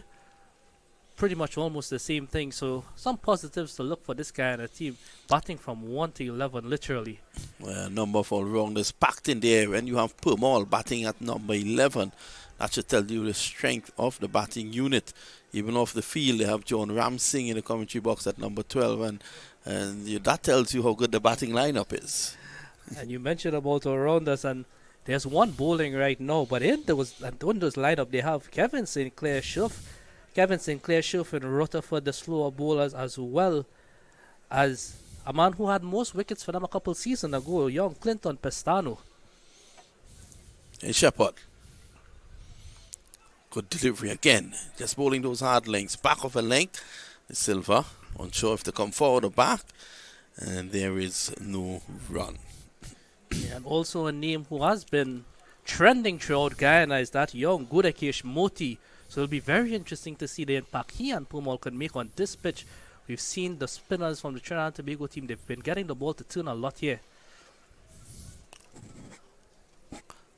Sometimes getting the ball to turn a lot means nothing. It's all about control, variation, and what you do with it. So those guys will be looking for that. Slow delivery. Silva will be unhappy with himself, stretching out and finding Hepmeyer. It's the end of the over, is it? At the end of one, TNT chasing 170.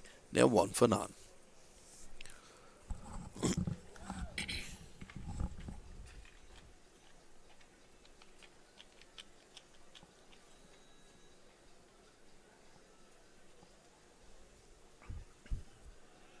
And it's not a surprise here at all that we're going to see spin from the other end.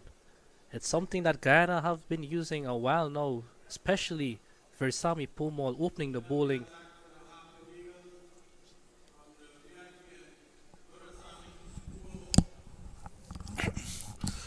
Pumal is one of those consistent players, one of those consistent performers. Seems to be playing cricket forever.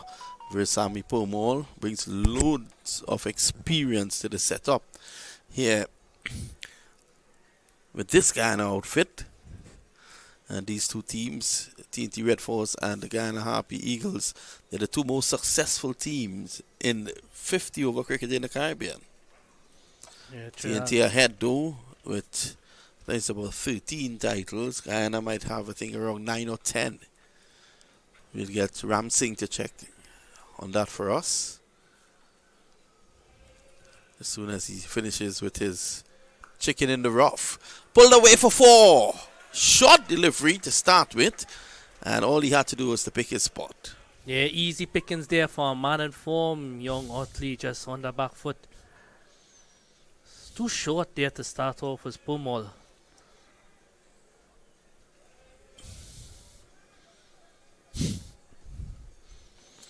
$265 to get off 293 balls.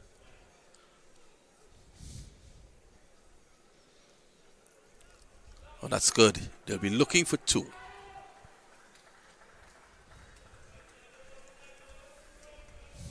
can see Otley on that occasion just delaying the stroke to access the onside and to get it away from backward square.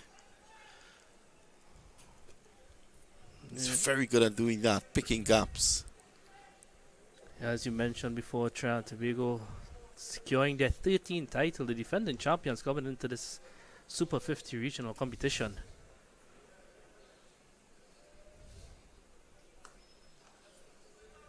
That's much better from Pumal.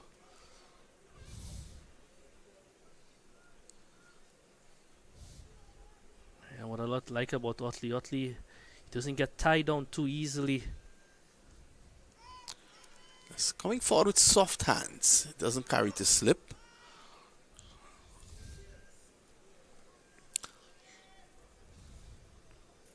When you talk about a man who's had a bit of form recently, is this guy here on strike. Successful time with the West Indies so far.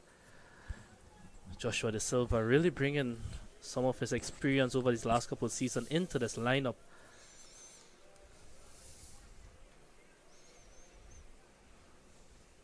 Really talented wicketkeeper batsman is Joshua De Silva.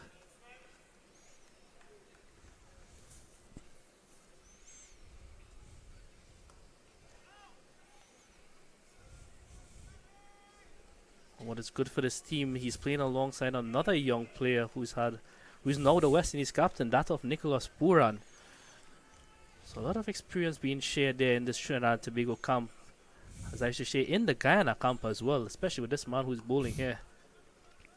You can see Silva going right back onto that back foot, deep in the crease, looking to maneuver that ball past mid-wicket. Just can't happen.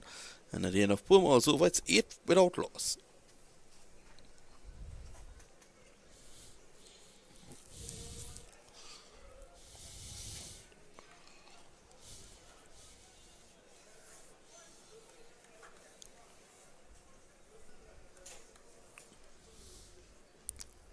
Trinidad and Tobago just being watchful here. It's the start of this innings, and why not Otley?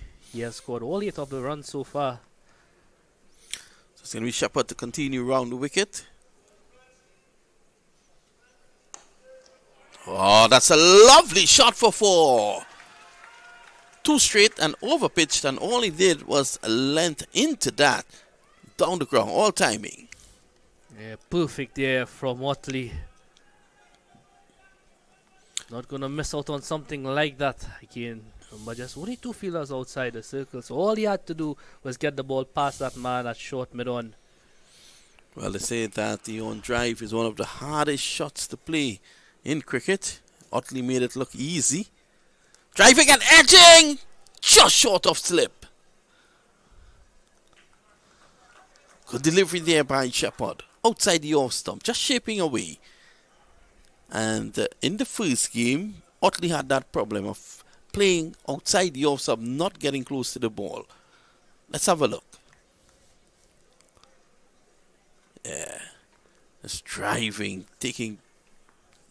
dropping inches before first slip. Shepherd was brought Guyana right back into this encounter. Yeah, what he has done there though is he's corrected his length immediately, pitched up that first delivery, and since then he's brought back his length for his last 2 deliveries. With the new ball here, he'll be hoping to get a bit of swing and hopefully bring back that first slip back into play again.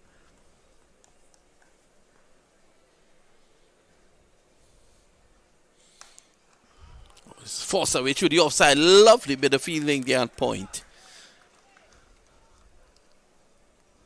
So one more.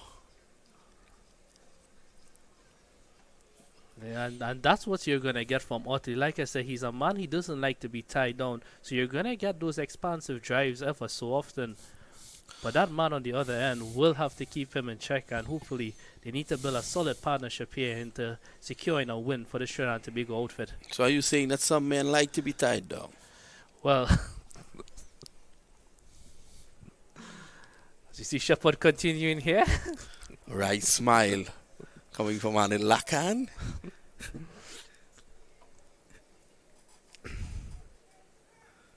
$13 without loss.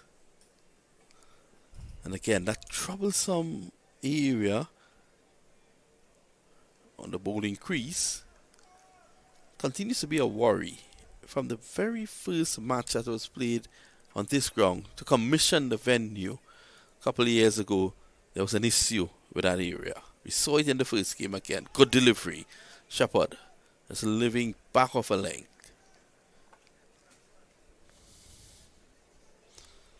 It's the end of the over. At the end of 2, at the end of 3, the latest score at the Brownlow Cricket Academy, 13 without loss.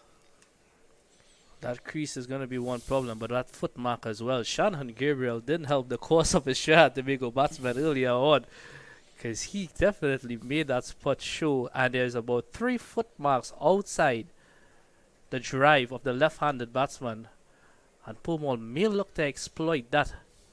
Especially to the left-handers. There is a slip in place. Leon Johnson, a man who I have a lot of time for in terms of his leadership ability, took Guyana through their most successful stint in first-class cricket. I think it was 5 successive first-class titles. Yeah, and you mentioned people who've been around for a long time. If I can imagine, he's been around for a really, really long time, along with this guy who's bowling here. So, talk about the experience factor in Trinidad and Tobago team. Can't write out that of Guyana as well.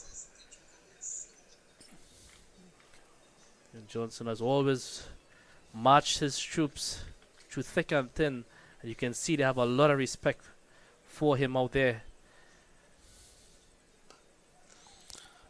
Silva just making room, looking to get off the mark, and he does. Finally, after 9 deliveries, he's off the mark.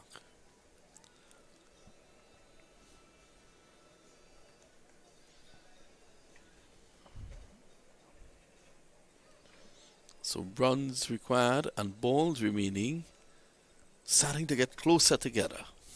And it's something that you would expect. It's something that you would expect, especially with Guyana having these slower bowlers up the arsenal.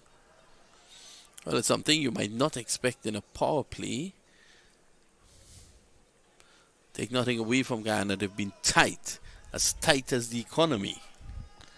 As you can see from that last delivery there, that ball pitched just to the edge of that foot mark and turned dramatically in to Utley. But he's playing them late, so that's really good from his part. Well, that's what is prescribed. Again, just easing it on the offside, allowing himself time to get a single. Admire, collects. Because of those foot marks, especially for left-handed Utley, I would probably love to see one man just in close again. Probably maybe for that ball that pops up. But Pumol is an experienced campaigner and he knows what he's about, so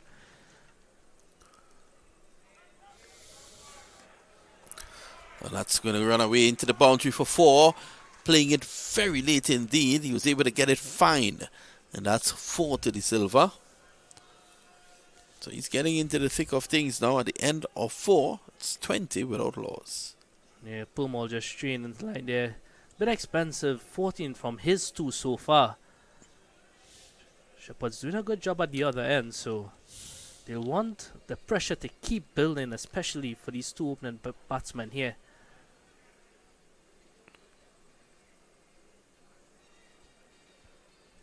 Utley already showing his intention in that last Romario Shepard over.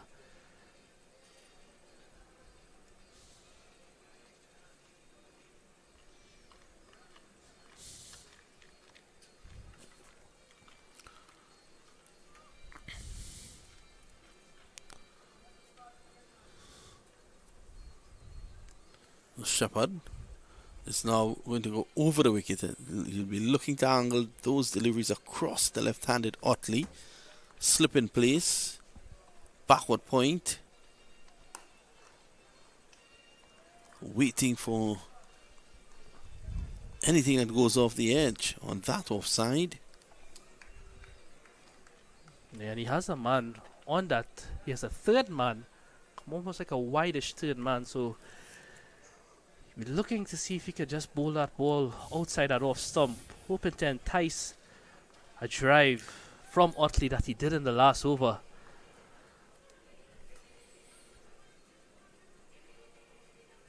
Driving off the edge.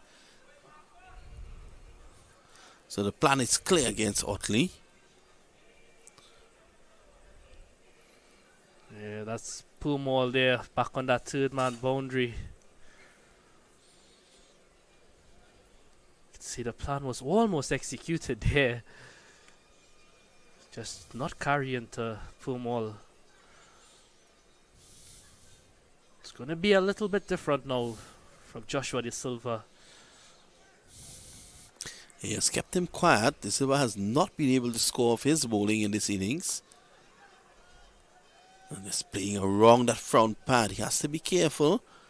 Could be a leg before candidate doing that.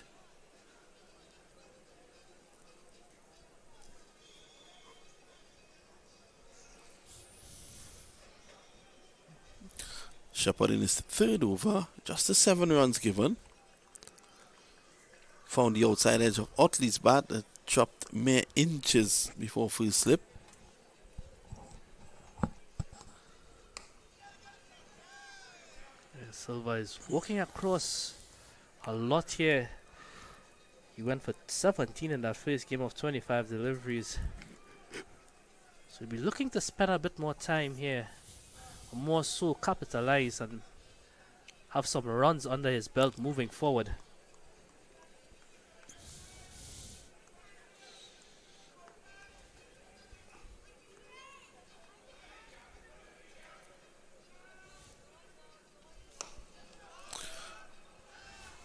Well fielded. So De Silva, he continues to keep De Silva very quiet indeed.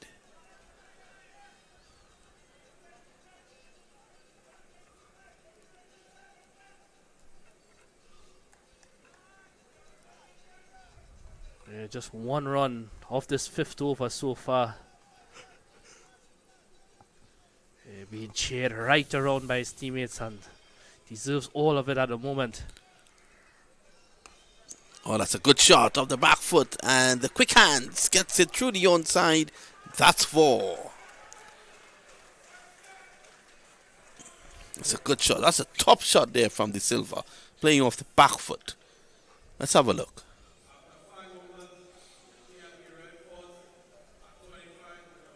Just stuck them up a bit there, but De Silva was up to the task.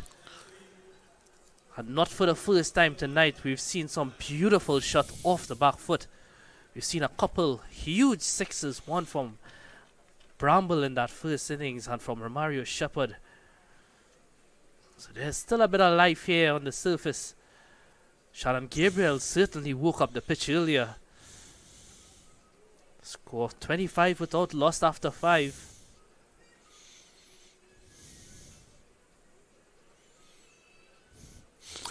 Well, with John Ramsing being in the press box, Guyana has no really hostile fast bowlers out there.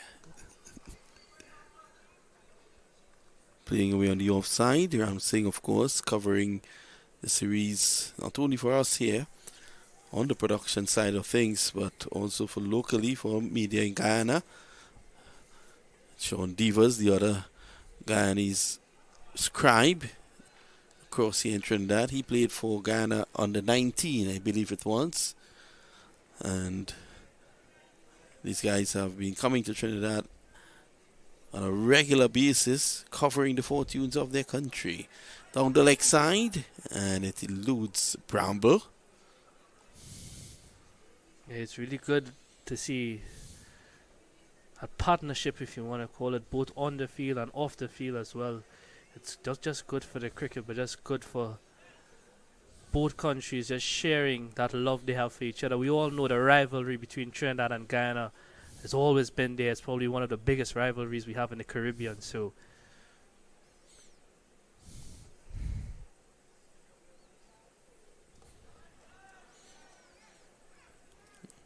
Pomal looking to get into his own. His captain continuing with him.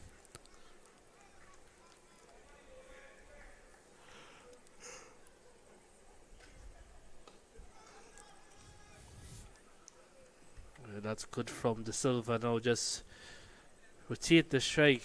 I mean, you got to keep the scoreboard ticking. Makes no sense. You're just out there soaking up deliveries. You want to build the innings, keep that scoreboard ticking, and not add pressure on the other end. Otley, he's on 16 of 18 so far.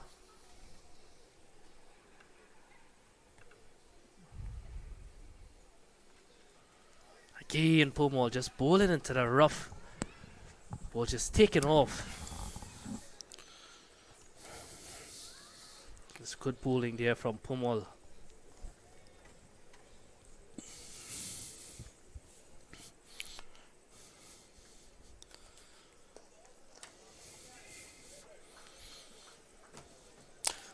Just easing it away.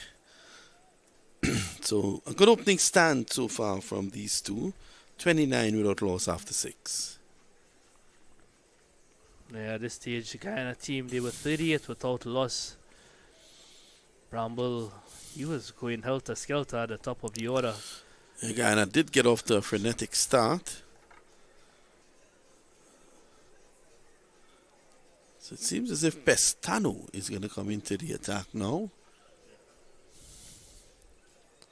Clinton Pestano. Very nice name, Hamza. Yeah, certainly a nice name, and for the Guyana fans, they hope a name that is going to be etched in this game. They hope he can pick up a few wickets here.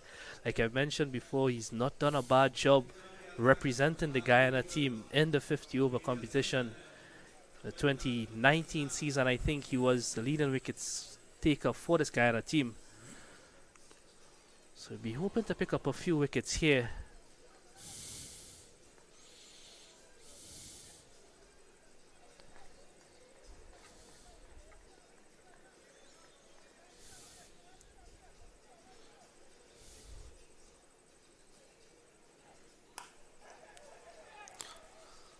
chance. No. They take one. That's all they're going to get. So Pestano looking to create early problems. What he is going to get, though, he's going to get a bit of bounce off of the surface because of the high arm action that he has. He's a tall man. So that adds. Let's have a look at his run-up.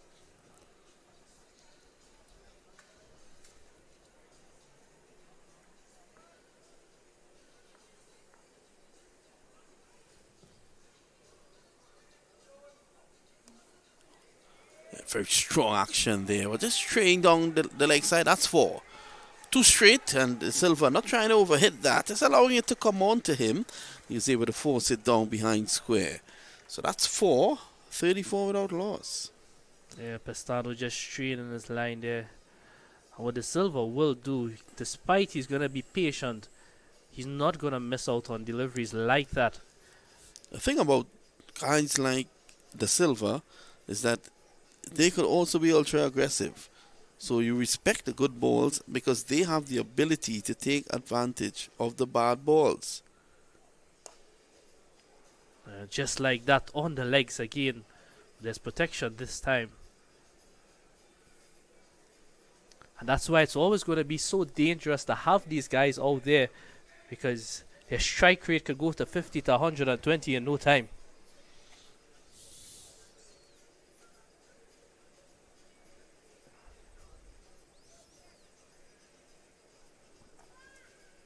Pestano will be looking to correct his line here. Bowling to the left-handed Otley now.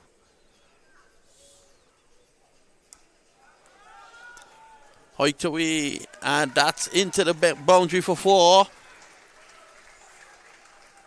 So Pestano, again, this time straying onto the leg side for the left-hander. So this left-right combination is not going to help Pestano. Not the best start. He's been all over the place. First De Silva, now Otley. Well, Otley's aggressive as well. We all know how aggressive Keon Otley plays. So anything off line or length, it's going to go. This is good captaincy here from Johnson. He immediately gets into the head of Pestano, giving him some advice.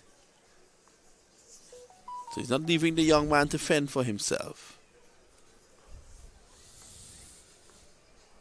They're going to be coming from around the wicket now. They've moved the slip.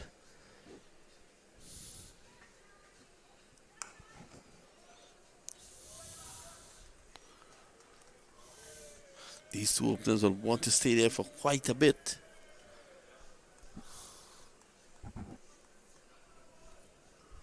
Yeah, they wanted to make more runs, especially early days here in this competition. Man who just fielded that ball, he'll be hoping that he can make some more runs for his side as well in Shimron Hitmaya.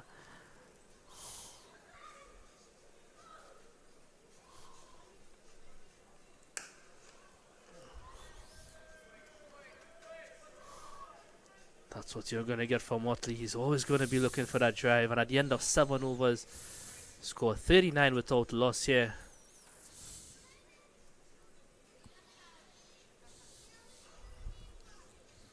Run rate just over 5.5. Which is not difficult. But I think what these two needs to do is to produce a good foundation. Bat for as long as they could.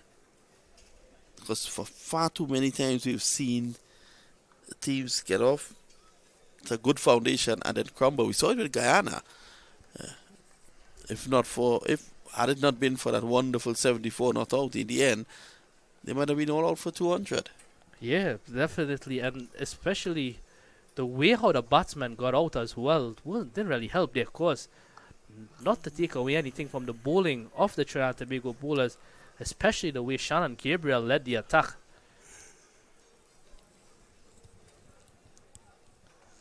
And even though there was a bit of a rebuilder there in the middle with Imlak and Rutherford, I just found that they went a bit too slow.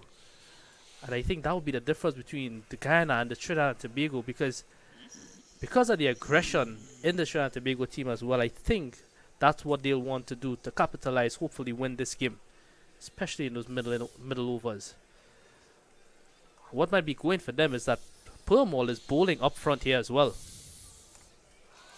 Oh, that's a lovely shot through the offside. Just laying back and crashing it through. Square for 4. It's just the perks of Otley playing late again on this surface. And he's on fire. It's a pleasure to watch. Yeah, what was key for that? You saw the line again targeting that foot marks, but was a bit too short on that occasion.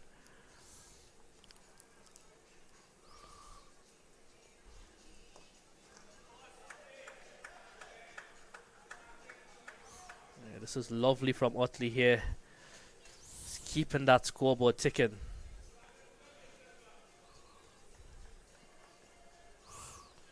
And just like that, they've already got the 6 runs off this over.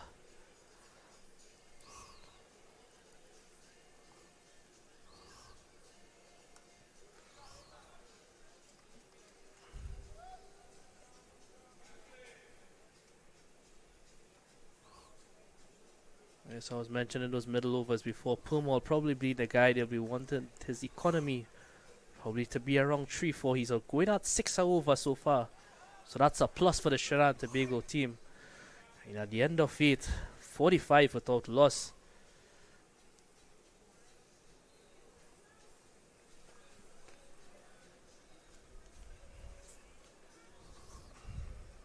So after 8 TNT, 45 without loss. Remember, they need a good foundation here to chase down that 270 to defeat the Guyana Harpy Eagles.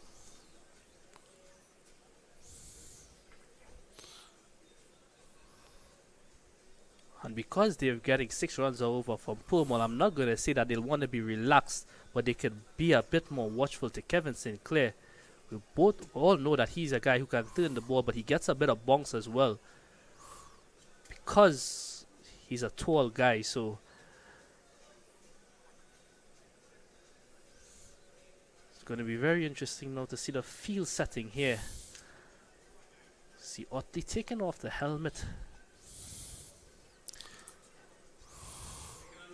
It's really hot out there, I should tell you.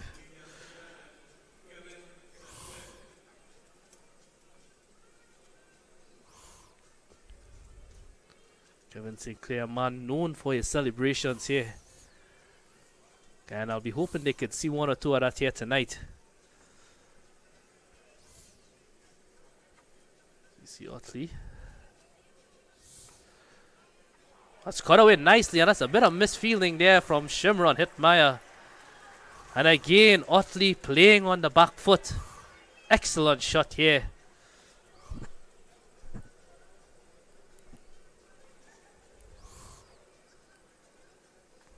Sinclair just a little bit too short on that occasion. Shimron Hitmeyer should have done a bit better.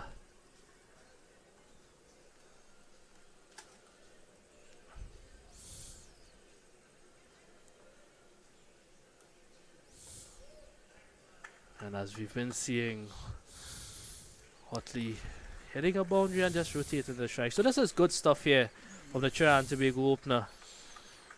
Chris carried on being left off from last game. Yeah, he's shown a mature hand, and that's important. And that's a 50 coming up in over number 9, the silver 16 of 21.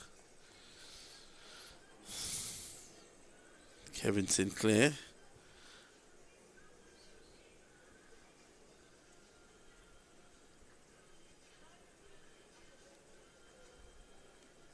Leon Johnson again just being a bit vocal there with his bowler. Something we've known from him over the years.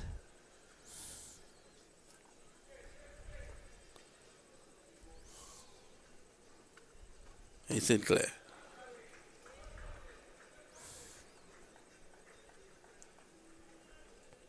Well, this is good from the Silva as well. After being tied down a bit in the beginning, he's on 17 of 22 right now. It's good batting from the Trinidad and Tobago team. It's a powerful lineup.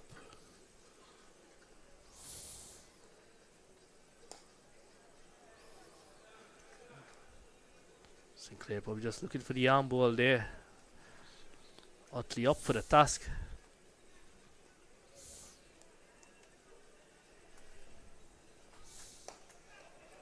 He's driving and he's driving well. Strong return for that man on the boundary there.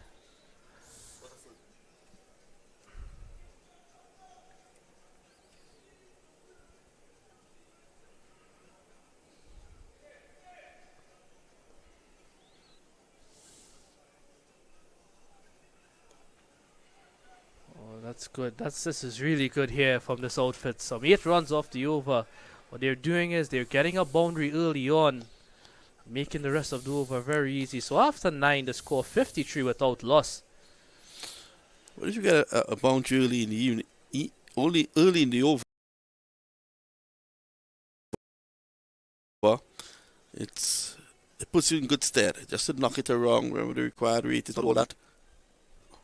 So far so good from these two. Chasing a target of 270, you always tend to need a good foundation. The openers have done that.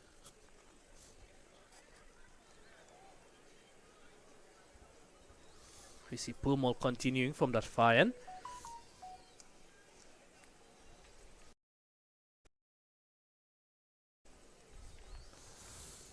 De Silva is a man, he loves to cut anything slightly short. He is going to go back on that back foot. He's had a lot of success in the past doing it.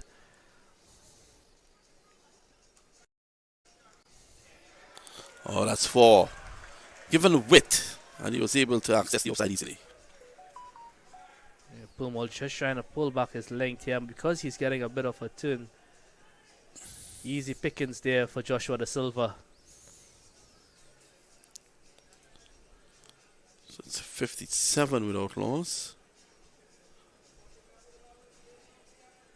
Current run rate just above a runner ball, so nothing too extravagant at this moment, and they're on par at the moment, the Trinidad Tobago team, especially not losing a wicket. Driving is De Silva. So De Silva is also coming into his own.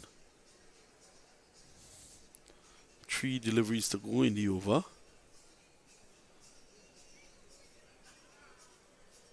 A good start, 58 without loss. Pumol. Oh, that's 4 more. Overpitched. And just taking the hands through the shot.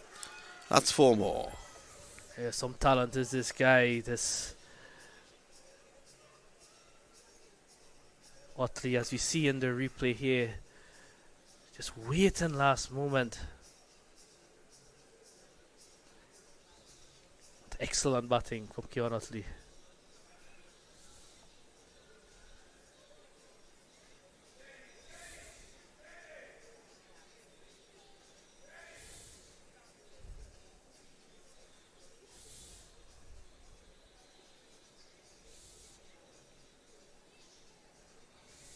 Oh, false start there, Pumol. Just playing some games here with Otley.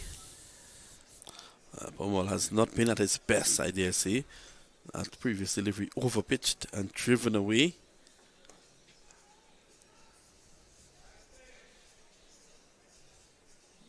So TNT have made a good start here to chasing down 270. Pumol's already gone for 33 runs off his 4.5 overs. Not what the Guyana would be wanting, but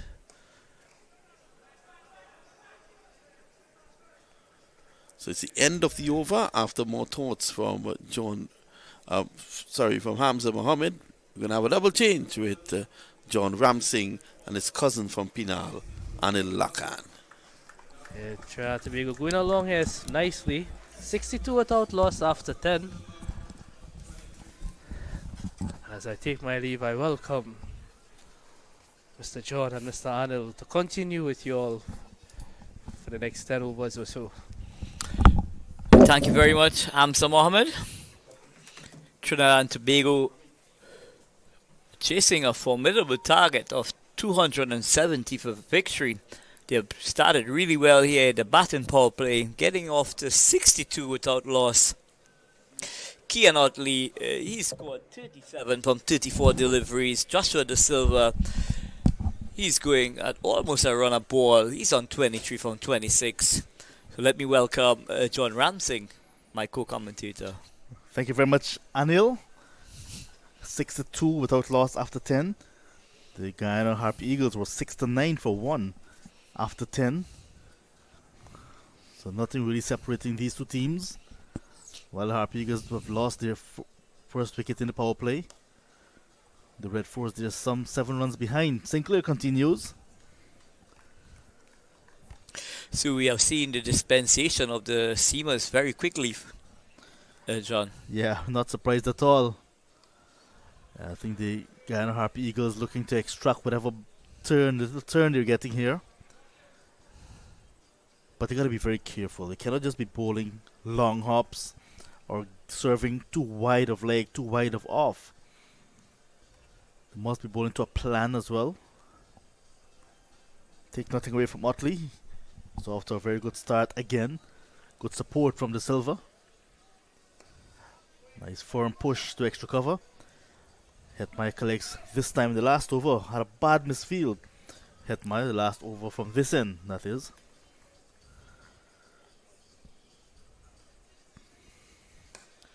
Nice confident drive to long off again. So Sinclair just looping this one up outside the line of the off stump. And Kean Otley just getting that front leg out and playing a lovely off drive down to long off. Long off. That takes the score on to 64. A nice confident push towards extra cover again. So they're picking up the singles easily, the Red Force. Well, as you alluded to earlier, John, the Guyanese bowlers, they haven't been able to really stitch the groupings in terms of how they want to execute, and that has really given the opportunity for both De Silva and Otley to execute. Otley off a 65 not out in the first game, whereas De Silva got 17 before he was bowled by Matthew Ford. I tell you, And that's the end of 11 overs, 6-6 without loss. I was on set when Joshua got bowled, John Ramsing. It was a peach of a delivery for Matthew Ford, that young, exciting fast bowler. It pitched on and just clipped the top of bail. Any bowling coach would have been very proud of that delivery. And Matthew Ford playing for the CCC. From West Indies on the 19 fast bowler. Very good young player. Batted brilliantly as well. I saw him in the CPL this season. And he looked the part playing for the St. Lucia Kings. So 11 overs gone. And looks as if Pestano is going to be switched to the southern end of the ground here. While Vinod Mamchand and Hamza Mohammed were on, the question was asked about the regional titles. How many regional titles these teams have? And Vinod said Trinidad Tobago will have more regional titles than Guyana. But he also mentioned that it will be in a very close gap. So indeed, Trinidad Tobago with 11 titles at the regional level, as opposed to 9 by Guyana. Barbados, Jamaica, 8 each. Leeward Islands 6, Windward Islands 3. However, in 1996, the title was shared between Trinidad and Guyana as well. So not only that they're hustling for the top spot, jostling each other, they also love to share.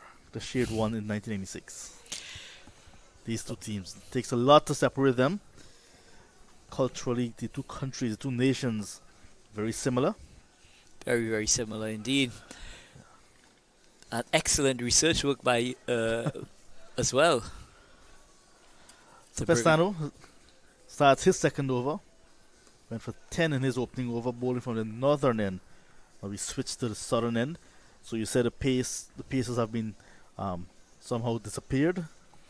So now Pestano is back.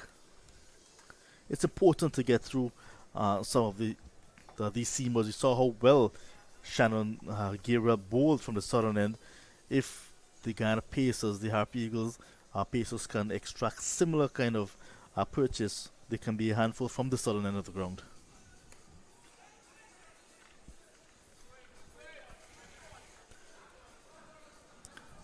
Smart fielding from Tandapol. Yeah, go ahead. So Pestano coming back really well in the second spell. Only his second over, mind you. Second ball. But he As has well. made an excellent start bowling from the top end. Quite similar happened at the Queen's Park Oval in the opening game against the Windward Islands Volcanoes. Had an ordinary start with his first spell, but came back to the death and pulled things back nicely.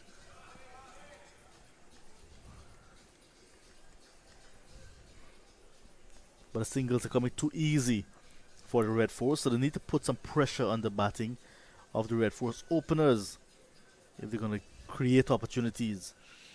Well, what we witnessed in the first half is the fact that this pitch is a really good cricket pitch, and for bowlers it could be a nightmare for them, because we see the likes of Akil Hussain. Once you're a bit offline, the batters are able to cash in. That is very short ball pulled straight to Hetmeyer, and he floored it. That is a sitter by Shemran Hetmeyer standards, and Pestano must be a very disappointed camper at this time. So that was a short ball from Pestano, and went on to the back foot immediately. De Silva and gifted Shimon Hetmeyer catch. Yes, so putting on that effort there at mid-wicket, and how costly this miss is going to be for the Guyana Harpy Eagles. We'll have to see, you have to wait and see, but Hetmeyer do not like gifts. Just do not want to take that one. Hetmeyer, who will be celebrating his birthday on Boxing Day, do not want an early Christmas gift. Pestano working very hard for that wicket. And you know, that would have just been what the doctor ordered as well. You know, for Pestano to change ends, you know, and make that initial breakthrough for the Guyana Harpy Eagles. The breakthrough have eluded the Harpy Eagles so far. This time, he fields it cleanly, Shimon Hetmeyer, and a little bit of applause from the little gathering of spectators here at the Brian Lara Cricket Academy. 12 overs gone, 67 without loss. Nice opening partnership so far by the Red Force openers. Yeah, excellent assessment from both Kian Otley and Joshua De Silva. And at this stage, from the Guyana Harpy Eagles batting perspective, they were 67 as well, but they lost their first wicket at the score on 67. So basically, even Stevens at this stage here. Slight correction, 69. And I cannot forget 69 for many reasons. So the first wicket went down at 69, then they lost their fifth wicket at 169, and eventually the innings finished at 269. So 69 is a number to remember. A lot of guys do not like that number. So at this To be stage, mentioned, I must say. at this stage, the Guyana Harpy Eagles, they were well placed at 76 for 1. And at that stage as well, Anthony Bramble and Shimon Hetmeyer were putting together a little partnership. And then the second wicket fell. So Sinclair continues. Right arm off spinner. But I tell you what, it's going to be interesting to see how long the skipper continues with Sinclair. That was his third over. Oh, that's a beautiful delivery. Just touching down and spinning away from the left-handed Utley. He was shaping to play. Missed it. Well bowled. Yeah, lovely top spinner from Sinclair there. This time too full from Sinclair. The last time these two teams met was the final of the 2021 edition of the Super 50. It was played at Coolidge, and the Red Force won that game and took their 11th title. Guyana bowled out for 210, replying to 362 for 5 made by the Red Force. That was a big victory for the Red Force. During that season as well, like I said, the Red Force played unbeaten. It was a tournament where all the original teams they played each other once, and the top 4 teams went into the semi-final. So Guyana lost both times, or two times, to the Red Force in the preliminary stage and in the final. So very convincing victories as well. Yeah, But this is a brand new game. it's a brand new game. Some of the players are not even here, like Jason Mohammed, who's yet to come. He made 327, but Evan Lewis not here, Lendell Simmons not here. They played a major part with Bat in the Red Force getting to that title last year. And I'm sure the Trinidad Tobago Red Force will be looking for the return of Evan Lewis as well. So steady over coming to an end from Sinclair. 3 singles in that over. At the end of 13, the Red Force looking to get 270 to win. They're exactly 200 runs away at 70 without loss. So excellent start from the Trinidad Tobago Red Force opening batters. Both Keon Otley and Joshua De Silva, they complementing each other whenever the opportunity presents itself. Otley has been the enforcer thus far in this innings, but he's played extremely well up until this time here. He continues to play with sound defense, and when the opportunity arises, he's able to express himself. That's lofted and into the gap as well. What a way to greet Pestano, the start of over number 14. Otley is a man on a mission tonight. He's definitely a man on a mission, but that's what we call a big man shot. Pitched up outside the line of the off stump, and Keon Otley going up and over that extra cover region. What a wonderful sight is it indeed to see this young man really establishing himself and putting the Guyana Harpy Eagles bowler under some pressure. There he goes again. Just taking the outside part of the bat, the outside edge, and it flew down towards just backward of point. The fielder who's sweeping Pamor collects just a single. At least. So I want to mention some of the heroes of this match here tonight, because you can see that Otley is getting some value for shots. The pitch is playing very good. The ball is running off this outfield really nice. And I just want to mention some heroes after this Pestano delivery. That was on the line of the leg stump and this clipped away nicely for a single. Just too easy at the moment. Yeah. And the reason why it's been easy is because the bowlers are bowling on both sides of the wicket, and it's not helping their cause. Not bowling to a plan just yet, you may want to say. Not executing. I'm sure it's not what the skipper will want.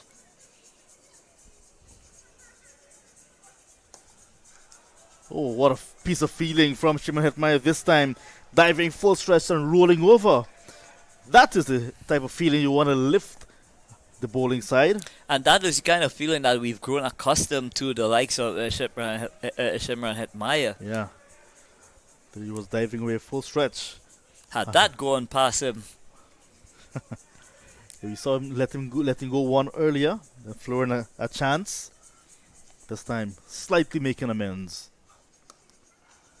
Chance for a run at the non-strikers end. If he hits, it would have been very close. Now they've got an extra run via the overthrow. But they had to hit, had to take a chance there, Gudakesh Moti. Cannot blame him for trying. Not at all. Excellent effort from Gudakesh Moti, going for the stumps here, the direct hit. Unfortunately for him, he wasn't able to disturb the woodwork.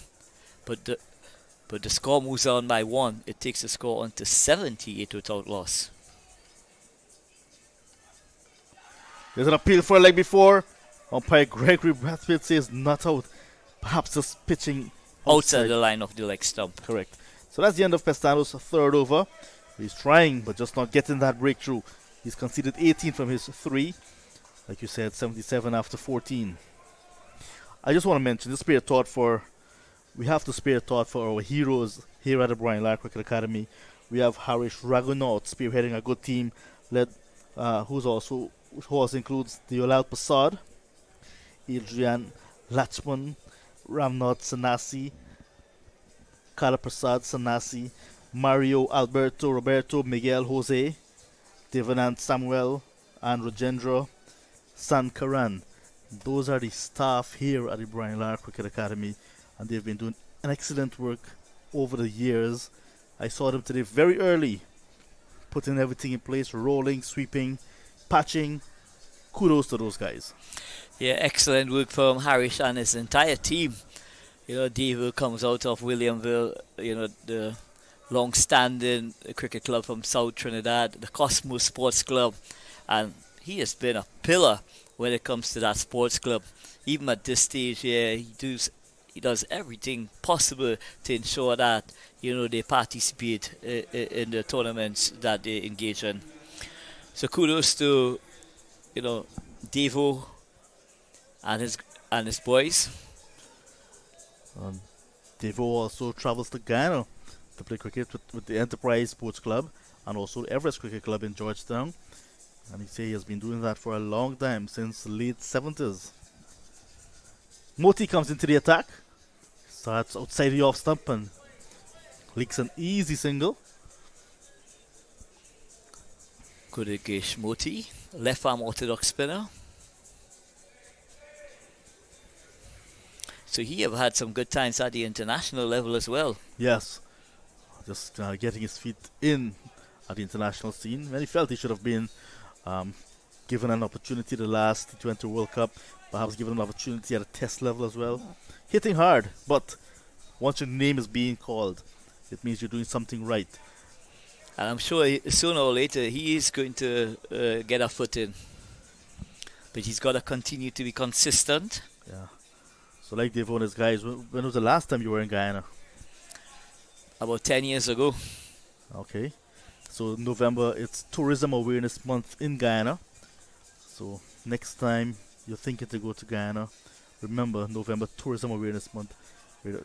Lots of activities happen at all sectors in tourism. So you're welcome. Well, thanks a million for the invitation, John. I look forward to something like that in the foreseeable future. Yeah. The last time I've been to Guyana, I attended a wedding. I hope those persons that you attended that wedding for, they're still married and have lots of children. Well, I am unable to confirm that information, but it was indeed a lovely occasion. So Utley getting closer to his half century. Here he is now, awaits Moti, pushes to Pestano. He's going to be kept on 49.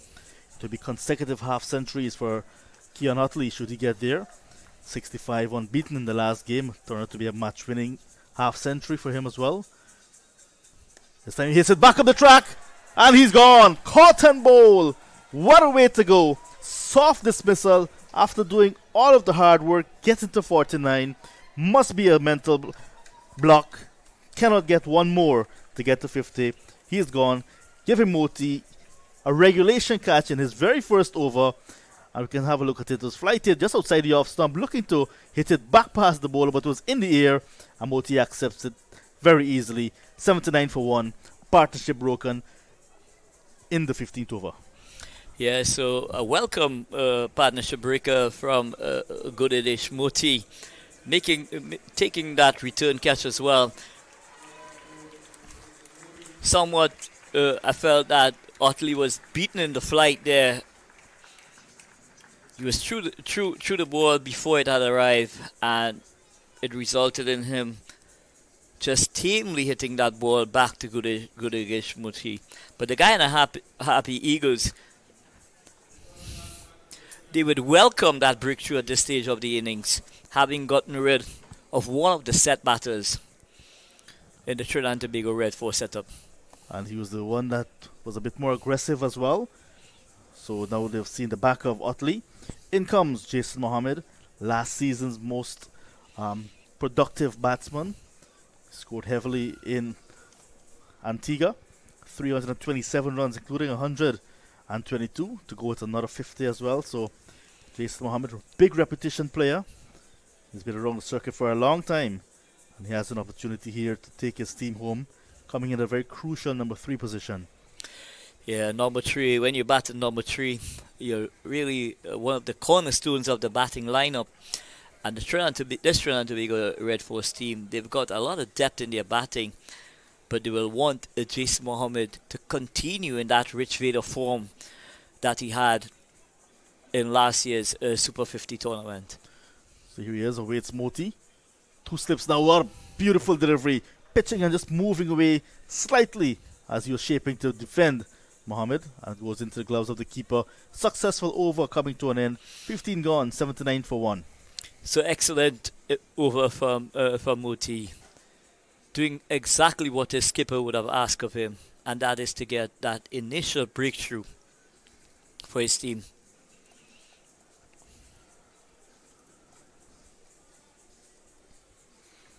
So Del Silva has a start. The one to now take over in terms of responsibility, take the leading role in this partnership, because the Red Force will be looking to build another partnership here. They need partnerships if they're going to get anywhere close to 270. And I have to ask you this question. Why is it that most of our players in the region have not been able to convert, the 50s, the 60s and the 70s into big hundreds? What do you think is lacking when it comes to getting, more consistent scores over the 100 mark, or getting to that converted figure of 100? Yeah. So Shepherd has switched around. He's going to be coming from the southern end of the ground now. Yeah, it's a complex kind of situation where you just cannot say A is the reason or B is the reason. Well, look at fitness first of all. Getting a start or getting to maybe 40, 50, 70 like you mentioned, and not able to carry on. Could be fitness, that's one. Could be that the situation of the game has changed as you approach a milestone, so you may have to approach it differently. I may not just play for a personal milestone, but play for the team. So Also, could be that the bowling has gotten on top, and you certainly don't have the mental nor the physical technique to really go past that score you have. So is it a case where it is is it a mental fitness? Is it mental or physical? Pulled! Suddenly, the Trinidad Tobago Red Force losing another wicket. So the first wicket going down on over number 15, and the very next over, Romario Shepherd, bang on target. Joshua De Silva missing a very full ball, and his middle stump is carted. So Josh, we have a look at it here. In comes Shepherd. Full delivery. Joshua De Silva was guilty of playing across the line of that delivery there and paying the ultimate price. The woodwork has been disturbed, and Joshua De Silva, having played extremely well for his 28 of 38 deliveries, he's got to leave. It's now 2 for 79 in the 16th over, and the Trinidad Tobago Red Force, they've lost 2 wickets in the space of 3 balls for the addition of no run. 2 wickets at the same score. So very timely dismissal from Romario Shepherd, getting rid of another set batter at this stage of the innings. But it brings out the likes of Darren Michael Bravo out to the middle. So it's going to be a very interesting passage of play, John, in the sense that both these batters have not really not started as yet. So I'm sure that the skipper, he's going to try and apply a lot of pressure on both these batters before they get themselves set. So Joshua De Silva, 28 from 38 deliveries, with 4 fours in that innings of his. Whereas Utley, he hit 7 boundaries from 53 balls for his 49. Fresh legs at the crease now. 2 new batsmen, both with international experience behind them. So they want to use that to their advantage, much like what we saw the man who's operating with ball now, Romario Shepherd, did, coming a level down to this regional level and showing their class, showing their authority. And that's what you want to see from guys who are playing at the highest level, at the international level. When they come back to the regional level, you want to see them dominating. Yes, the delivery down the leg side is a half-hearted appeal from the bowler. Not getting the support, but the umpire does not signal a wide for the ball was down the leg side. It means some part of Bravo was touched with that ball. Let's have a look at it and see if you can pick it up with your younger eyes, Anil. It may have just brushed the tie pad on the way to the keeper there. Yeah. I heard you mention Darren Michael Bravo, because if you look at his shirt, it's not saying Bravo, it's saying Michael, and that's his middle name. And his brother, Dwayne John Bravo. Oh, what a beautiful delivery this time as he goes round the wicket. Shepherd beats the outside edge of Bravo.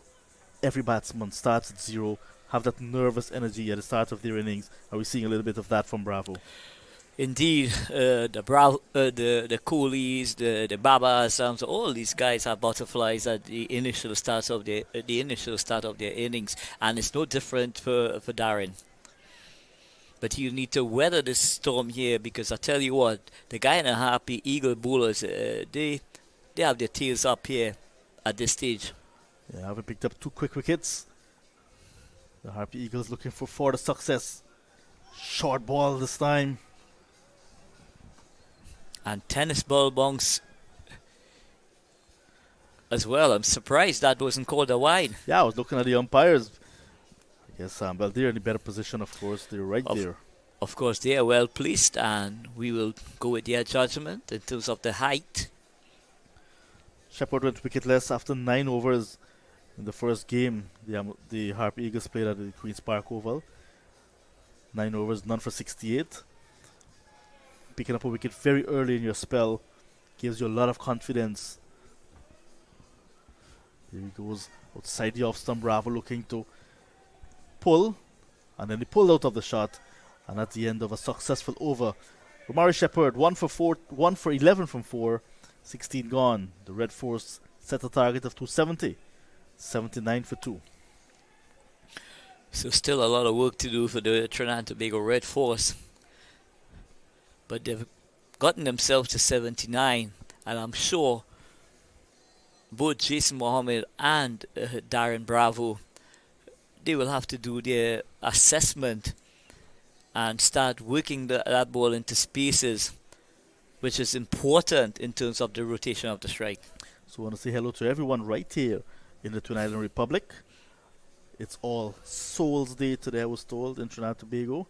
And I saw it on the news, the local news, since arriving in Trinidad Tobago a few days ago. And I saw last night, All Saints Night, the cemeteries around Trinidad Tobago, well, where I was traversing, lots of activities, and tonight it will continue. So with your local knowledge, maybe you can enlighten those that are not familiar with what we're talking about, All Saints Night, All Souls Night. So the All Saints Night is when your ancestors... Moti starts a new over, and Jason Mohammed will get off the mark. Slight misfielding. The fielder in the ring. Sherfin Rutherford and young Chanda Paul does the cleaning up. Yeah, so just continuing. It's where the family members go to the cemeteries and lit candles and put a lot of flowers in remembrance of their family members who have departed before. And the Saints Day is the day that follows, where it's like a day that people really reminisce, the past, and it's like a fasting day. That tradition has been going on since you were a little boy, since you're born into that. Yeah, and I'm sure it would have been there even before I was born as well. Yeah, it's a good. It was interesting. The first time I'm hearing about it. I've been coming to Trinidad Tobago just a few years now, but. So yesterday I went to the cemetery. Both my grandparents, they were buried, in DB cemetery. 2 slips now for Moti, and the right-handed Jason Mohammed gets another single. They're on the attack now, the Harpy Eagles. You saw Johnson at first slip, gesticulating to his bowlers and the ring of fielders as well to just try to prevent the single. They want to keep Jason Mohammed on strike. But now the But- left-handed Bravo is on strike and slips have disappeared. But what you don't want to do as well, you don't want to be coming too tight as well. Because if the batters are able to pierce the gap, then it could result in a boundary. Yeah. So the guys within the 30-yard circle, they've got a responsibility, and that responsibility is to cut the angles off when the ball is hit into their region. Nice flighted delivery again from Gurukesh Moti. So Gurukesh Moti giving this ball some generous flight to Bravo. Yeah. And with both long on and long off in position, I guess he's inviting Bravo to go for that lofted shot over the top. Completes the second over. 1 for 4 so far from the left-arm spinner from Albion in Berbice. 17 gone, 82 for the loss of 2. So the run rate just hovering around that 4.82 mark, which is decent enough at this stage. With 8 wickets still in the shed.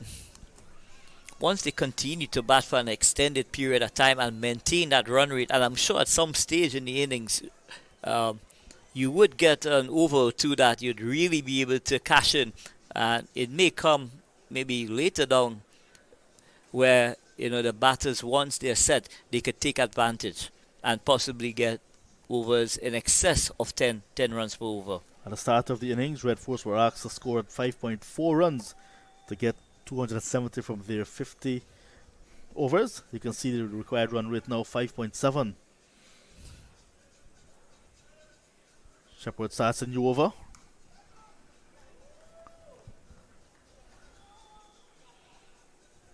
Jason Mohammed going for his signature shot there, crashing that ball, but excellent feeling at backward point. Yeah. He has come alive. He's come alive now. Shimron Hetmeyer holding on to everything now. The cameras are on him.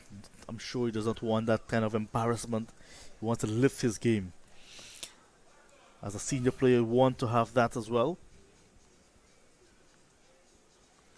Down the leg side, wide signal this time by umpire Gregory Brathwaite. So just possibly overcompensating there a bit and getting his line wrong. You'll have to reload that delivery. Is Romario Shepherd. So Romario Shepherd bowling with a slip, a backward point, a third man, cover sweeping, extra cover, mid-off, mid-on, deep backward square, and a fine leg. Oh, and that's a gem of a delivery. Beats him as you're shaping to play, Jason Mohammed.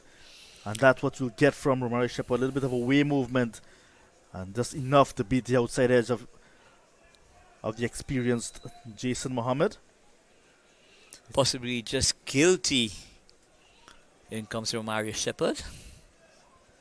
So playing away from his body. Yeah. But he was beaten by the ball that was shaping away from him at the last moment. This time much closer. He drives to mid-on. So Jason Mohammed has been playing List A cricket since 2007. Made his debut in Barbados, against Barbados. Also playing first-class cricket since the year before, 2006. So he is considered a veteran. Some 36 one internationals to go with 90 20s. Last time he played international cricket would have been last year in Barbados against Australia. Last year, July.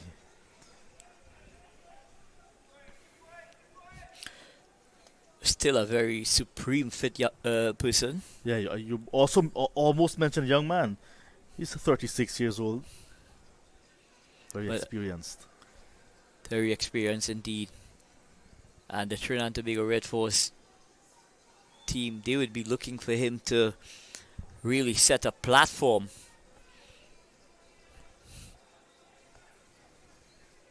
for the batters to follow.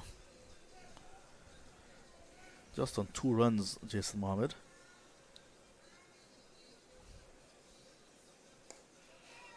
Romario Shepherd into a really nice spell here. We're seeing, his rhythm is right. He's actually hitting the deck very hard as well.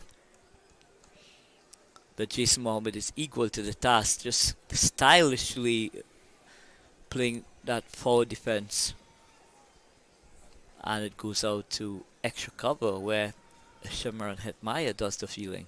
They call him Shadow in local, you can't say local cricket only, because all over the world he goes, I'm sure.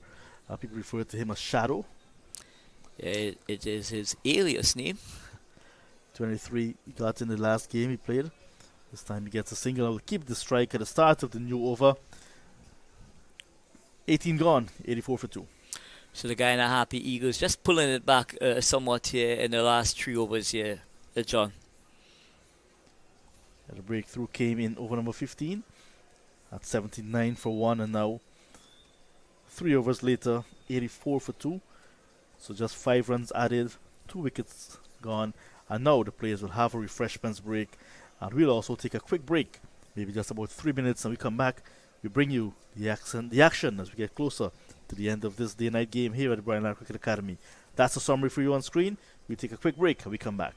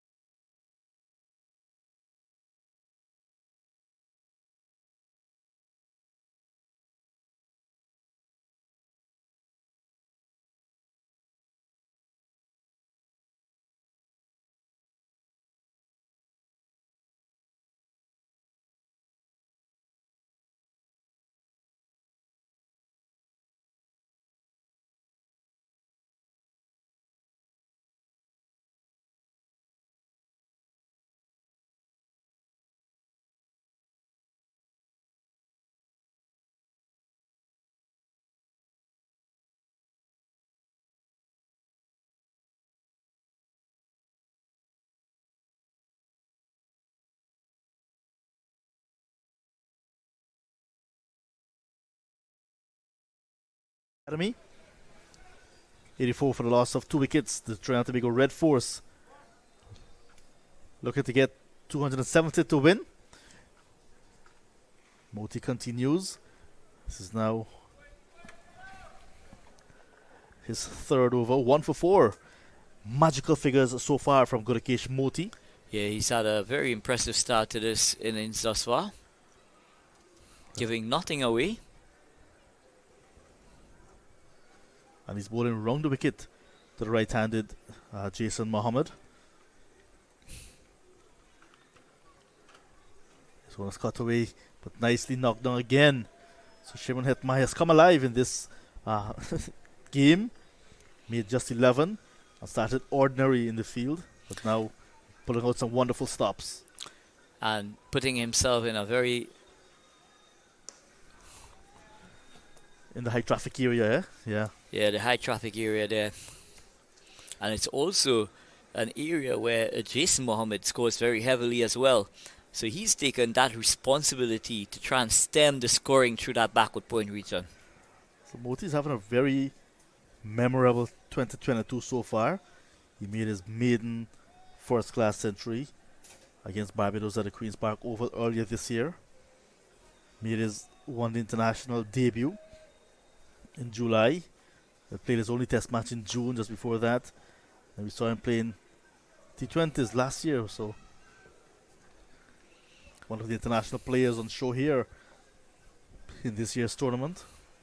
And it's great that even though these guys came back from Australia prematurely, if you ask me, they've made themselves available to participate in the CG 50-over tournament. Yeah. And that, for me, was missing in previous tournaments when the international players were on international assignments, obviously, and do not come and give their experience and so on to rub shoulders with the young ones, to bring them up to a level, so to speak. And we saw that missing, but this time around, all of the players are available. Well, just a few are back in Australia, preparing for that test series. So I'm sure the likes of Tejan Chandapur, he must be licking his lips to get on that plane to travel down under. Yes, he's very happy. I had a chat with him today. Looking forward to the opportunity that has been given to him. He's worked hard to get to that position. Single taken easily by Bravo. So the first over after the refreshments break coming to an end. Moti now bowled 3 overs, 1 for 8. And after 19 overs, the Red Force 88 for 2. So the run rate is just hovering around that 4.5 run per over. But the required rate now has gone to 5.9. So I'm sure that the batters, they would be taking a close look at the required run rate and will try to keep on par with what is required. I always like to say that the required run rate is 6 runs and over rather than 5.87 or 5.9 like you mentioned, because the batsmen do not score a 0.9 of a run or a 0.87, so it's got to be 6 runs and over from here on. And we can see 182 runs needed from 186 balls. So just about a run a ball. Almost a run a ball. Yep. But the very capable batters, we have the 2 at the middle. There's Nicholas Puran still to come. We know Akil Hussain, he can also bat. Then you have the likes of Sunil Narayan, who's... Yannick Curry is still there as well. I know him mainly as a batsman. Recently saw him getting opportunities with the ball. And I must admit, he's come on by leaps and bounds.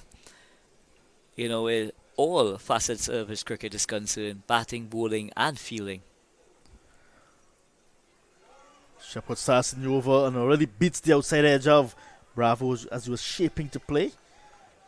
But we'll give him the benefit of the doubt that he pulled out at the last moment there. What's quicker from Romario Shepherd? So Romario Shepherd into his 6th over, and one wonders how long the skipper is going to continue with him. We saw him earlier, Shepherd, blasting a 74 from 46 balls. A top score, not out that is, to get his side to 269 for a loss of 9. This time Bravo defends nicely. Yeah, looks solid in defence there. Very stylish indeed is Darren Bravo. He has all the shots in the book. So this Trinidad and Tobago Red Force team, they would be looking for the likes of Darren Bravo and Jason Mohammed to consolidate and to further strengthen the platform that the openers had the opportunity to perform. And Shepherd riding on that wave of confidence that he got from his batting, looking for further success. This one is tucked off the hips. So Bravo, classy batsman, but just not getting runs for the longest while across the formats as well. Well, I tell you what, you look at some of the greatest players who have graced the field. You know, at some stage of their career, they had instances where they were going through some really tough times in terms of scoring. But you've got to back yourself. You got to back the process, and more importantly, stay as positive as you can. Because you don't become a bad player overnight. Extra bounce this time, and Jason Mohammed a little bit watchful as the ball goes over his bat and into the gloves of the keeper. I already mentioned bad patch and don't become a bad player overnight. Shivnarine Chanderpaul recently launched his book. It's called Tiger Tiger, Burning Bright, the Shivnarine Chanderpaul story. It's actually available on Amazon at the moment.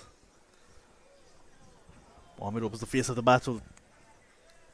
Not feel it cleanly, we get a single. I remember Chanderpaul towards the end of his career had just a little bit of a bad patch against I think it was South Africa or England, one of those teams, and then was dumped almost immediately. And that was actually captured in his book. And he said he was not ready for retirement. That's one of the quotes in this book from Chanderpaul. So you do not become a bad player overnight. That has brought back so much of memories of what happened to this legend. And then added to that as well, no one except the player himself should know, you know, when is the best time, you know, to leave. Yeah. Hamza Mohammed will come a call in because that's the end of 20 overs, and the Red forced 90 for the loss of 2. Mohammed is on 6, Bravo 4. Remember, they're replying to 269 for 9 made by the Harpy Eagles. But at this stage of the Guyana Harpy Eagles batting, they were 94 for 4, so it's a difference of 2 wickets at this stage. So I'd like to welcome Hamza Mohammed.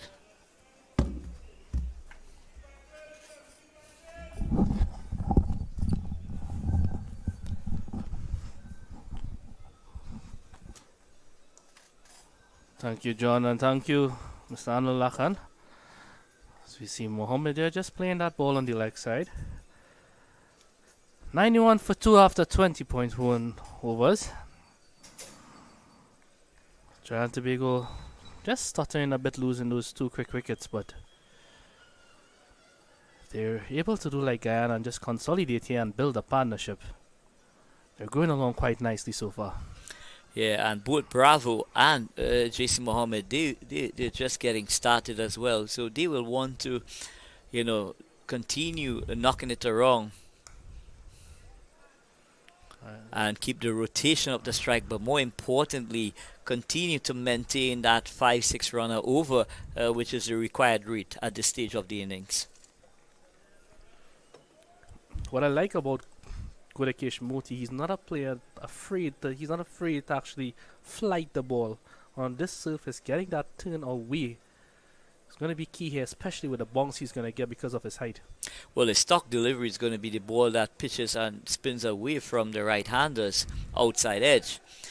But then he's got in his repertoire that arm ball as well.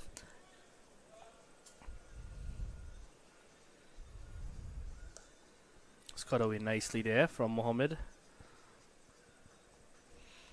2 very experienced campaigners here.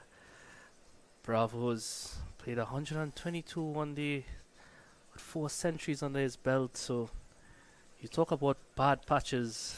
I mean, you want to just build an innings here and hopefully build this momentum. Early days in this tournament still. Yeah, Darren Bravo will want to make a good start here.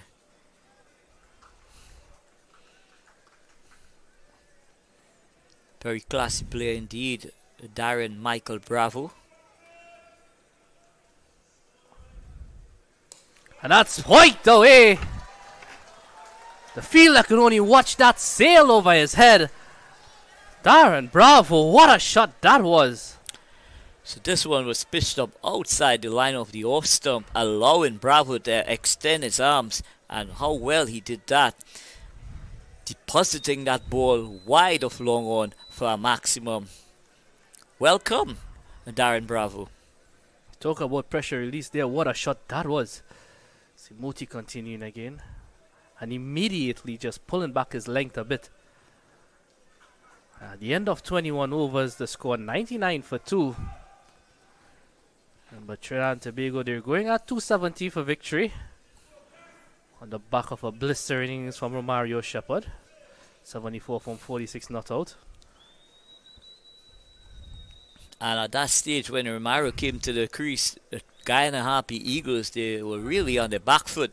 They were just about 180 for 8 at that stage. And he totally transformed that innings with a blistering 74. And he was ably supported by no other than Persami Pomal. That 10th wicket partnership was in excess of 70 runs. Yeah, consecutive 10 wicket partnerships, 48 and then 70 plus here. See Pestano, he's back into the attack. It's a bit all over the place in his first spell. He'd be looking to make amends here and probably just line up a bit.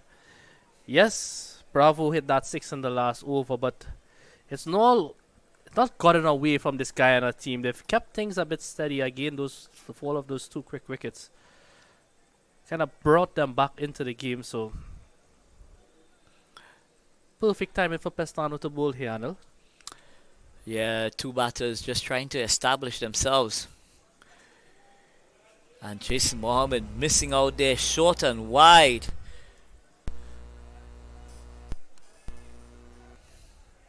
Very lucky to get away with that delivery is Pestano.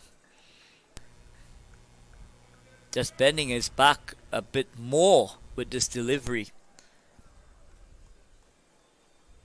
So what's needed here is for bowlers to bowl in tandem.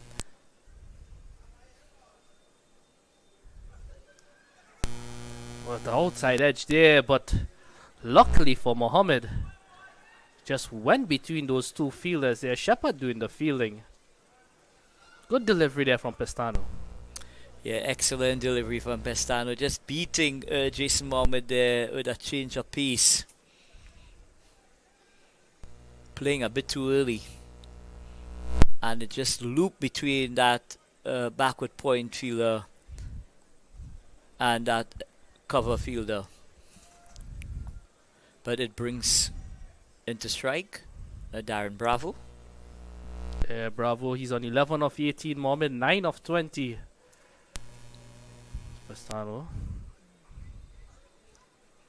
Oh, Bravo just looking to cut that away. He's showing a bit of intent here, Bravo. Which is not bad signs at all here from a Trinidad perspective. But he's definitely looking, to change gears here at the Brownlow Cricket Academy is Darren Bravo. And it's great that, he's showing that intent in wanting to score and push on. Yeah, if you look at a shorter version of the games, when he shows that bit of intent when he's tied down after being in a rough patch, that's when he actually gets a bit of runs under his belt and he carries on for a bit. And that's pulled away again, nicely finding the gap. Darren Bravo. Excellent shot there, but Pestano short again on that occasion. Yeah, poor delivery from Pestano, and I'll tell you what, the Guyana Harpy Eagles, their plan is to bowl short to Bravo, because he has been in the past very, very... You see that ball just sitting up there for Darren Bravo. Easy pickings in the end. Yeah, Darren Bravo has struggled in the past with a short pitch delivery, and at this early stage of his innings, they're really looking to pepper him, but, he really executed that pull shot to perfection there. Oh, that's much better there from Pestano. Bravo. He's really looking the part here tonight here at the Brownlow Cricket Academy. His feet is moving. He's getting behind the line of the delivery. And more importantly, what I like about what I'm seeing is the fact that he's very balanced when he's moving either forward or backward. Yeah, so at the end of 22 overs, Trinidad and Tobago, they're going along nicely here. They're 104 for 2. Mohammed, he's on 9 of 20. Bravo, he's on 15 of 21. As we mentioned before, these guys, they can up their strike rate in a matter of deliveries. As we see St. Clair, he's coming back into the attack as well. He's bowled some 3 overs for 15 runs. Not bad start here from him. So the pitch continues to play extremely well here at the Brownlow Cricket Academy, and many congratulations to the stadium manager, Mr. Harish, and his entire team, who continues to do an excellent job here by preparing excellent cricket pitches here. And this pitch, having looked at the first half, there is no demons in it. There's something for the fast bowlers, there's something for the spinners, and if the batters, stay long enough, they can cash in as well. Here's St. Clair. Well, just tucked away nicely there. Do you think we'll see one of those backflips here today if St. Clair picks up a wicket?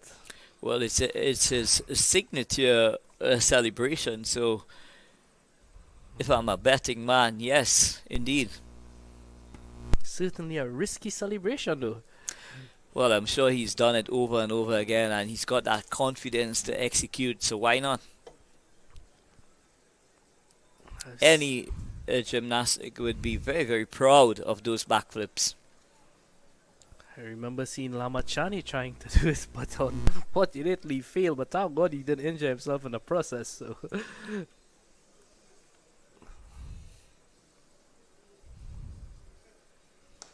And that's pulled away again from Bravo. Bravo certainly looking like a man on a mission here now.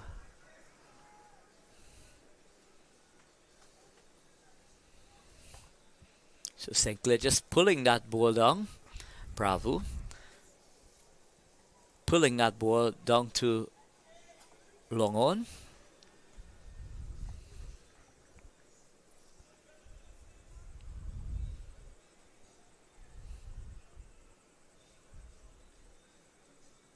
Oh, that's well bowled there from St. Clair. Flighted delivery again. Yeah, and that ball just going on with the arm and beating the outside edge of Jason Mohammed's bat. That's cut away nicely. Jason Mohammed, Anil, leading run scorer last season, 327 runs. Certainly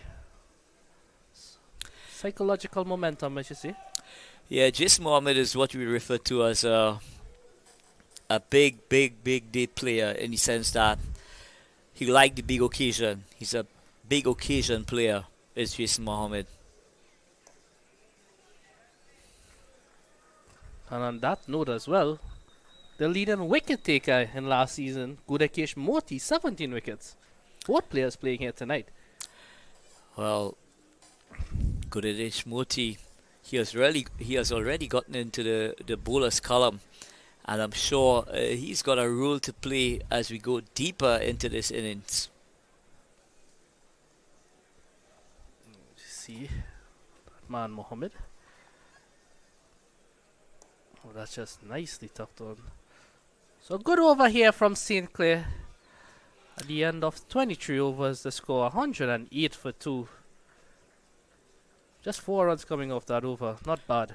So a steady start here by St. Clair in his second spell. Not really spinning the ball much. More or less just trying to bowl wicket to wicket and take away the levers on the batters. So the run rate, the required run rate at this stage is 6 runs over.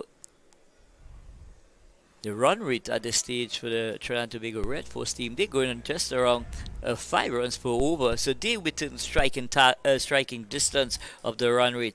And both these players will be keeping a keen eye on what's the required run rate going for an extended period of time.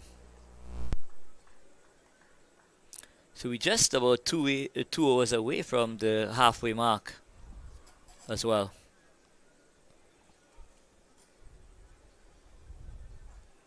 Short again from Pestano.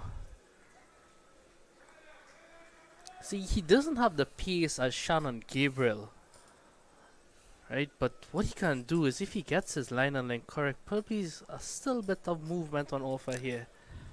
Well, the fact of the matter is, on this pitch, there's hardly any room for any error in terms of if you're short and wide, you're going to be punished. If you pitch up, you're going to be punished. So the margin for error, is so small that the batters are able to really navigate and break, get the singles. Let's pull away there. And that's timed brilliantly in the end. 4 runs for Jason Mohammed.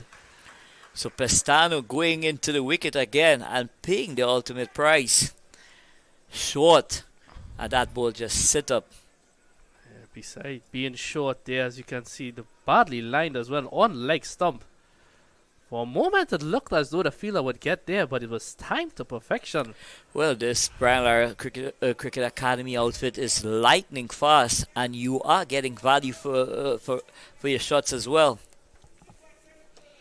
Once it goes past the fielders, more likely than not, it's going to go into the boundary. Oh my God! And that's definitely a no ball there, just probably slipping. Bit of dew on play here. Well, I'm sure he's going to be given a warning as a start. And we're seeing the effects, Hamza, of the dew effect taking effect here at the Brian Lara Cricket Academy. Yeah, something we would have mentioned earlier. That ball certainly was high. As you can see, yeah, just slipping out there. And that could have taken Jason Mohammed out completely. Certainly surprised. But I'm sure the conditions, possibly would have resulted in Pestano delivering that very high pitch delivery. So we have a free hit on show here. Let's see what Jason Mohammed can do. And that's pulled away, not connected well, just over that man. At short mid wicket, and it's going to run away for 4. So making good use of the free hit here was Jason Mohammed. So Pestano going into the wicket again, a bit more quicker with this delivery, but Jason Mohammed was sensing that he was going to go into the pitch. He was early into position and camping onto the back foot there, depositing that ball over a mid-wicket, and it goes into the mid-wicket boundary for 4. So that takes the score on to 118 for 2. And quickly, Jason Mohammed has moved on to 19.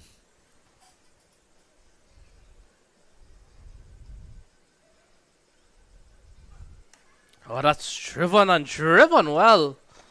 But a good piece of...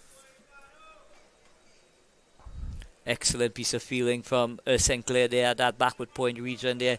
That ball was peeling off the outside edge, but moving smartly to his left and affecting that stop. Yeah, so immediately some intentions being showed here. So both Darren Bravo and Jason Mohammed, they're getting set here now, and it could be ominous times here for the Guyana Harpy Eagles. But just as we said that, Pestano goes past the inside edge of Jason Mohammed's bat.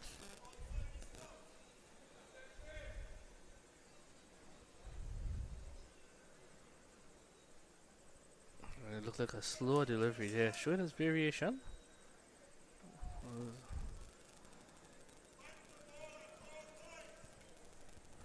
That ball was pitching on, and then at the last moment it chipped away. What a beauty of an outswinger there from Pestano.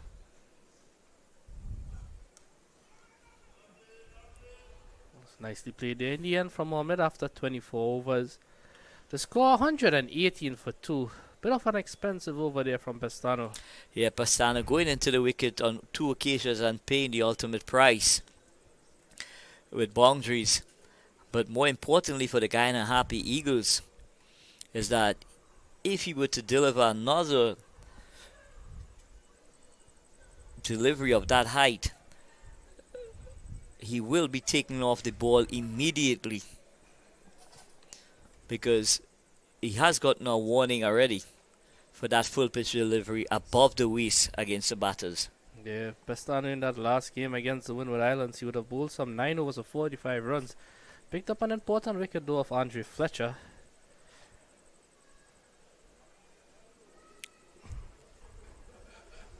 Sinclair would have opened the bowling in that game. So he's here now bowling to Darren Bravo, who's looking a bit aggressive at the moment. That's well bowled. So Bravo just pressing onto the front foot there, tapping it back to the bowler.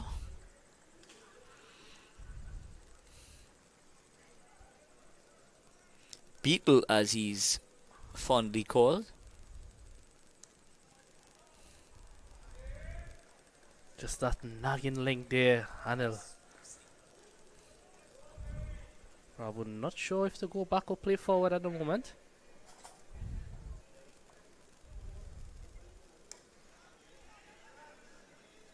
That's a good single there. Hetmeyer was moving smartly to his right, but was unable to stop that single. So lovely a placement from Bravo, just playing the ball at the last moment and getting that ball between the fielders there at backward point.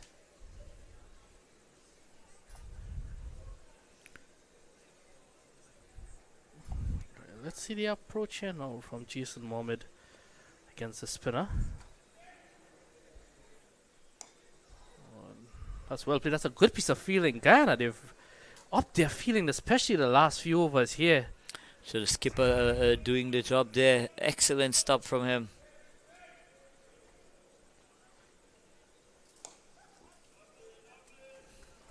Oh, that's good work. This is good work here from the Guyana team, just raising their spirits a bit in the field. Not afraid to dive wrong here, the Guyana team.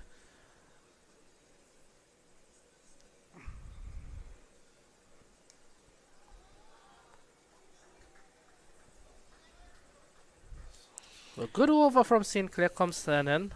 So at the halfway mark now, Anil, 120 for 2.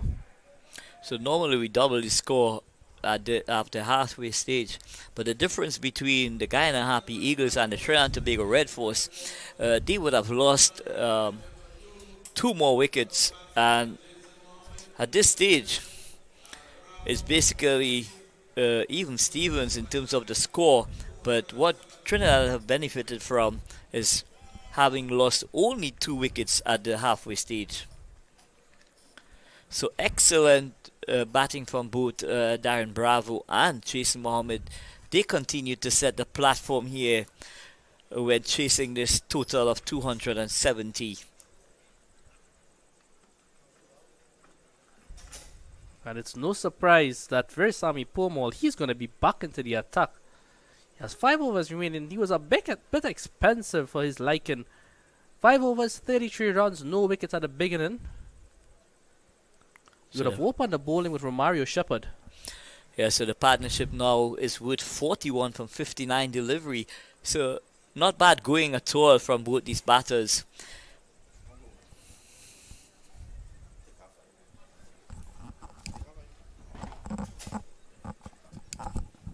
So as I say goodbye for now to Mr.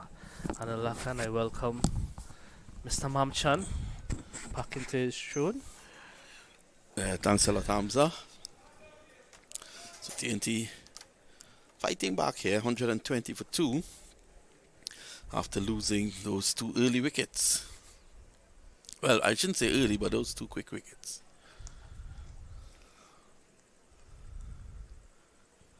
Mohammed on 20 of 34.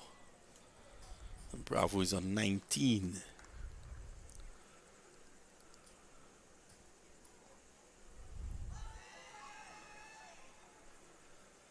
Delivery going down the leg side.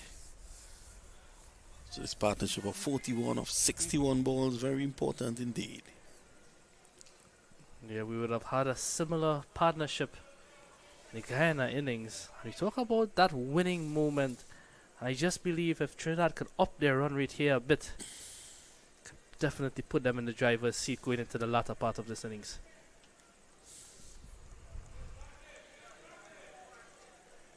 (20 of 36), typical Jason Mohammed innings.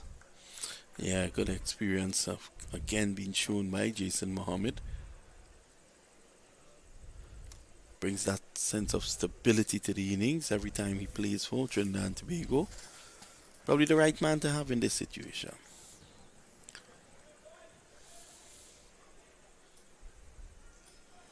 We spoke about Darren Bravo and all as well. 100 plus, 1 days, 4 centuries to his name.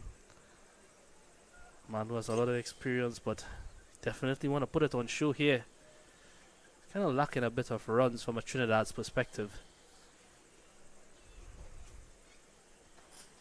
I think he's doing it with the right man on the other end, a man with a cool head in Jason Mohammed.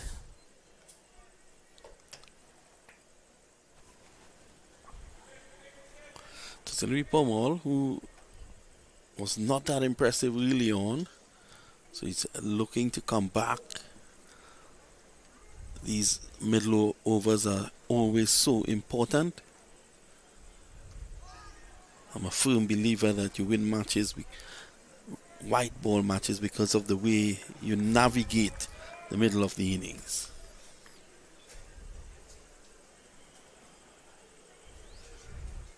Bravo has been less than impressive in recent times. There's a unique opportunity here. Again, just pushing at this one, beaten, fanning at it there. Bravo brings the over to an end. The latest score at the Brown Cricket Academy. TNT Red Force 121 for 2. Yeah, Pumol just using all his experience there.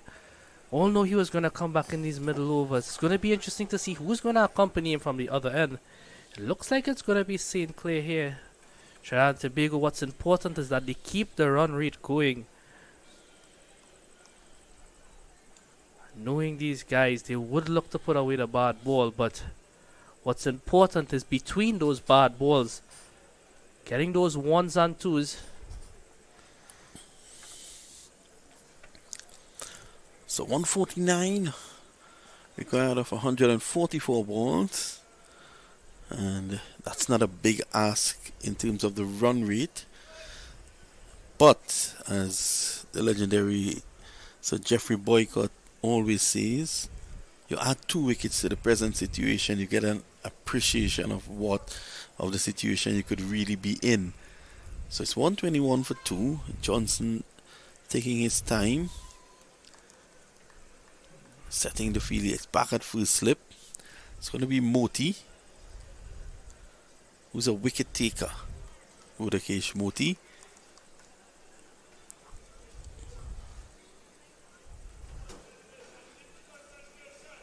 Johnson just making sure he gets his field precise here.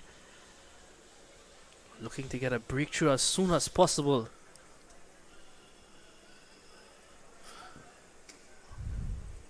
So we have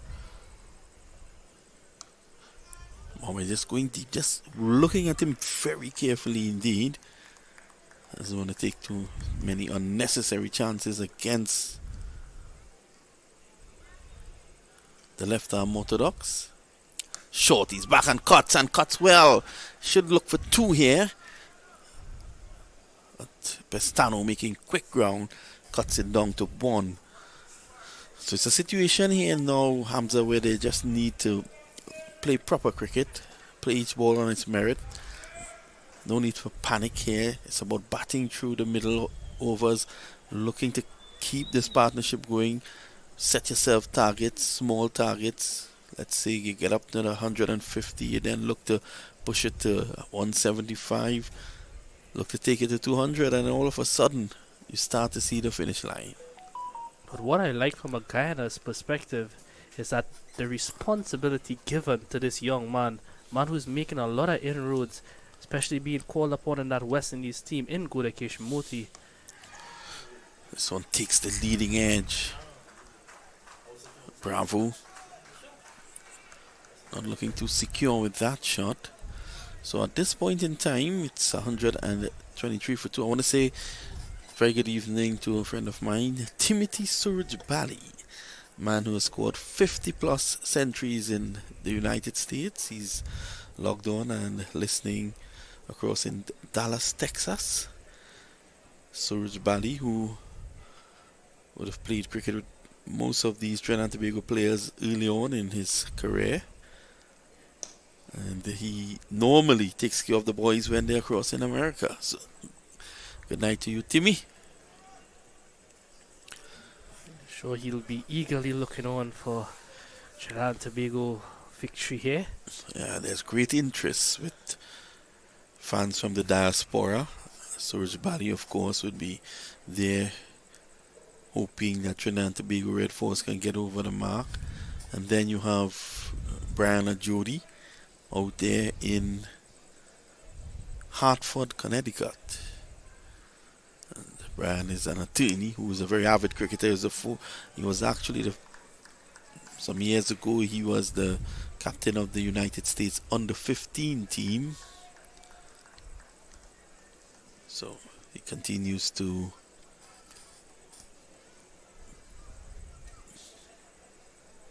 get himself involved in cricket. These days, not playing that much because of work commitments. So he's actually an administrator. And would you believe, he and his dad, they are the owners of the West Indies Legends team at the Legends World Cup. And they've won back-to-back titles with that West Indies team.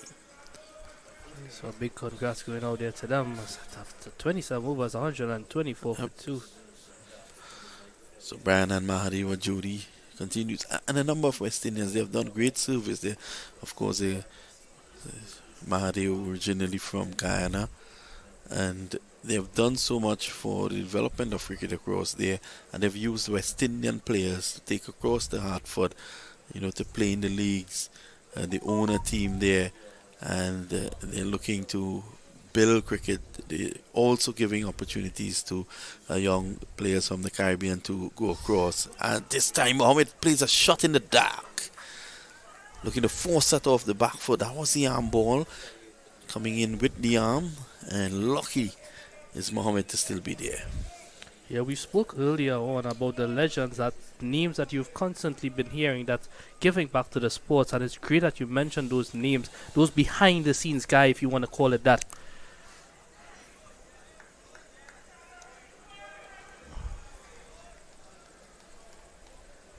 So Guyana knows that if they can break this partnership, they can then start working into the middle order.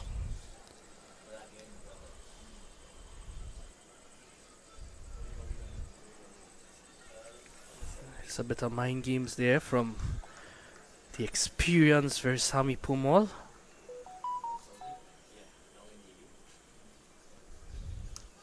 Spark cutting away. So it's a situation here now, Hamza, where by no means it's done and dusted. 125 for 2 always looks healthy, but a breakthrough which they're yearning here, the Guyanese, can really give them an opportunity, to go, as I said before, further into the middle order. Of course, the West Indies wide ball captain Nicholas Puran is another man who is up soon. He'll be looking to spend some time out there. Sammy's back. Bravo. Needs to spend time out there. Darren Bravo hasn't been himself for quite a while. Yeah, certainly so. And like I mentioned earlier, senior men on either side, himself as well as Shimron Hitmaya, be looking to try and build some sort of foundation for themselves moving forward in this competition. Again, we said early days, but this is the time where you want to build that platform, build that momentum, and get yourself in some form moving forward to help your team in those crucial stages of the competition. So we have a number of This time it's short, pulling, and he's gone. Terrible shot there by Jason Mohammed. That ball just did not get up, and he was through the shot early, and diving forward was that man Shimron Hetmaya and taking a catch. You can see Mohammed not getting hold of it. Let's have a look. And this is where things go awry. It was short and just not getting control of the shot.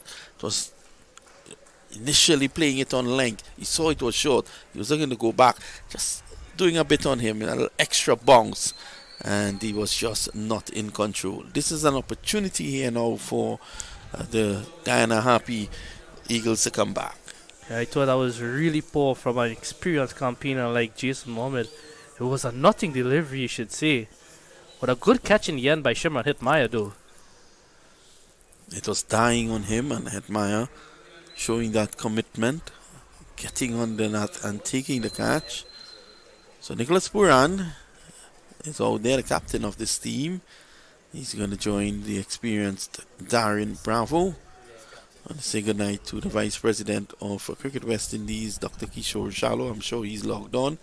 And he has been working very, very hard indeed to have tournaments rolling out, tournaments after tournaments. You know, Cricket West Indies, I think, is one of the leading cricket boards around the world in terms of getting cricket back since COVID. You know, they were very, very keen in getting cricket back. Dr. Shallow himself out in St. Vincent held the first cricket tournament in the world after COVID.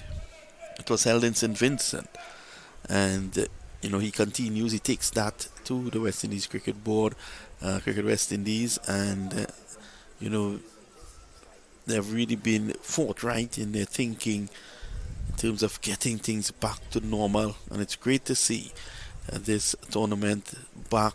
You know, we haven't had it since COVID.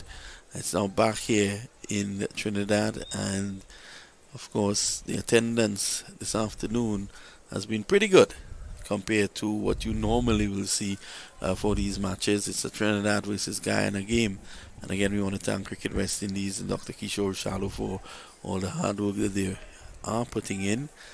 And you know, West Indies cricket, a lot of bright and sunny days ahead.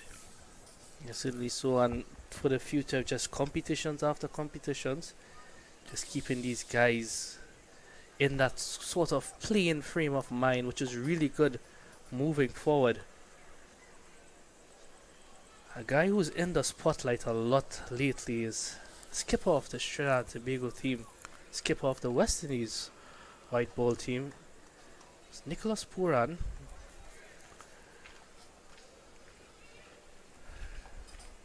Be looking to make some amends here. Didn't have a good time in Australia.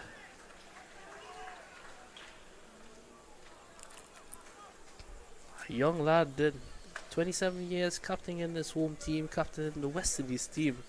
Some big responsibilities on his shoulder. But he's been around a while.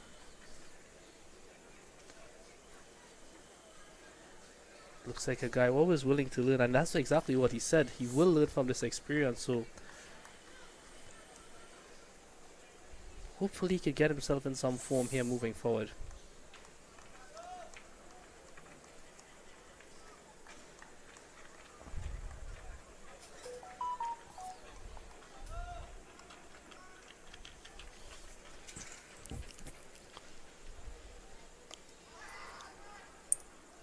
St. Clair's keeping it really steady here.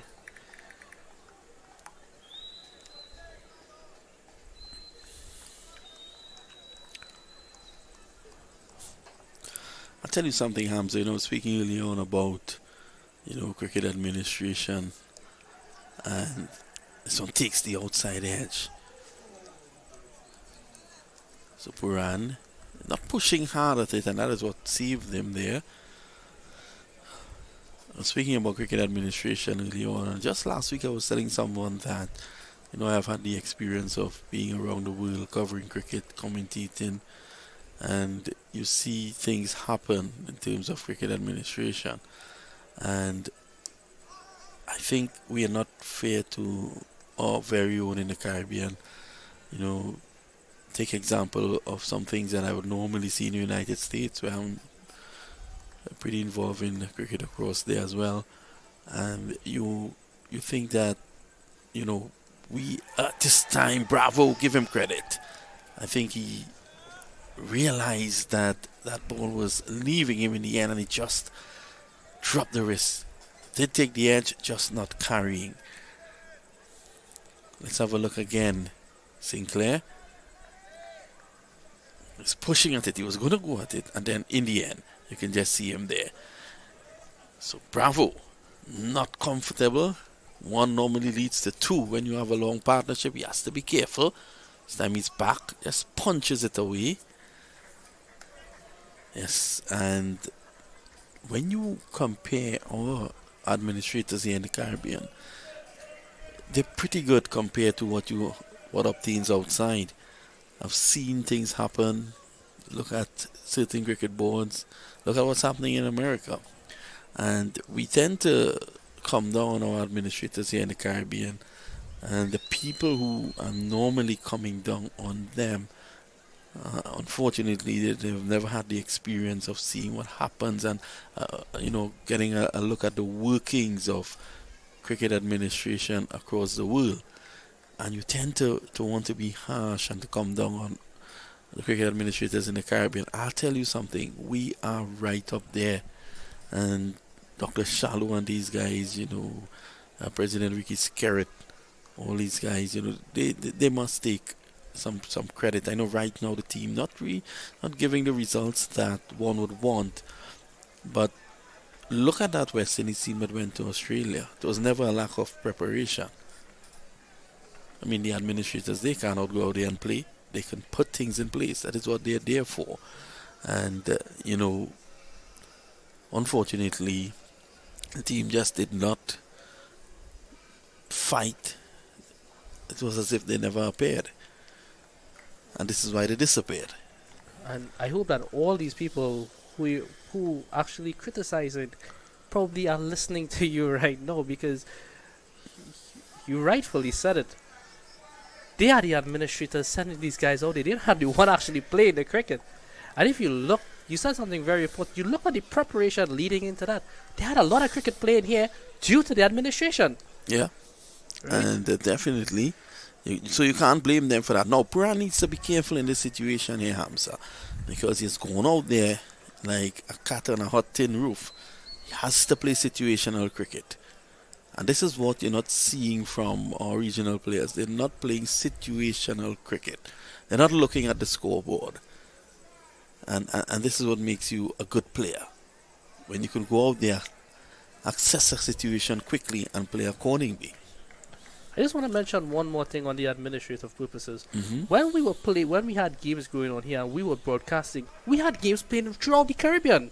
There were competitions playing throughout the Caribbean just to get these guys prepared for that next step. So that alone should say something. It wasn't just Trinidad alone. Yeah, definitely. And I would not want to be a West Indian cricket administrator at this point, because I'll tell you why. I think franchise cricket has been a bit of a cancer when it comes to West Indies cricket. I understand that the guys will want to be out there making big bucks, but it has to be controlled. The BCCI controls it. Definitely. The PCB controls it. I remember a couple of years ago at the CPL when Mohammed Amir and these guys were called back to Pakistan midway during the CPL. And they were not called back to Pakistan to play for Pakistan. They were called to center a camp. Every man responded. So, we have to take all these things into consideration. And, when we criticizing people. Having said that, it's 132 for 3 after 30 overs. And I'm now going to leave you for the next period or so in the very capable hands of Mr. John Ramsey.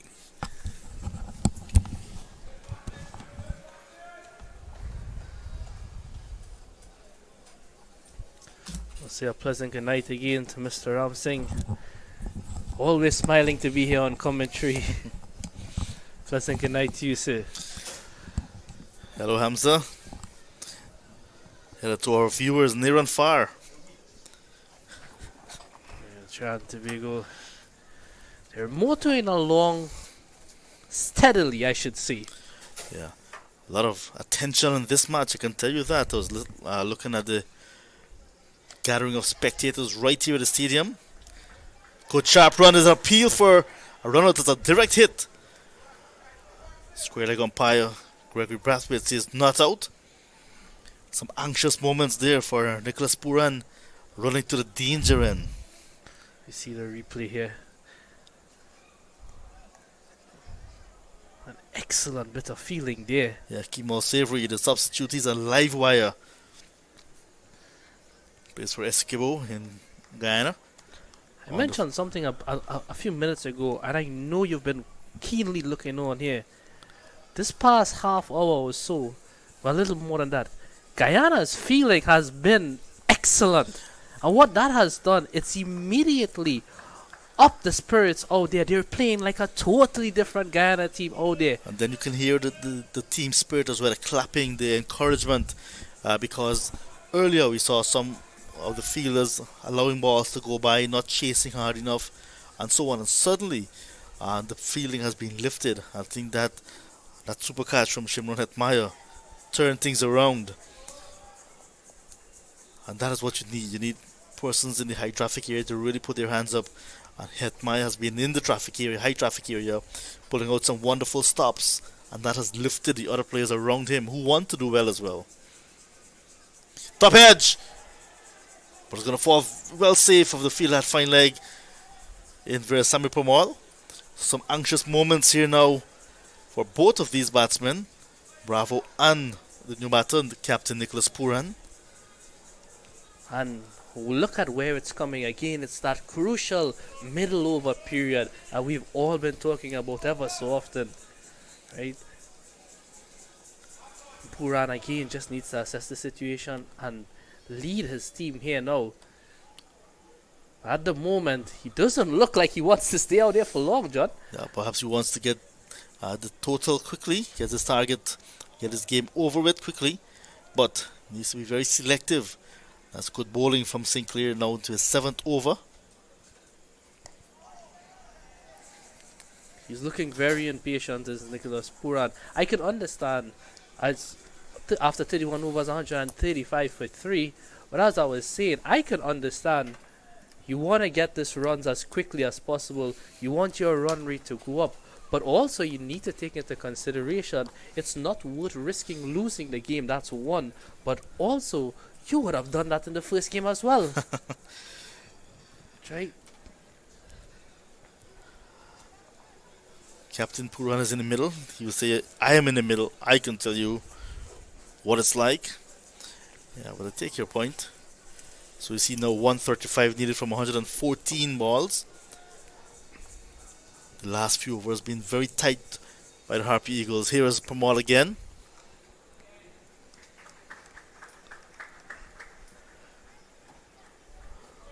Two days ago, Nicholas Puran came 9 not out from just 6 deliveries, hit a 1 maximum. So you wanted to end the game quickly then. And today we're seeing now with a chase of 270 in front of them. Captain Puran just got into the crease. Look at the step the ante up early. Sometimes you would say that the batters do not want the bowlers to get on top of them. This one is swept nicely, powerfully into the gap on 4 runs. If there was ever an excellent shot, it was that one. Yeah, that will do his confidence a world of good there, Nicholas Puran. It was on the line of the leg stump to begin with. You can have a look here and you'll see. In fact, it was on the middle stump and slightly turning away, and he swept it all along the ground, fetching it from outside off Puran. But that's when you back yourself to play a shot. So you've seen Otley, caught and ball Moti 49, 79 for 1. De Silva followed at the same score. Bowled Shepard for 28. Jason Mohammed Short and pulled away again. What a connection that was from Nicholas Puran. Not the best of bowling here from Pum, although he had a couple good overs coming back from this end. Remember, he would have bowled 5 overs from the previous end and gone for 33. not having the best of over here right now. He's gone for 9 of 3 so far. Yeah, that sweep shot early in the over really made it a little bit difficult for Pamal now, looking to see where he can actually bowl to keep Nicholas Pooran quiet. And that long hop not helping it at all.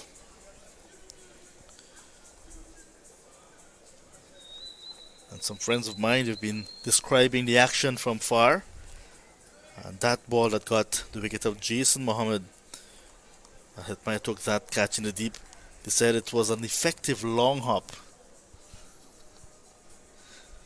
It was one of those balls that could have gone anywhere, John. It did go to the hands of the waiting Shimron Hetmaya. So Pomalo on over number 9, leaking 2 boundaries in this over. Played his part with the bat in that 68-run unbroken partnership for the final wicket with Shepherd.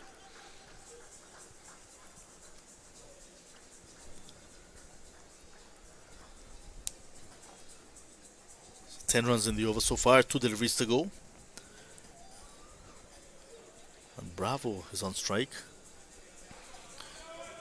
Bravo usually saves his best for the Guyana attack at any level. Yeah, I remember him a few years ago hitting runs for Beaton for that final ball 6 to win that game for Trinidad. Yeah, that ball went sailing into the night sky.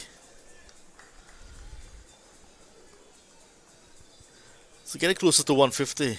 The Red Force, 145 for 3 in over number 32. Umpire Greg Brathwaite having a look at the ball. Thinks it's okay. Allows Pamal to continue. Must say it's something that's been kept a close eye on as of recent times. Just inspecting that ball.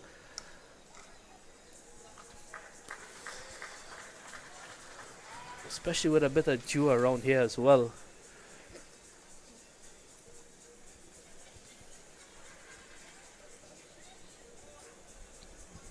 So the 50 is on the board for Versami Pamal. 1 for 50.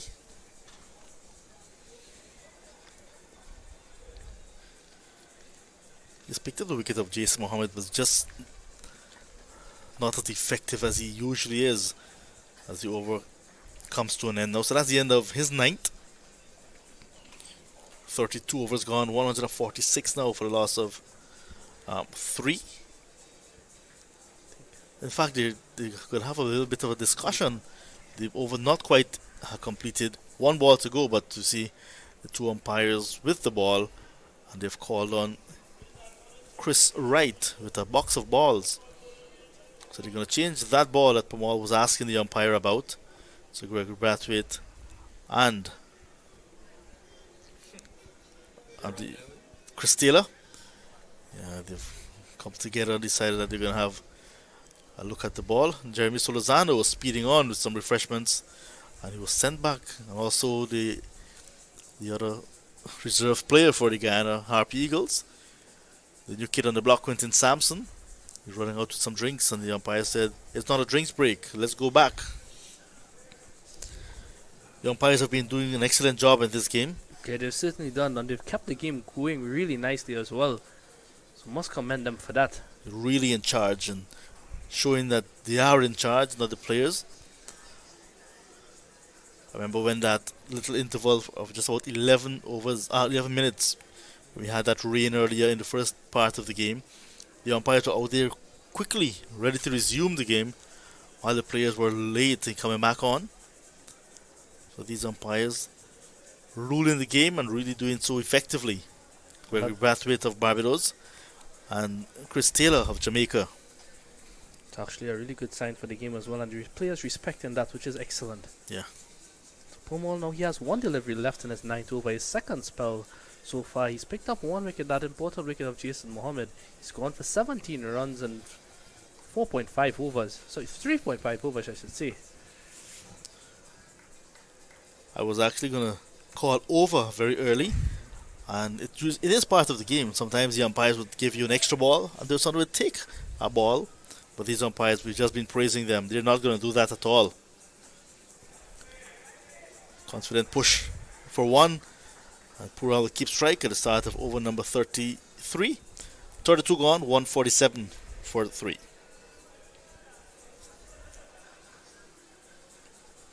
Yeah, the Trinidad Tobago team, they require another 123 runs for victory.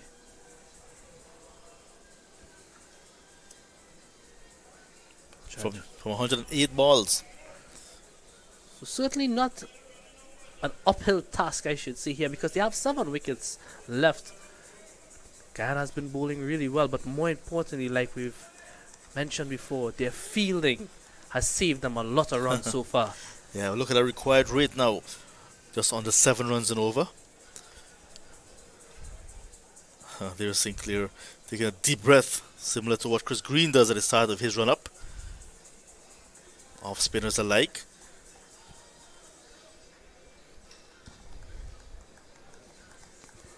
So Puran on 13. Like to bat right through to the end to give his team that opportunity of overhauling this target. This one slapped down towards long off. And if he can't stay there till the end, then more than likely Trinidad may just cross this line. He's come out here and shown a very aggressive intent so far. That's probably not a bad thing from a Guyana's perspective as well. Yeah, because once you begin to be very aggressive, you can become over-attacking and cause your demise. And he's played a few loose shots as well.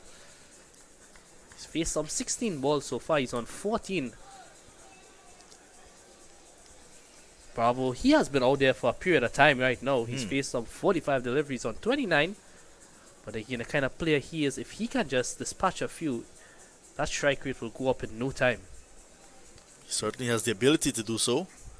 Short ball. Punch down the ground. The call is 2. Imlak is very quick, moving to his right at long off.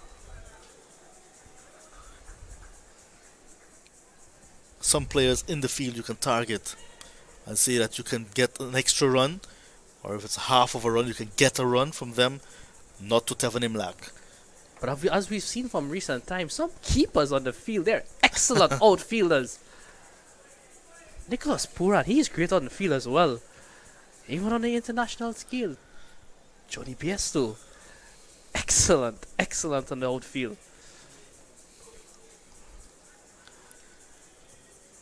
This Harpy Eagles squad, 3 wicket keepers on tour. Over completed, just 2 runs from Sinclair's 8, 149 for 3. And now, the umpires are calling on the refreshments. So now the players will have an opportunity for an official refreshments break. 33 overs gone. 149 the Trinidad Tobago Red Force. The target is 270. Currently scoring at 4.52.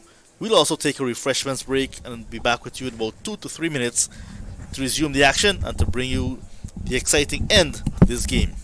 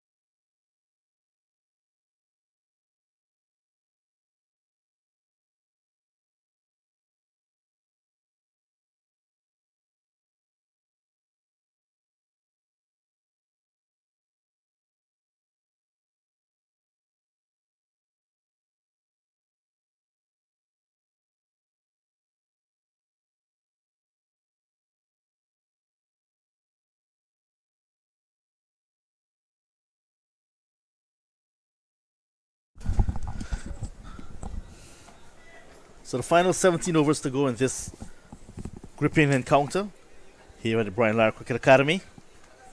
It's the first meeting of these two teams in this year's CG United Regional Super 50 Cup.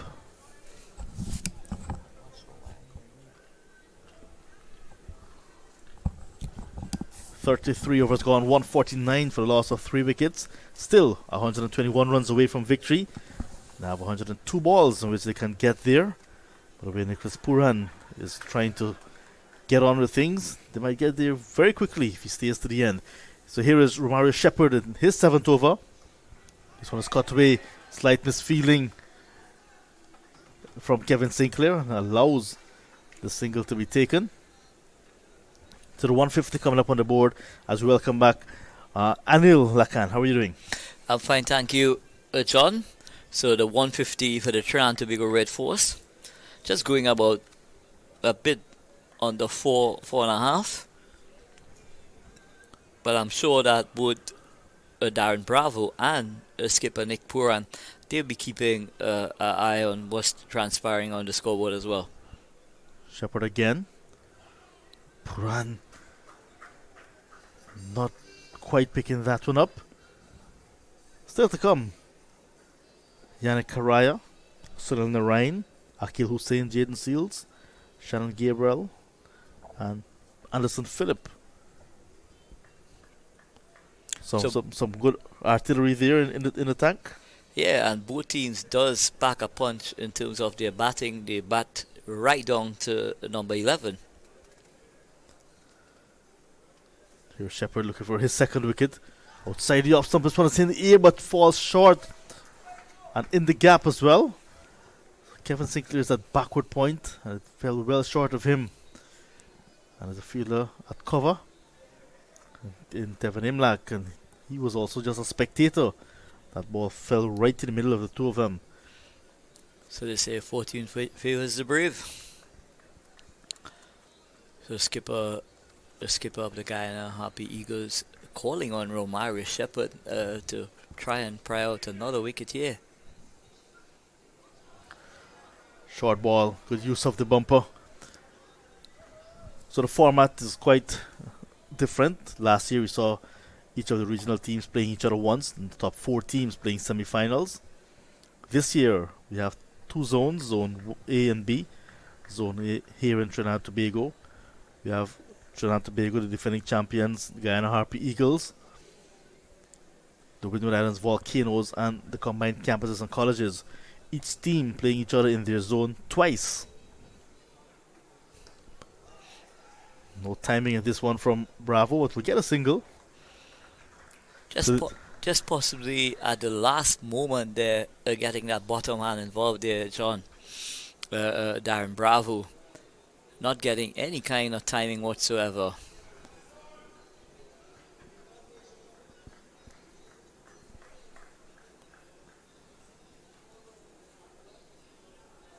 So this is the first meeting of these two teams. It's a day and night encounter. The next time they meet each other will be a day match at the Queen's Park Oval.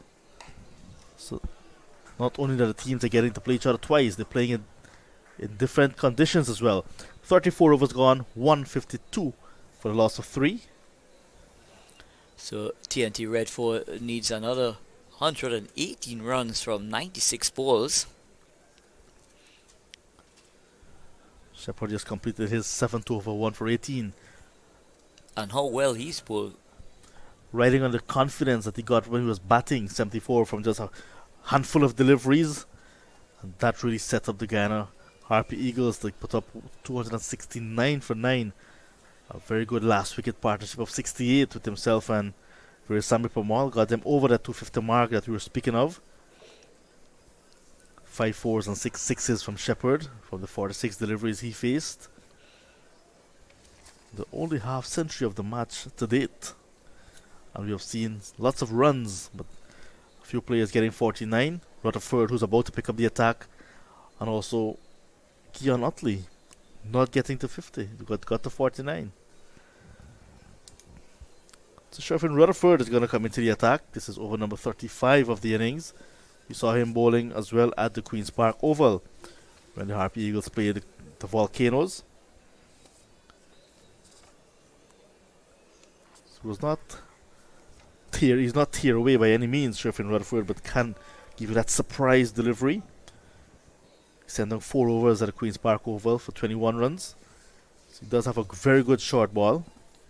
Pace on and pace off. Players have been really working on that pace off bouncer, that slower bouncer. So is he a hit the deck bowler or more of the skitty type? He actually gives you both. Yeah. But he hits the deck hard.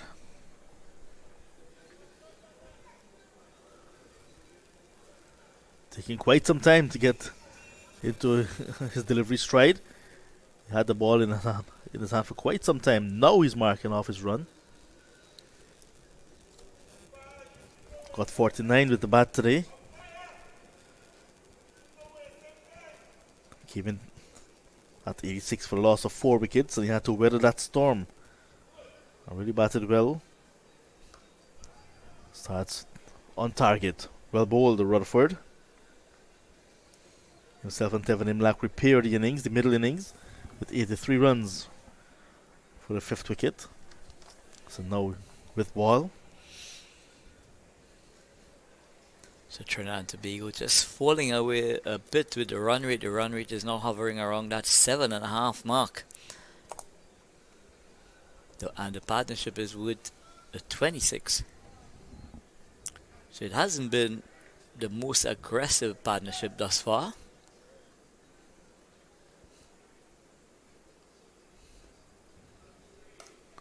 There he is with that short ball that I was speaking of. And it's pulled away, but there's a fielder, there's protection on the mid-wicket boundary. So Bravo moves on by 1. That takes his score on to 33. That takes the Trinidad and Tobago Red Force the total on to 153 for 3.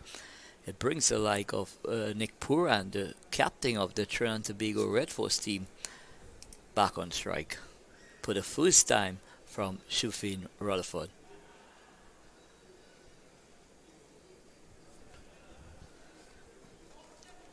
So Rutherford is the 6th bowler to be used.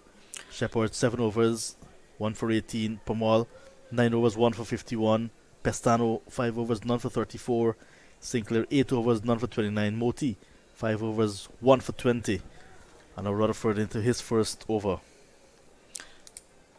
So let's keep a ring in the changes here.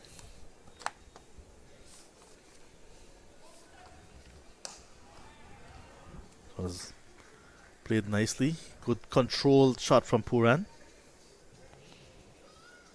So Rutherford going into the pitch again, hitting the hard links.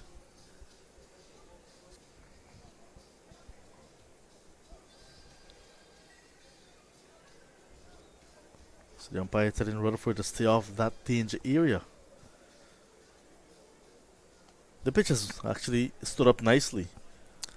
It has been an excellent cricket pitch and continues to really... Oh, just through the diving figure of Pamal and into the boundary for 4. But it was pulled powerfully by Bravo. It deserved 4. Yeah, very disdainful from Bravo there. Short delivery from Rutherford. And he really climbed into that. That was hit like a tracer bullet there. Pamal dive over that one. It went through him. So Rutherford and Bravo played for the St. Kitts and Nevis Patriots this year in the CPL under 60. So they're coming against each other now. Here's Rutherford. Wrong the wicket to the left-handed. Not a short ball. This time it will be fielded by Pamal. He's persisting with his short ball, Rutherford, in his first over. Well, it seems like the plan is definitely to go into the wicket with Bravo when Bravo is on strike. Pestano, just 5 overs. Shepherd given a break. And now we're seeing Sheffield Rutherford. Those are the seamers that Johnson has turned to. This one is turned into the onside. Coming back for the second, it will be tight. But he decided against it. Rutherford had to run all the way to the square leg umpire area to pick up. That's the end of his first over. 8 runs conceded, 35 gone, 160 for the loss of 3. So Bravo and Puran running very aggressively there, trying to attempt that second run. But Rutherford covering ground ensured that they weren't able to get that second run. So Bravo looking more and more assured here, John.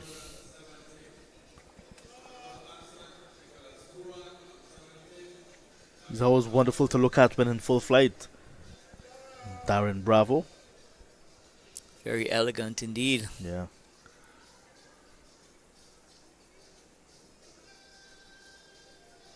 You know, they say take a book out of someone's, but he has taken the entire book from Brian Lara, the way he plays his strokes. Not a type of production, however. Looks a lot like the legend himself when he's playing his on sound.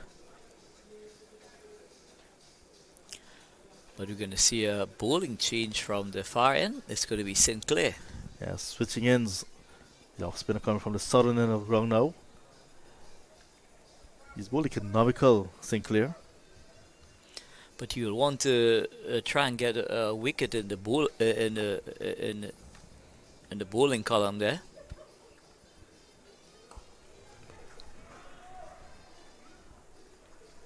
Protection again at mid wicket.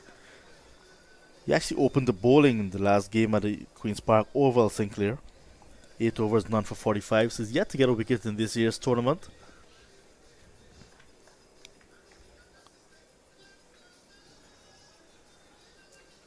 Also from the New Amsterdam area in Berbice, Guyana. Short ball. Straighter as well. A little bit of pace on. It's a partnership 35 between Captain Puran and Bravo, the experienced batters. Trying to get 270 to remain winning in this tournament. They've won all 7 matches in 2021. Came here, they won the 8th on the trot. So over 2 seasons, they've won 8 matches. They've gone 8 matches unbeaten. Will that reign be extended to 9 tonight, or will it be snapped? We'll have to wait and see. Here is Sinclair. Outside edge found. Short third man does the fielding. But this game, tell you this, is going to go down for an exciting finish tonight, whichever way it goes. Yeah, we are heading for an exciting finish indeed. And a lot is going to be dependent on both these batters to take Trinidad and Tobago Red Force as close as possible to that 270 that's required. Sinclair completed his 9th over, 36 gone. Bravo still there on 39, Puran on 18.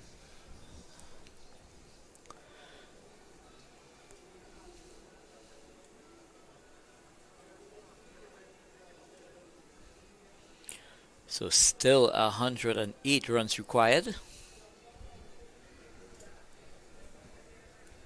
from 84 deliveries. 162 for the loss of 3.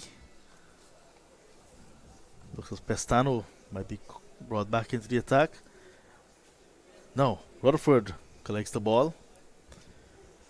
So is it a case now where the bowling options available to the skipper now is becoming limited, because Mario Shepherd, he's bowled 9. Sinclair, one of his main attacking options, he's bowled 9 as well.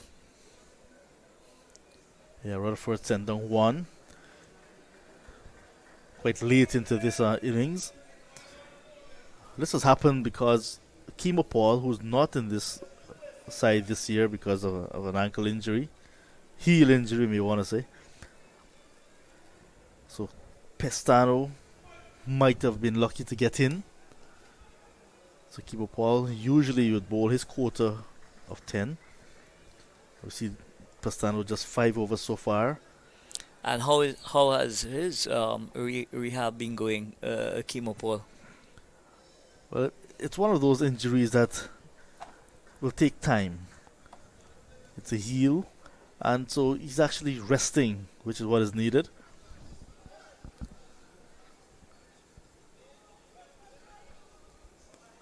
worked very hard, Kimo Paul, earlier this year. Pace looked right up. He actually has, like Shannon Gabriel, got a personal trainer, Mark Seymour, and he's doing some gym work. Well, I looked at him in the second innings of the Trinidad and Tobago 4-day game at the Queen's Park Oval in the second innings, and he was really hitting in straps. Yeah, one former West Indies bowler that was very impressed was T. Gray. Tony Gray felt that Kimo Paul has done very well to get back into the West Indies side by putting all the hard work in Trinidad and Tobago in those 4-day matches. Those pitches were not the best or the most conducive for fast bowling. And right after that, Kimo got his opportunity, took it with the West Indies side, but then injury again. And it's something that becomes very, very frustrating over an extended period of time. You look at the likes of Jofra Archer, who made an immediate impact in international cricket, but unfortunately for him, yeah, that's good feeling from the substitute Kemal Savory, running in very quickly from the boundary to prevent the second run. And Savory's on the field because someone is off, obviously. it looks like Pestano.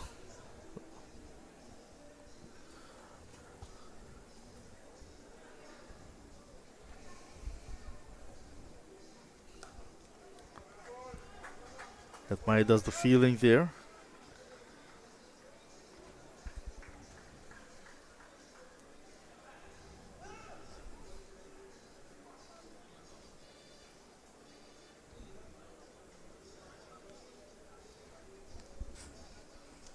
Yeah, so like I said, Pestano not having the best of nights. So now looking to Rutherford to bowl some of those overs. Missing the services as well of left arm spinner. Might be considered part-time, but he's very effective. Chandrapal Hemraj, who would come in and bowl some very tidy spells, get the breakthrough on the occasion. But he's out with a finger injury. How long he'll be out for is still left to be seen. Got some runs last year for the Guyana Harpy Eagles, the second leading run scorer for them. When Chandrapal goes to Australia, it's left to be seen if they will use one of the reserves or will go back to Chandrapal Hemraj. Over completed, 165 for 3. So that single takes Bravo onto 41. So still a lot of work.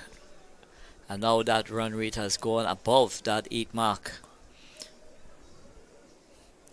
So I'm sure that both Nick Puran and Darren Bravo at some stage here, sooner than later, they will want to have a move on.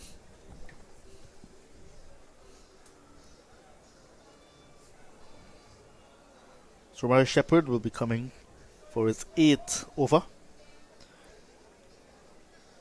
Johnson looking to break this partnership. He wants the breakthrough. This partnership can be worrisome so far. 39 runs, the value for the 4th wicket. You've seen the fall of Utley 49, Joshua Da Silva 28, Jason Mohammed 24. All getting starts but not carrying on. This partnership has used some 55 deliveries. Shepherd coming from the southern end of the ground.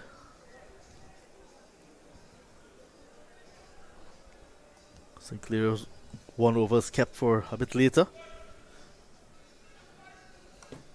Bring it hard into the ground. No timing. Chance for a run out. Should he hit? He misses at the striker's end. That's Captain Leon Johnson parading the covers.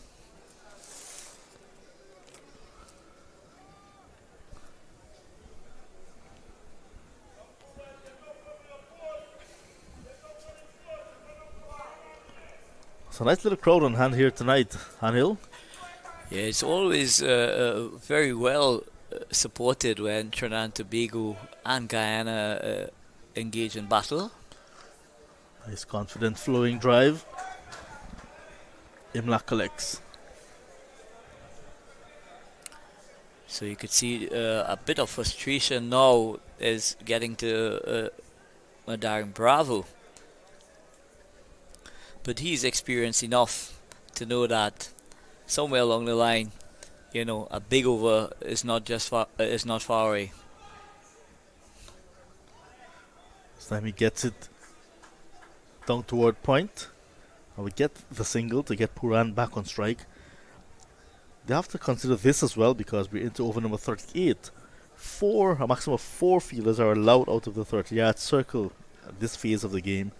And from over 40 to the end, it will be one more. So they'll have that extra fielder to protect the boundaries.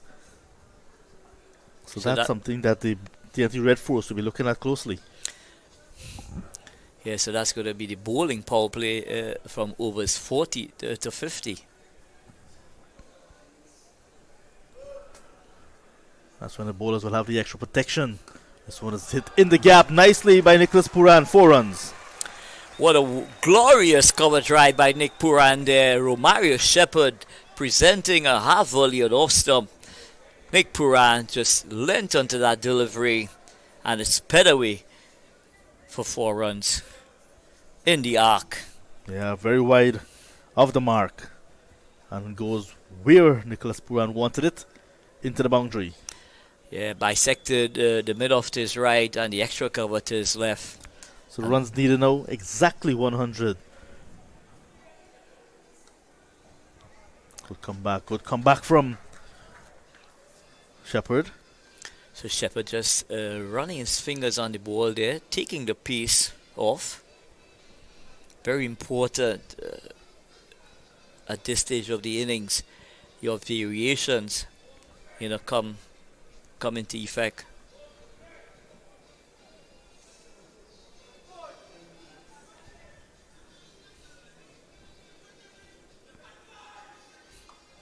Oh, this one is pulled away into the lap of the waiting fielder, the only fielder at that side. Shimon Hetmeyer accepts it. And what a night he's having.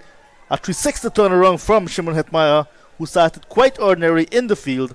This time pouches it. And Nicholas Puran, just after hitting that glorious cover drive for 4, has to go. Short ball, pulled away. And straight into the fielder. The lone fielder at the backward square. Hetmeyer accepts. And Puran goes for 23. And the TNT Red Force losing the captain in the 38th over. It's now 170 for a loss of 4.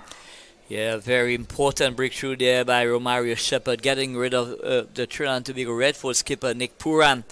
All he had to do was hit the ball either side of Shimon Hetmeyer and it would have gone into the boundary. Unfortunately for him, he found him. 170 for the loss of 4. Puran goes 23 from 30 deliveries and exposes the lower middle order. Yanakaria makes his way into the middle.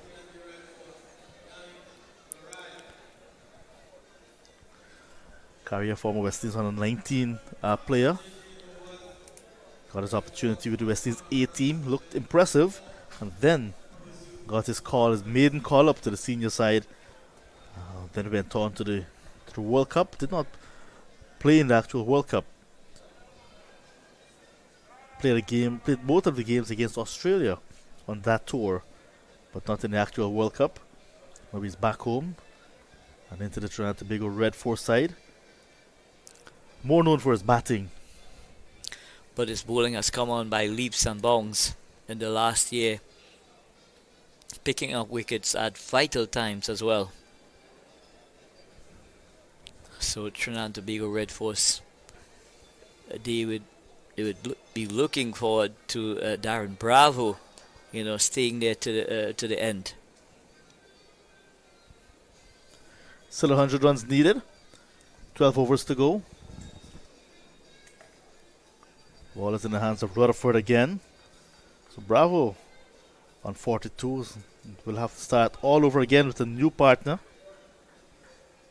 Nicholas Puran just dismissed in the last over, after hitting 2 4s and a 6.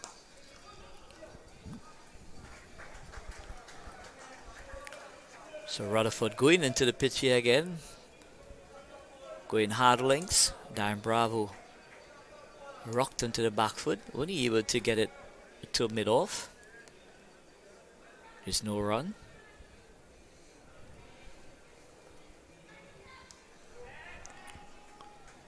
This one is played down to a backward square. It's only going to be a single.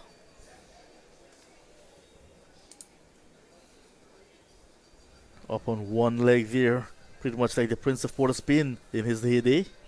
Yeah, the Prince, the signature pull shot, getting that right leg up.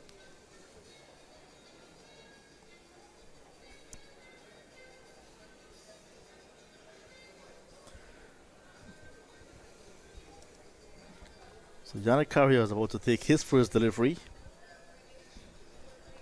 Does some gardening. There was another Carrier that played cricket as well in Trinidad Tobago, isn't it? I'm not too sure, John. So let's see how he goes. The left-handed batsman opens the face of the bat, gets it past the field at point, will get a single. He's off the mark immediately, Carrier. And there were thoughts of a second, but they had to cancel that very quickly. So Rutherford doing an excellent job for his skipper.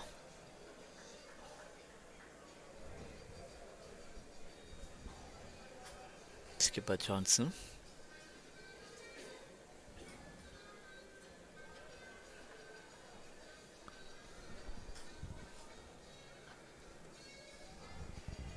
But I'm sure it's not going to be long before we see Gurikesh Murthy comes back into the attack. And I'm really looking forward to that matchup with these left-handers batting out in the middle. So the runs needed now under the 100 mark. So into double digits and not triple digits.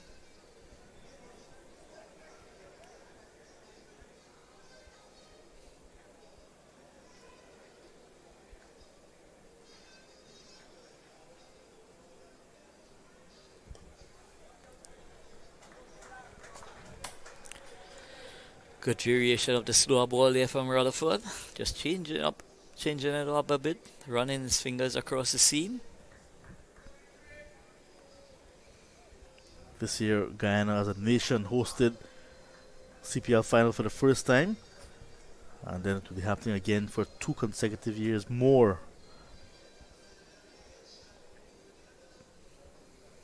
And how that experience has been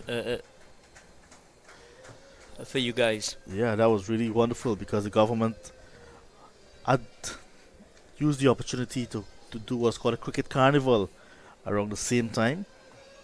So persons visiting Guyana for cricket had the opportunity to partake in the first ever cricket carnival as well. And persons visiting for carnival had the opportunity to go to cricket as well. So it was a win-win for the Guyana government and for the people of Guyana for cricket, for CPL. You know, it was really something that many persons enjoyed. It was busy, it was buzzing all around. So excellent marketing as well. Yeah. In terms of marrying the cricket with the carnival. Yeah. Sinclair will now come for his final over. Sinclair will be coming from the southern end of the ground. And he's brought back into the attack because the extra left-hander is there as well. Pooran was there, did not get the wicket. Now Carrier is perhaps looking to prize out his wicket.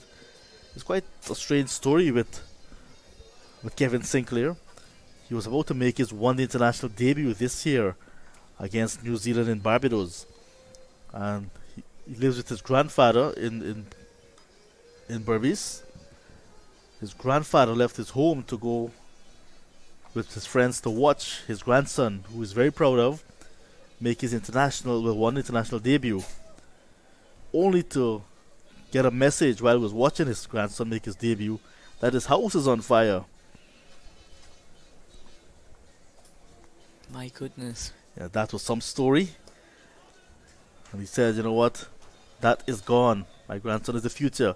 He stayed and watched the game until the end, then went and think about that disaster. Kevin Sinclair said he had promised his grandfather that when he makes enough money on cricket, he's going to build a house for his grandfather. And it was a promise he has kept. Kevin Sinclair, his grandfather, is living comfortably in a brand new house thanks to Kevin Sinclair. Wow, what a wonderful story indeed. So hello to everyone in Berbice, hello to everyone in Angois Avenue, the Main Street, the Pitt Street, Strand. Oh. The Berbice is considered the ancient county in Guyana, but the Berbicians will tell you it will be soon the advanced, the developed county.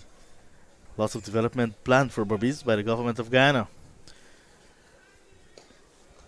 Final delivery is driven down towards extra cover. Feel that long off, running around, does the field in, and that's the end of Kevin Sinclair's work for the night. 10 overs and done for 35, 40 gone, 178 for loss of 4. 92 needed from the last 60 balls. I think Anil has done his part for the night as well. He's going to disappear.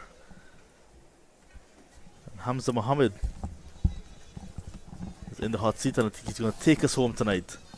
Hamza, this one is setting up for an exciting finish. Just over 9 runs and over now. 92 needed from 60 balls.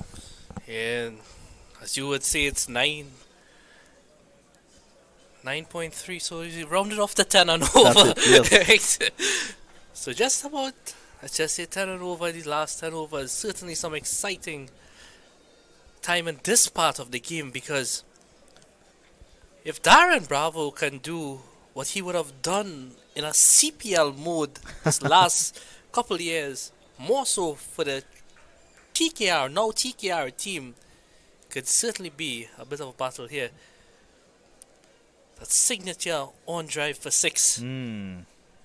Certainly a beautiful shot indeed. Classy. He plays it right up there with the best. Is Darren Bravo. So by Chris Taylor signaling the bowling power play. Now the start of the bowling power play, it means that a maximum of 5 fielders are allowed out of the 30-yard circle.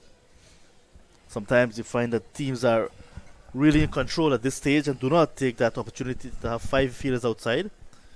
But this time we'll run through the field and let you know as Rutherford starts his new over.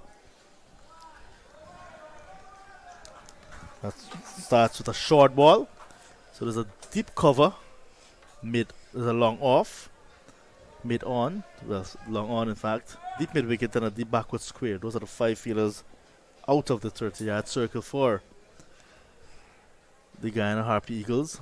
Bravo is on strike.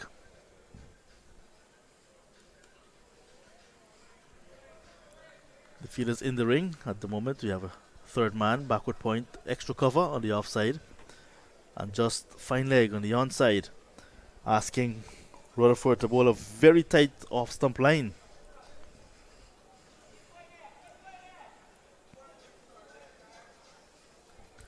So hello to all the guys down there at the Everest Cricket Club watching on this game. Hello to Andy Alley and his family and friends in Providence. The VNet Communications crew, always in tuned.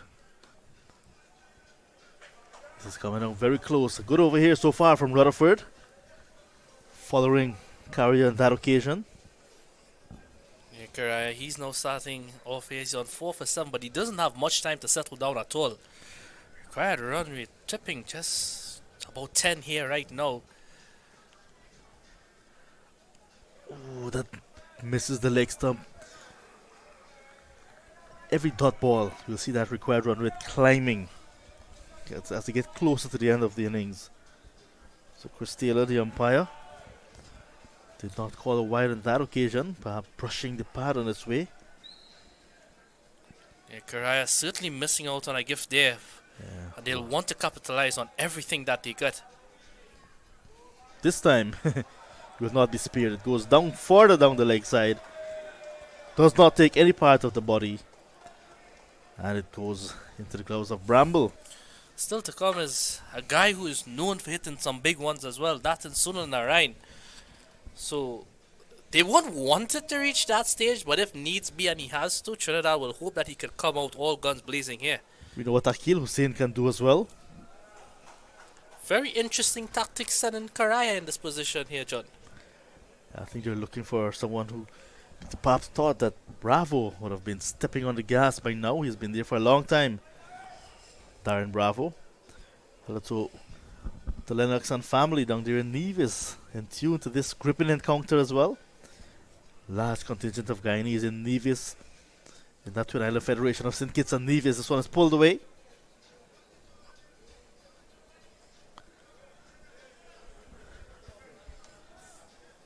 So that's the end of over number 41. Rutherford bowled 4 overs so far. Not a bad night for him. 4 overs done for 17. 9 overs still to go in this contest. 89 runs needed. Yeah, Rutherford, he had a good time with the batter as well. A very crucial partnership in the middle there with Tevin Imlash. He made 49 of 63 deliveries. So certainly not a bad night for him. It's definitely not a bad night for Romario Shepherd as well. So the substitute fielder, Kemal Savory, is off the field. Sinclair is back on. So 3 of the 14 in fact, 14 players came with the Guyana Harpy Eagles. 3 of the 14 players yet to feature in this year's tournament: Quinton Sampson, Kemal Savory, and Niall Smith. Niall Smith, fast bowler, right-arm fast bowler. Quinton Sampson, the all-rounder, who's very explosive with the bat, can also bowl useful medium pacers. And then the wicketkeeper batsman, Kemal Savory. Play him as a wicketkeeper, play him as a batsman. Take your pick. Either way, he's a genuine fielder as well. This guy's Extremely like lightning. lightning on the field as well. Moti comes back into the attack. Starts with a very good delivery. I think Moti might be looking to bowl a bit more quicker here. This is his 6th over.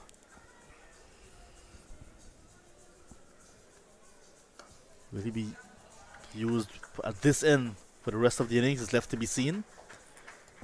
I wonder if he'll just take his chance of flight once to Bravo, knowing what Bravo is capable of here.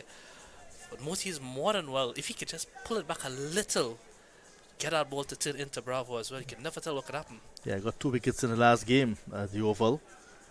1 so far this contest.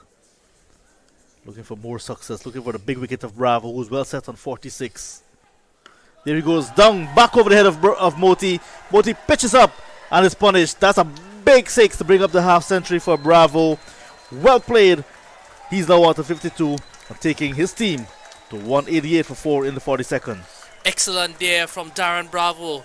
And isn't that a beautiful shot? It's just so glamorous to the eyes. Darren Bravo, he plays that shot almost better than anyone else. And if he's on sound like this, never could tell what could happen in the ending stages here for the Trinidad and Tobago team. Is this the innings, not just for Darren Bravo, but to continue the momentum for the Trinidad and Tobago Red Force team? That's his 37th listed half century for the 33-year-old. So bringing it up in grand style. You just asked if Moti is going to pitch up to Bravo. There's your answer. You're going to flight it, you're going to pitch it up, and Bravo will take that any day. I think the key to that is he pitches up a little too wide. Supposed to be a little more closer there. There he goes outside the off stump again and beats the fielder. The diving fielder sprawling away will not cut it off, and even the chase of Pramal not quick enough. And 4 more. Follows up that 6 with a boundary. Moti too wide on this occasion. So 10 runs for Bravo in 2 balls. Yeah, that's excellent stuff there. Again, Moti a bit too wide, and that's what it's allowing Bravo to just free his arm, and it's releasing the pressure here. So not really an ideal start here from Gudakesh Moti, but Bravo, he's happy nonetheless. Yeah, Captain Leon Johnson at backward point. Full dive. Sprawling away on the carpet. And could not stop that one. And we see the ball is thrown all the way to Johnson. Now that same backward point position. Who has the towel? The rags are coming out because we have some Jew here at the Brian Lara Cricket Academy. Certainly have the due factor. Certainly something here at the Brian Lara Cricket Academy. This one is played neatly again by Bravo. We can see that not only his confidence is up, but his stroke playing is up as well, because earlier he was just playing that ball defensively. Now he's actually getting the bottom hand involved and getting a single quite easily. I think Karaya, he'll have to take the initiative of trying to hit some big ones here as well. Can't leave it all to Bravo. At the moment, he's very contented just to rotate the strike. But I mean, they already got 13 runs in this over, so why not play it safe for now? The end of 42 overs, the score 194 for 4. Trinidad and Tobago, they require a further 76 for victory of 48 deliveries. Certainly build up here for an exciting encounter. I should say an exciting finish.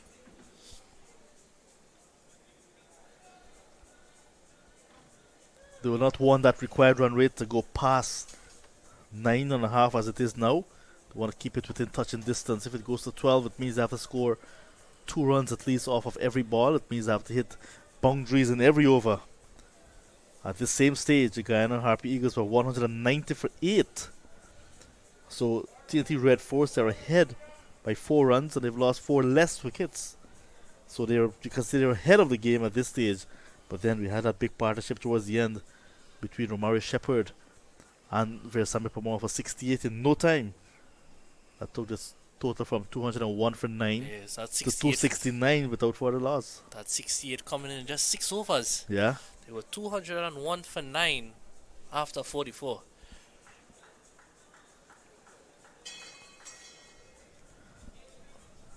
So Rutherford given a 5th over now. Saw him getting 4 2 days ago at the Queen's Park Oval.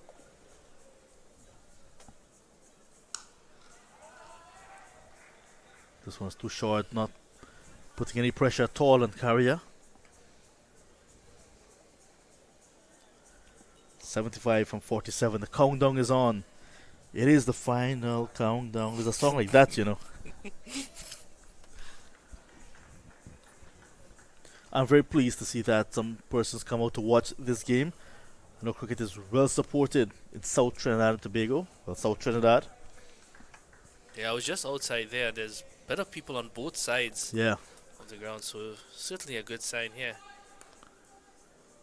I think from Trinidad's perspective now, they'll be hoping that Bravo could face as much deliveries as possible. He's well set right now. He's on 58 of 76 deliveries. Karaya is very handy with the bat as well. But again, I think they wouldn't want him to just be there rotating the strike. They'll want him to see if he can get a few away as well. Nice change of pace there. Chance for Ronald. Now strikers in once again. Missing the woodwork. Leon Johnson close in at cover, at short cover. Got to the ball very quickly. Turned around and missed.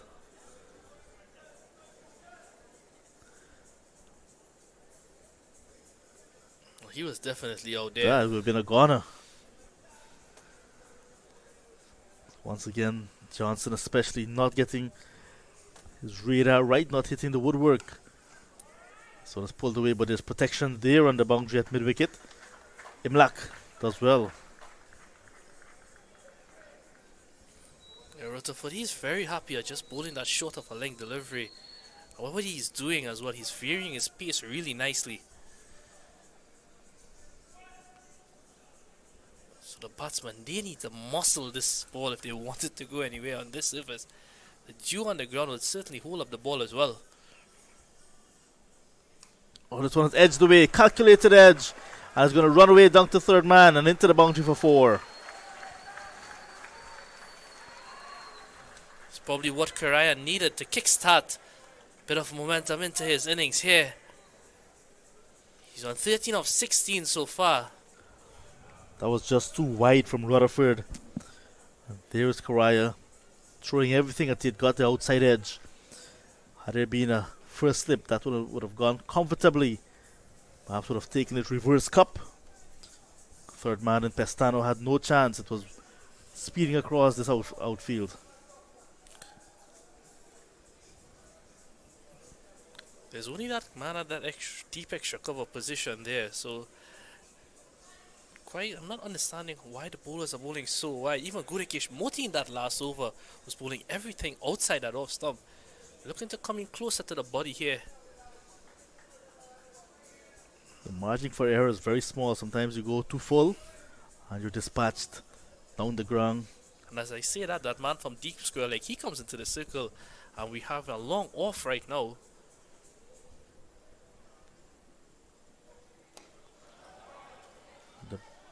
Deep cover comes into play. Looks like that's from Mario Shepard out there on the It boundary. is Shepherd.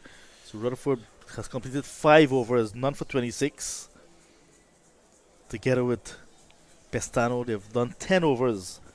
So if he's been all into the attack to make sure that that 10 overs has been secured, they have done that. So at this same stage, the Guyana Harpy Eagles were 196 for 8. It means TNT Red Force, they've gone way past them by some 7 runs clear, and still Red Force losing less wickets at the same stage. Yes, certainly. If you can come into this stage as a quote-unquote part-time bowler for this guy on a team and go for less than a run a ball, you've certainly done your job on the night like this. So the bowling options very limited for the Guyana Harpy Eagles. You talk about guys who having a good night, and this guy is at the forefront here, Mario Shepard. He's bowled 8 overs, 23 runs, 2 wickets, and it looked like we're going to have a change of ball again here. Yeah, the umpires are inspecting their balls. Remember, from each end there's a separate ball, so they're comparing their balls at the moment. Perhaps looking for one with similar condition to whichever one is the better one. Chris Wright, the reserve umpire, very busy tonight. So look at the bowling options. Rutherford with 2 remaining. Shepard with 2 remaining. Pramal has 1, but last over was very expensive for him. Pestano has 5 remaining. Moti 4 remaining. And if Rutherford be given more, he has 5 as well. Just Sinclair finishing his quota of 10. None for 35. So now, with 7 overs to go, you have 4 bowlers that are available to you. So then you can say you have options. But will Leon Johnson be using Pramal maybe towards the death? Will he persist with Moti? Questions. Will Sinclair have the energy and the desire and will be brought back? Not Sinclair, Pestano, sorry. Shepard starts his 9th over. Yeah, Pestano's gone for a few here tonight. It's been all over the place, to be fair. The Trinidad Tobago batsman, he just capitalized on it.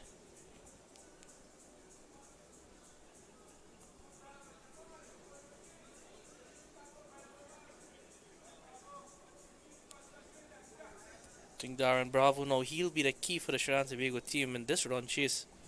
Well set, he's on 59 of 77. He's on strike. Some adjustments being made to the field by Captain Johnson. All seems well now. And now Bravo does some gardening.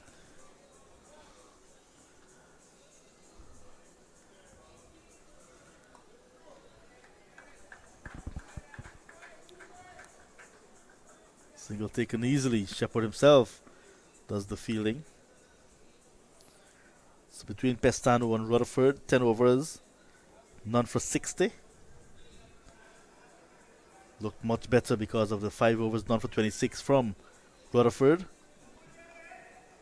Pramal picking up 1 wicket, but once again expensive. 1 for 51 from his 9. Short, slower bumper. Umpire Brathwaite, with all of his experience, says that's 1 for the over in terms of a short ball, and allows it not being penalized for bowling wide of the off stump. That's a serious art you have to bowl those tennis ball kind of bounces. There is a wide line there, so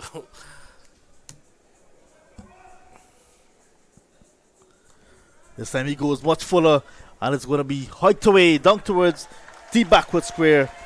Nice flick shot from Yanakaria, and he gets another boundary, straying on the pad and paying the price. yeah, a bit too straight on that occasion there was from Mario Shepard. A rare bad ball, you should say, from him.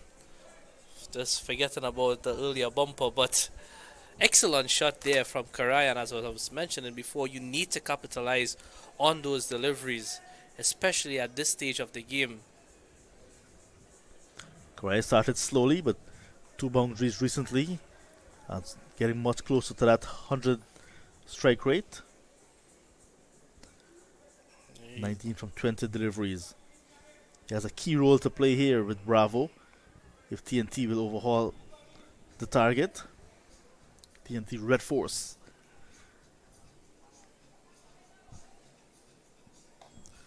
Slow bounce again.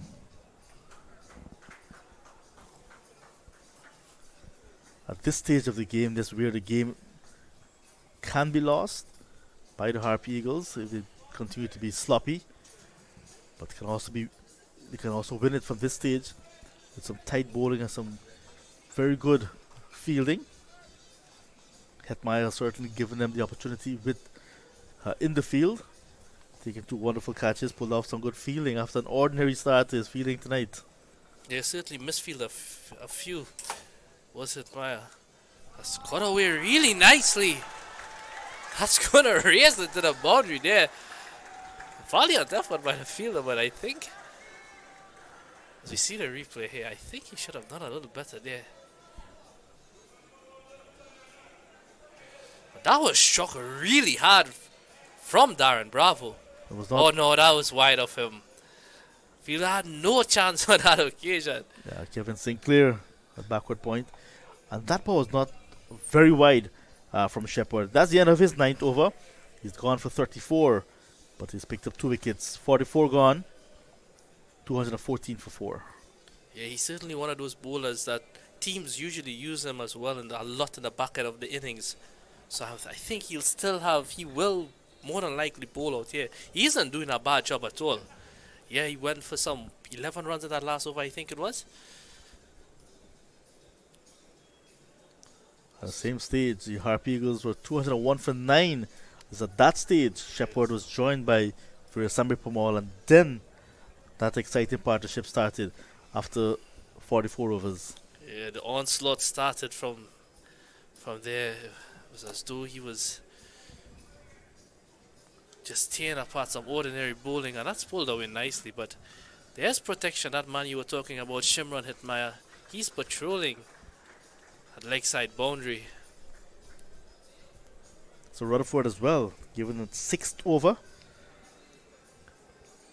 So who will bowl the remaining 5 overs?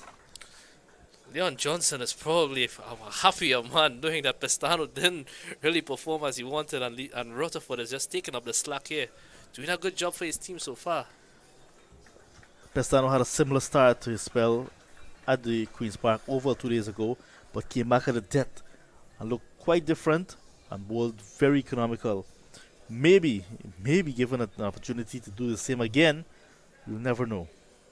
I mean, somebody will have to come in because, like I said, Shepherd, he only has 1 over remaining, so just maybe it might be the time for Pestano to come and shine here. And the last over for Moti was not the best. Maybe we have seen the end of Moti for the night as well. Oh, this one is chipped nicely, but there's a fielder coming around, up short of him. Come on, Kemal Savory, that's what the crowd is saying. And he's being urged on as well by the bowler Rutherford.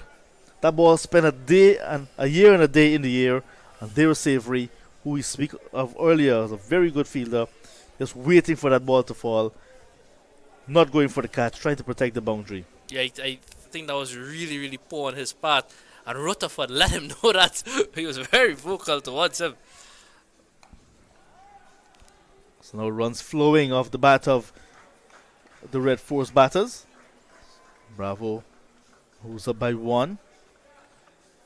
A very good important innings from him. Not only that he's given his team the opportunity to overhaul the target, but he's gotten himself into form. Bravo.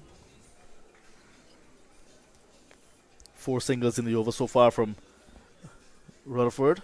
Yeah, they need a boundary here now.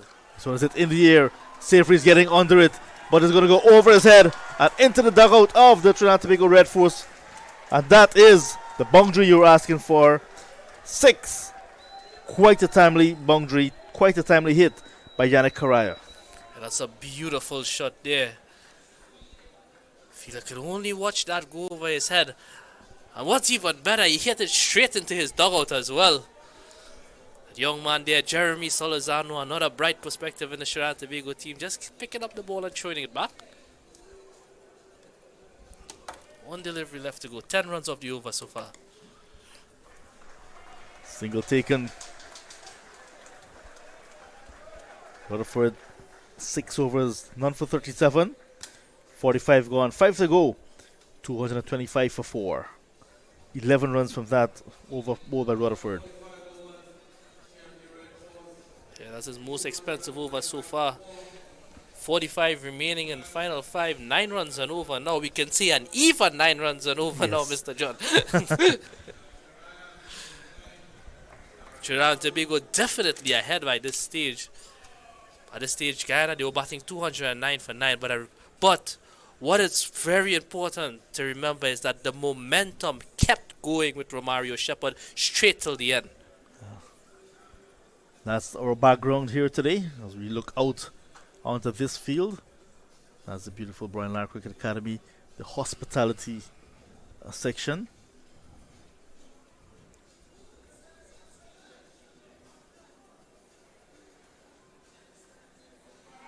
The think tank has decided to give Clinton Pestano the ball.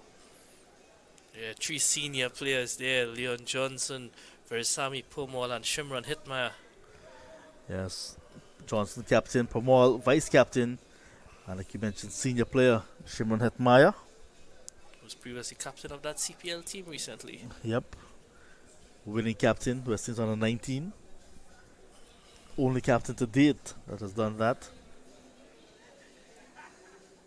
So Karaya, he's going to be on strike, and just like that, his strike rate is above 100 right now. He's on 29 of 25. He's about to receive from Pestano, who's operating wrong the wicket to the left-hander, and he gets a good delivery. Chance for a run-out if he hits. Does some football work. He misses. Yes, no between the batters, and in the end, they ran back into the respective creases, and Pestano was getting anxious as well. Immediately, a different Pestano came in hittable. Something just looks different about him in that. An excellent delivery to start off with. So Leon Johnson will hope that he could continue this here. Well, he has nothing to lose, Clinton Pestano. Team needs him at the moment. You want to come good, and he has started with a very good delivery, and even his approach in trying to get that run out, he looked much different. Here he is again. Short ball, but it will just be a single. That ball took forever to reach Karaya. It's an extremely slow ball there from Pestano.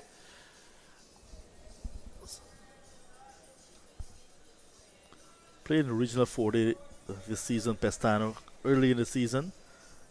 Was not picked for the latter half of the season. Started to work on his fitness.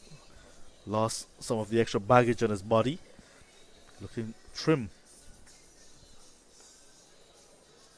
Chance for runner this time to be easy. He's just going to walk with the ball. Clinton Pestano, and the breakthrough coming via the runner route is Yannick Karaya, who's going to sacrifice himself. There's a mix-up there, and Karaya has to go. Wicket number 5 going down for the Red Force, and over number 46. Karaya, run out for 30. Wicket badly needed by the Harpy Eagles, and one that the Red Force could not afford to lose. Yeah, an excellent start to this over here from Pestano. So he conceding just 1 run so far. Crucial wicket here. Karaya, he was now starting to flourish a bit. But from a Trinidad's perspective, it's going to be very interesting to see who's walking out here to bat. Sunil Narayan. And if ever they needed a flourish from this guy who's done a lot in the past, they'll need one right now. Wearing that number 24 in his back, if he can make that in quick time, certainly cause some worries for this guy in our team. Immediately by saying that, I remembered when he hit Glenn Maxwell those 4 sixes in Australia a few years ago. He has replaced Yannick Karaya, who's just run out for 30 from 27 balls, 2 4s and 1 6. Ending a 56-run partnership with Darren Bravo. So they've gotten some partnerships, the Red Force. 79 for the first wicket. Nothing for the second wicket. 47 between Bravo and Jason Mohammed for the third wicket. Bravo and Puran put on 44 for the fourth wicket. And for the fifth wicket, 56 with Bravo and Karai, who has just run out. So Pestano, not a bad start to his spell in the death. Quite similar to what we saw at the Oval 2 days ago. So Narain is not going to be on strike. He's at a non-striker's end because the run-out took place at that end. Powerfully driven to extra cover. Just a single. An excellent over so far from Pestano. Only conceding those 2 runs. He would have bowled 5 overs for 34 runs before this over started. So Bravo's on to 67, 4 fours and 2 sixes, holding the innings together, holding the run chase together. He stands between the Trinidad Tobago collecting 2 more points or handing 2 points to the Harpy Eagles.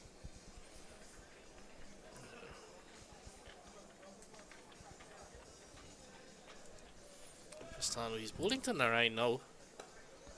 Oh, almost driving back to the hands of Pestano, but he's off the mark as soon as Narain. So look at that. Dot, 1, run out, 1, 1. So 3 runs, 3 singles, and the wicket by run out in this over so far. Leon Johnson telling his bowler the plan. So they're pretty much on the same page. So far, he's bowling to that plan.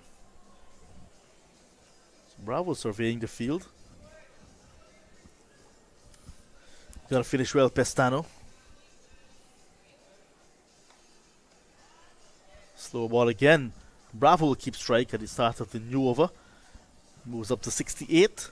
Pestano, not a bad return. 4 singles and got the wicket via run out. 229 for the loss of 5. 46 gone. 4 to go. That's an excellent over in this stage of the game, I should say. Just 4 runs conceding in that over. Important wicket as well. 41 required now of 24 deliveries. And this is the nervous times that we've been talking about. A little shift in momentum compared to when Romario Shepherd pleased. No need to panic. Runs. Look at the stage. Look at where they are. The Red Force, 229 for 5, while the Guyana Harpy Eagles are 214 for 9. So we can look at that. But sometimes you need to spare a thought for the batters out in the middle. We do not have that comparison that we're seeing thanks to the excellent work of our production team here. And scoreboard pressure is a hell of a thing, I should say, John. Sometimes 10 over at this stage can seem like 20 runs and over out there if you get 2 dot balls. So Shepherd is going to come now for his final over. 2 for 34. 41 needed from 24.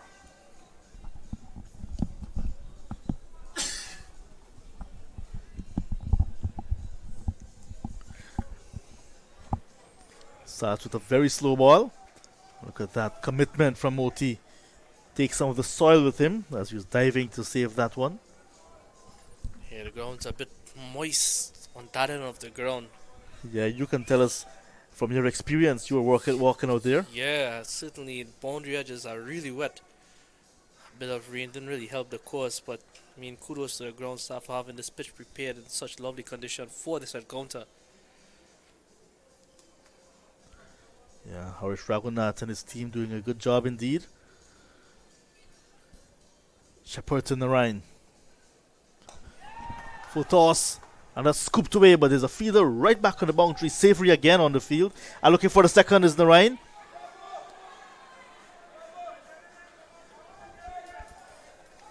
Narain's intention is clear. Yeah, certainly so, and there's no other way for him to play at this stage of the game. 5 wickets still in hand. He has to go at everything, and we know that's how he usually plays on a normal circumstance. So they need for him to kick off here. No stranger to this facility. On target again, Shepherd. But a single again. And Savory does the fielding again. Yes.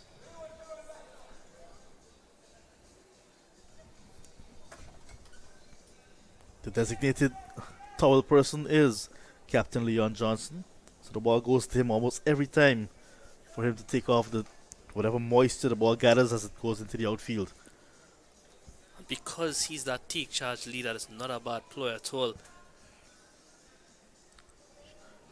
Swing and a miss. Dot ball very crucial at this stage.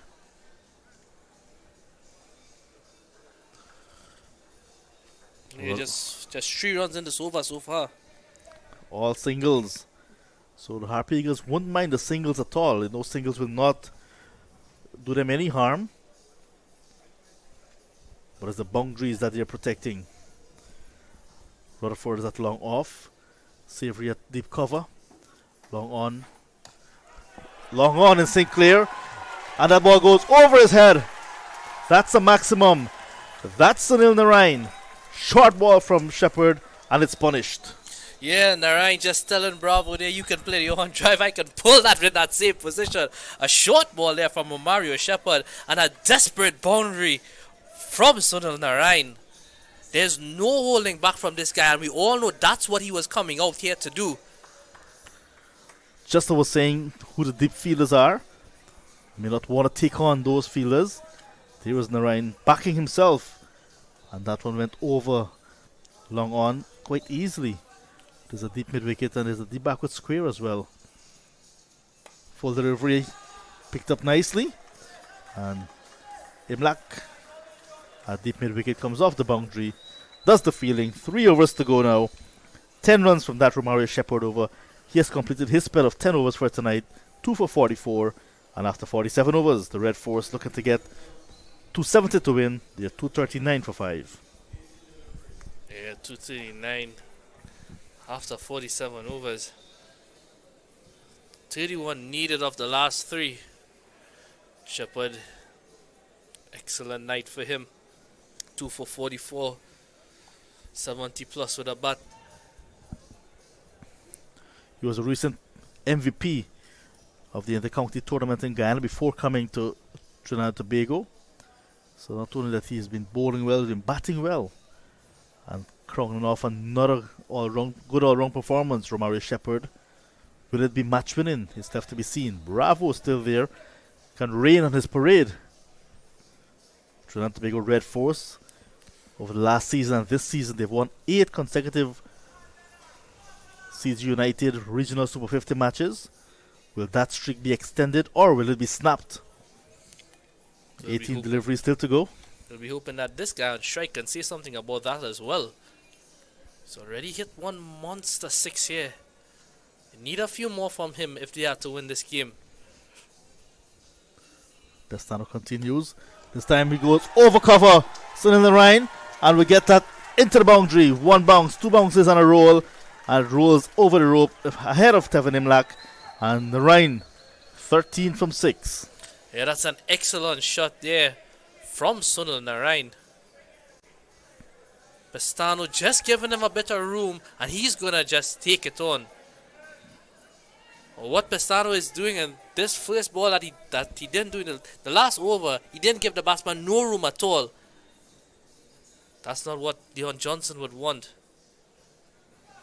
Has an opportunity to correct himself.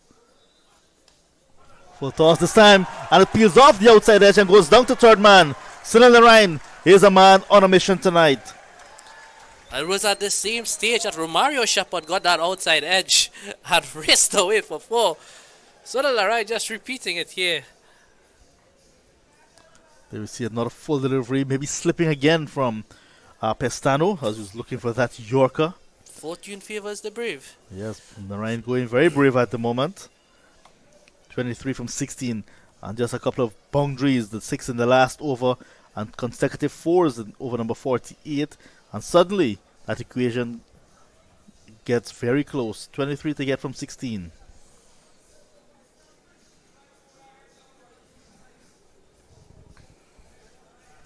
Pestano, no, he needs the correct line and length here. Much closer. To the body of Narayan. Look, Bravo wants a second. It's not on. Narayan isn't running any of the first ones hard if you look at it.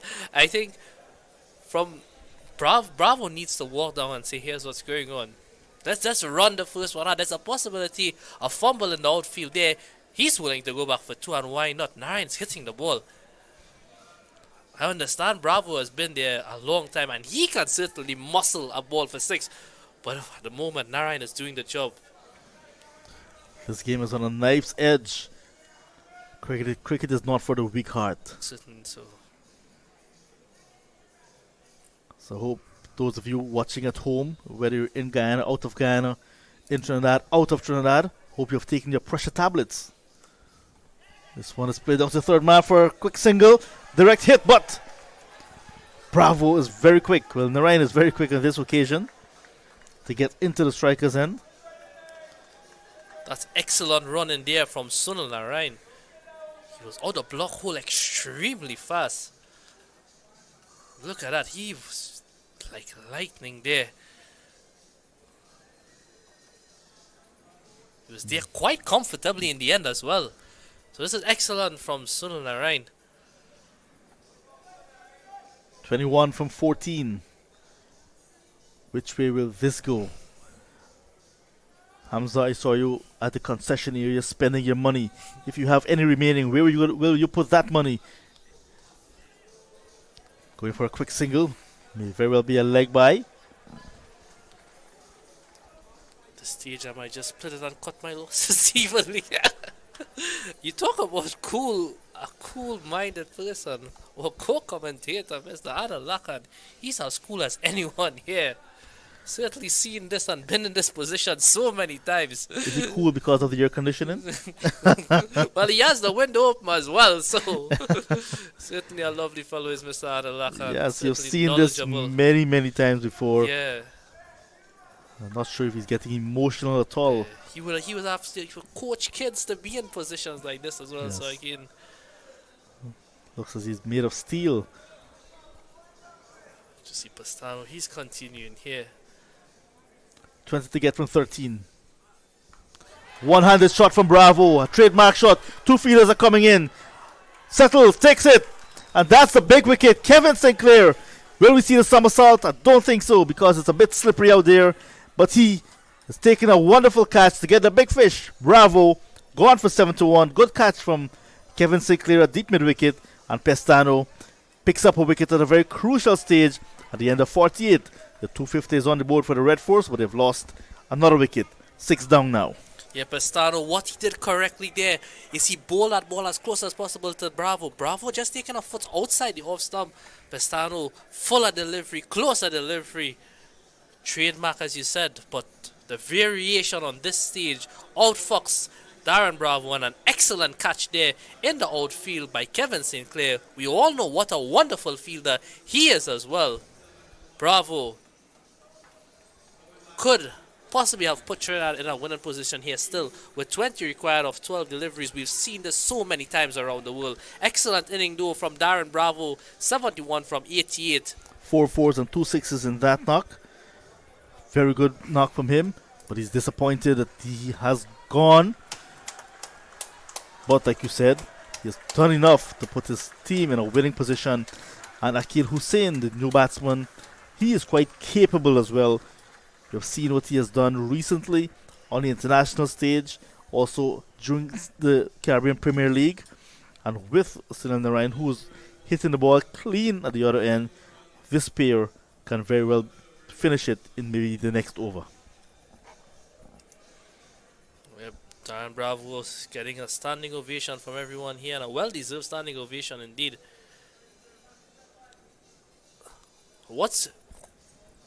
I hear what you're saying about Akil Hussain, but what's really important from this Trinidad and Tobago side is that the experience of Sunil Narayan, he's going to be on strike right now. Rutherford, he's bowled 6 overs for 37 runs. He went for some 13 in his last over.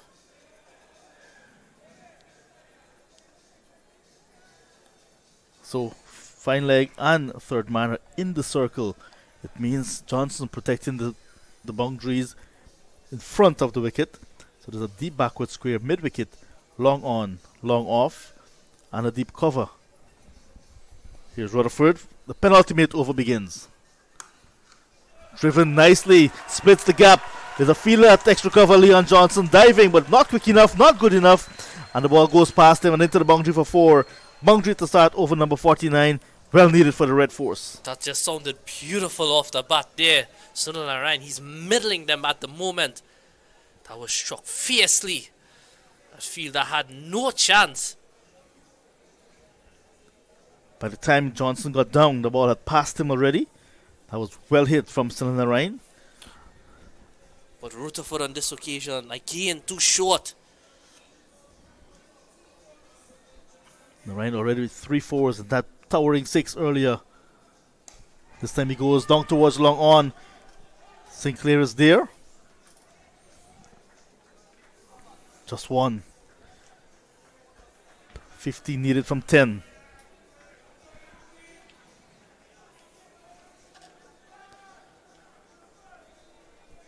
So Rutherford on the pressure already, conceding that boundary very early. Now he's going to be bowling to a new batter in Akil Hussain, also left-handed. Can also hit the ball a long way. Akil Hussain plays for the Queen's Park Cricket Club. He certainly pulled off some. So here he is about to receive his first delivery. Drives powerfully down towards long off. Chandapal does the fielding. That ball reached extremely quick to Tejai Chandapal, who is patrolling that boundary area there. So Johnson perhaps saying to Rutherford, just 3 more deliveries. Keep it tight because this over is very important. Whether they will win this game or lose it. They can lose it in this over if Rutherford is not very careful. In the air! Johnson comes around. There's the right Chandapal is there as well. Johnson drops it. And that could be the match. The captain has dropped. He had to move a fair distance. The ball was in the air for an eternity. And there's Johnson. Not in the perfect position, but got both hands to it and eventually floored it. Bad miss. That ball took a very long time to come down. Is that the match that Johnson has dropped tonight? One would have thought that could have been the longer field idea. Running in, that could have done a better job, but the captain himself called for it. Looking for 2, it's not on. Good work from Sinclair. Look at the equation now. Hamza, 12 to get from 7. Certainly a bad drop there at this stage of the game, but they'll want to forget that now. There's still a game to win here. 12 of 7. Both teams still very much in it. How much will it leave in the last over for Pestano? Most likely I'm saying Pestano because he bowled a good over in the last one. Got a wicket. Let's see how much they're gonna give him to defend. In the air again. Just short of the fielder coming in, Sinclair. But Narayan, he already signaled his intention with the way he was running. He wants to stay on strike for this last over. So with 11 required of the final over, Narayan, he's going to take strike. Like you said, more than likely, it looks like it's going to be Pestano to bowl this final over. Must be Pestano. Because the way he bowled the last over, the way he came back, he must take the responsibility. So captain and vice captain, they're having a discussion with him. Johnson must be dejected. Nothing with the bat today. First ball duck. Ordinary time in the outfield. Floor the catch. And now, what can he be telling his fast bowler to do? Get a wicket. Get dot balls. 11 to get from 6 balls. Clinton Pestano, perhaps the most important over of his career, about to begin. Narayan taps away. 26 from 13. Very good knock so far. Short ball. And it goes down towards long on. Hetmeyer. 10 to get from 5. Yeah, Narayan sees intention there. He just looks like he doesn't want to go back for a second, even though if it's on. So I'm looking for your money. You don't have any money? Let's bet some jewelry. It's at that stage in any cricket match, the bookmakers will be getting very anxious. Where will it go? The odds are here. The odds are there. Pestano into his 8th over. He's gone past 50 runs in terms of what he has conceded. But he's picked up a very important wicket, that of Darren Bravo. Swing and a miss from Akil. They're going for the single. They're going for the bye. They'll get an extra as well via overthrow because there's no one backing up. And with the gloves, Bramble, the wicketkeeper, took the opportunity, took the responsibility of throwing down the stumps, missed it by a mile, and they got the extra run via the overthrow. So 2 byes. I just thought that was extremely poor of Anthony Bramble behind the stumps. I don't think there was any need. He didn't even look like he was aiming for the stumps there. I think instinct from the wicketkeeper, threw the ball back, and the ball in his follow through was on the other side of the pitch, had no chance of getting it. And we see now the players are on their toes in the dugout. So this time just a single is an appeal from Clinton Pestano asking umpire Brathwaite, how is that? He signals a leg by, not the leg before decision that Pestano was asking for. Bramble's face looks like he's still a bit. That was really ordinary there from Anthony Bramble, but say what, 7 required of 3, and that ball looks like it's just that's going way down leg side. Yeah. So no problems there for the umpire. Very good decision indeed from umpire Brathwaite. But an excellent delivery nonetheless from Pestano. Came back really well here in his second spell. 7 to get. 6 will tie the game. Will not get 6 on this occasion. Once again, Johnson diving, not stopping the ball. Leon Johnson not having a good match at all here at the Brian Lara Cricket Academy. Allowing the ball to go by and giving the extra run as well. Good tidying up by the fielder deep cover. Savory is there. 5 to get of 2 deliveries now. There's an extra cover. Long on, long off. A man at deep square leg. A man at the mid-wicket region. Another mid-pitch discussion between Akil Hussain and Sunil Narain. So Narain took 2 runs there. He's back on strike. Very important innings from Narain, who also loves to face the Guyanese bowling attack. Everyone's on their feet, and you can tell it's tense because even Mr. Lakan, he's on his feet as well. Yeah, the cucumber, very cool as a cucumber. And he is actually having some anxious moments this time. 2 deliveries to go. 5 runs to get. Here's Pestano to Narain. Drives down to long off. Will not take the single. Will not take the run. And it's fielded by Tevin Imlak. So we're down to the last ball in this contest. And a boundary will do it for the Trinidad Tobago Red Force. If it's a 6, they win. If it's a boundary, it's a tie. Some mixed reviews about that there. Captain Nicholas Puran, he doesn't look like he's happy with that decision not to run. But Naraina's the senior man out there, so boundary needed. 4 to tie. 6 to win. Narain on strike. And just like Anil Lakan, Narain is pretty much composed. Very cool. They say it's a batsman's game.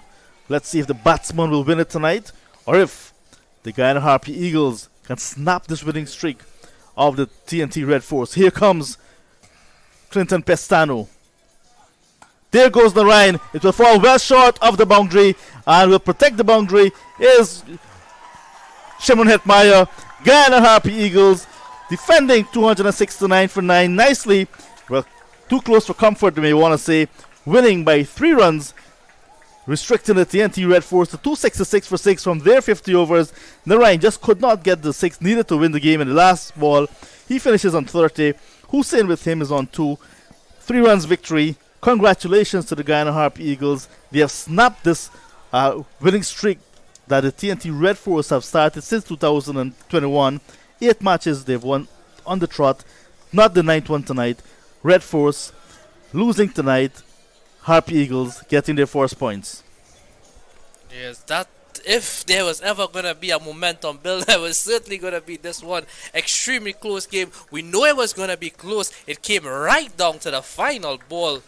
Remember, they wanted 5 off 2, Narayan refusing that single in the end there. Could only muster it straight to the fielder at that deep extra cover position, to that mid-wicket position, I should say. And they could only manage 1 in the end. An excellent comeback, though, by Pestano after being taken to the cleaners in the beginning. So the range 30 from 17 was just not good enough. Akil Hussain was there in the end on 4. Earlier we saw Utley 49, De Silva 28, Jason Mohammed 24, Bravo well played 71, Puran 23, Karaya 30, and TNT Red Force falling short by some 3 runs, 266 for the loss of 6. And what a game we've had in this CG United Regional Super 50 Cup. So the Red Force having their first defeat in this year's tournament. They've played 2, just like the Harpy Eagles played 2, won 1, lost the other. The Windward Islands Volcanoes unbeaten after 2 games. CCC, the only team to lose 2 games as well. So Zone A, very much open with the format, each team playing each other twice. So we'll have a look at the bowling card. The Guyana Harpy Eagles, Romario Shepherd, 2 for 44. The pick of the bowlers, 1 each for Pamal, who bowled 9 overs for 51 runs. 1 as well for Clinton Pestano, who brought it home in the end. 1 for Gurukesh Moti, who just bowled 6 overs in difficult conditions here because of that dew, I suppose. And in the end, 266 for 6. Guyana Harpy Eagles winning by 3 runs. Certainly an extremely close encounter here at the Brian Lara Cricket Academy. We had a better crowd, and certainly they got their money's worth with this game. Excellent cricket here, and it's over the years, these 2 teams, they do this. They bring exciting cricket to wherever they are. 269 for 9 and 50 overs, the Guyana Harpy Eagles. Trinidad, they came up 3 runs short, 266 for 6. Aaron Bravo, 71 for 88, but it was that man, Romario Shepherd, who separated these 2 teams, 74 not out of 46. But Spear Thought, excellent bowling. Shannon Gabriel, 4 for 42. He was lightning tonight. Sunil Narayan, ever economical, 3 for 17 of his 10. But it wasn't enough for the Trinidad and Tobago team. Romario Shepherd, again producing match-winning innings and backed it up with a ball, 2 for 44 of his 10. Definitely the pick of the bowlers here tonight. And is he your player of the match? Definitely.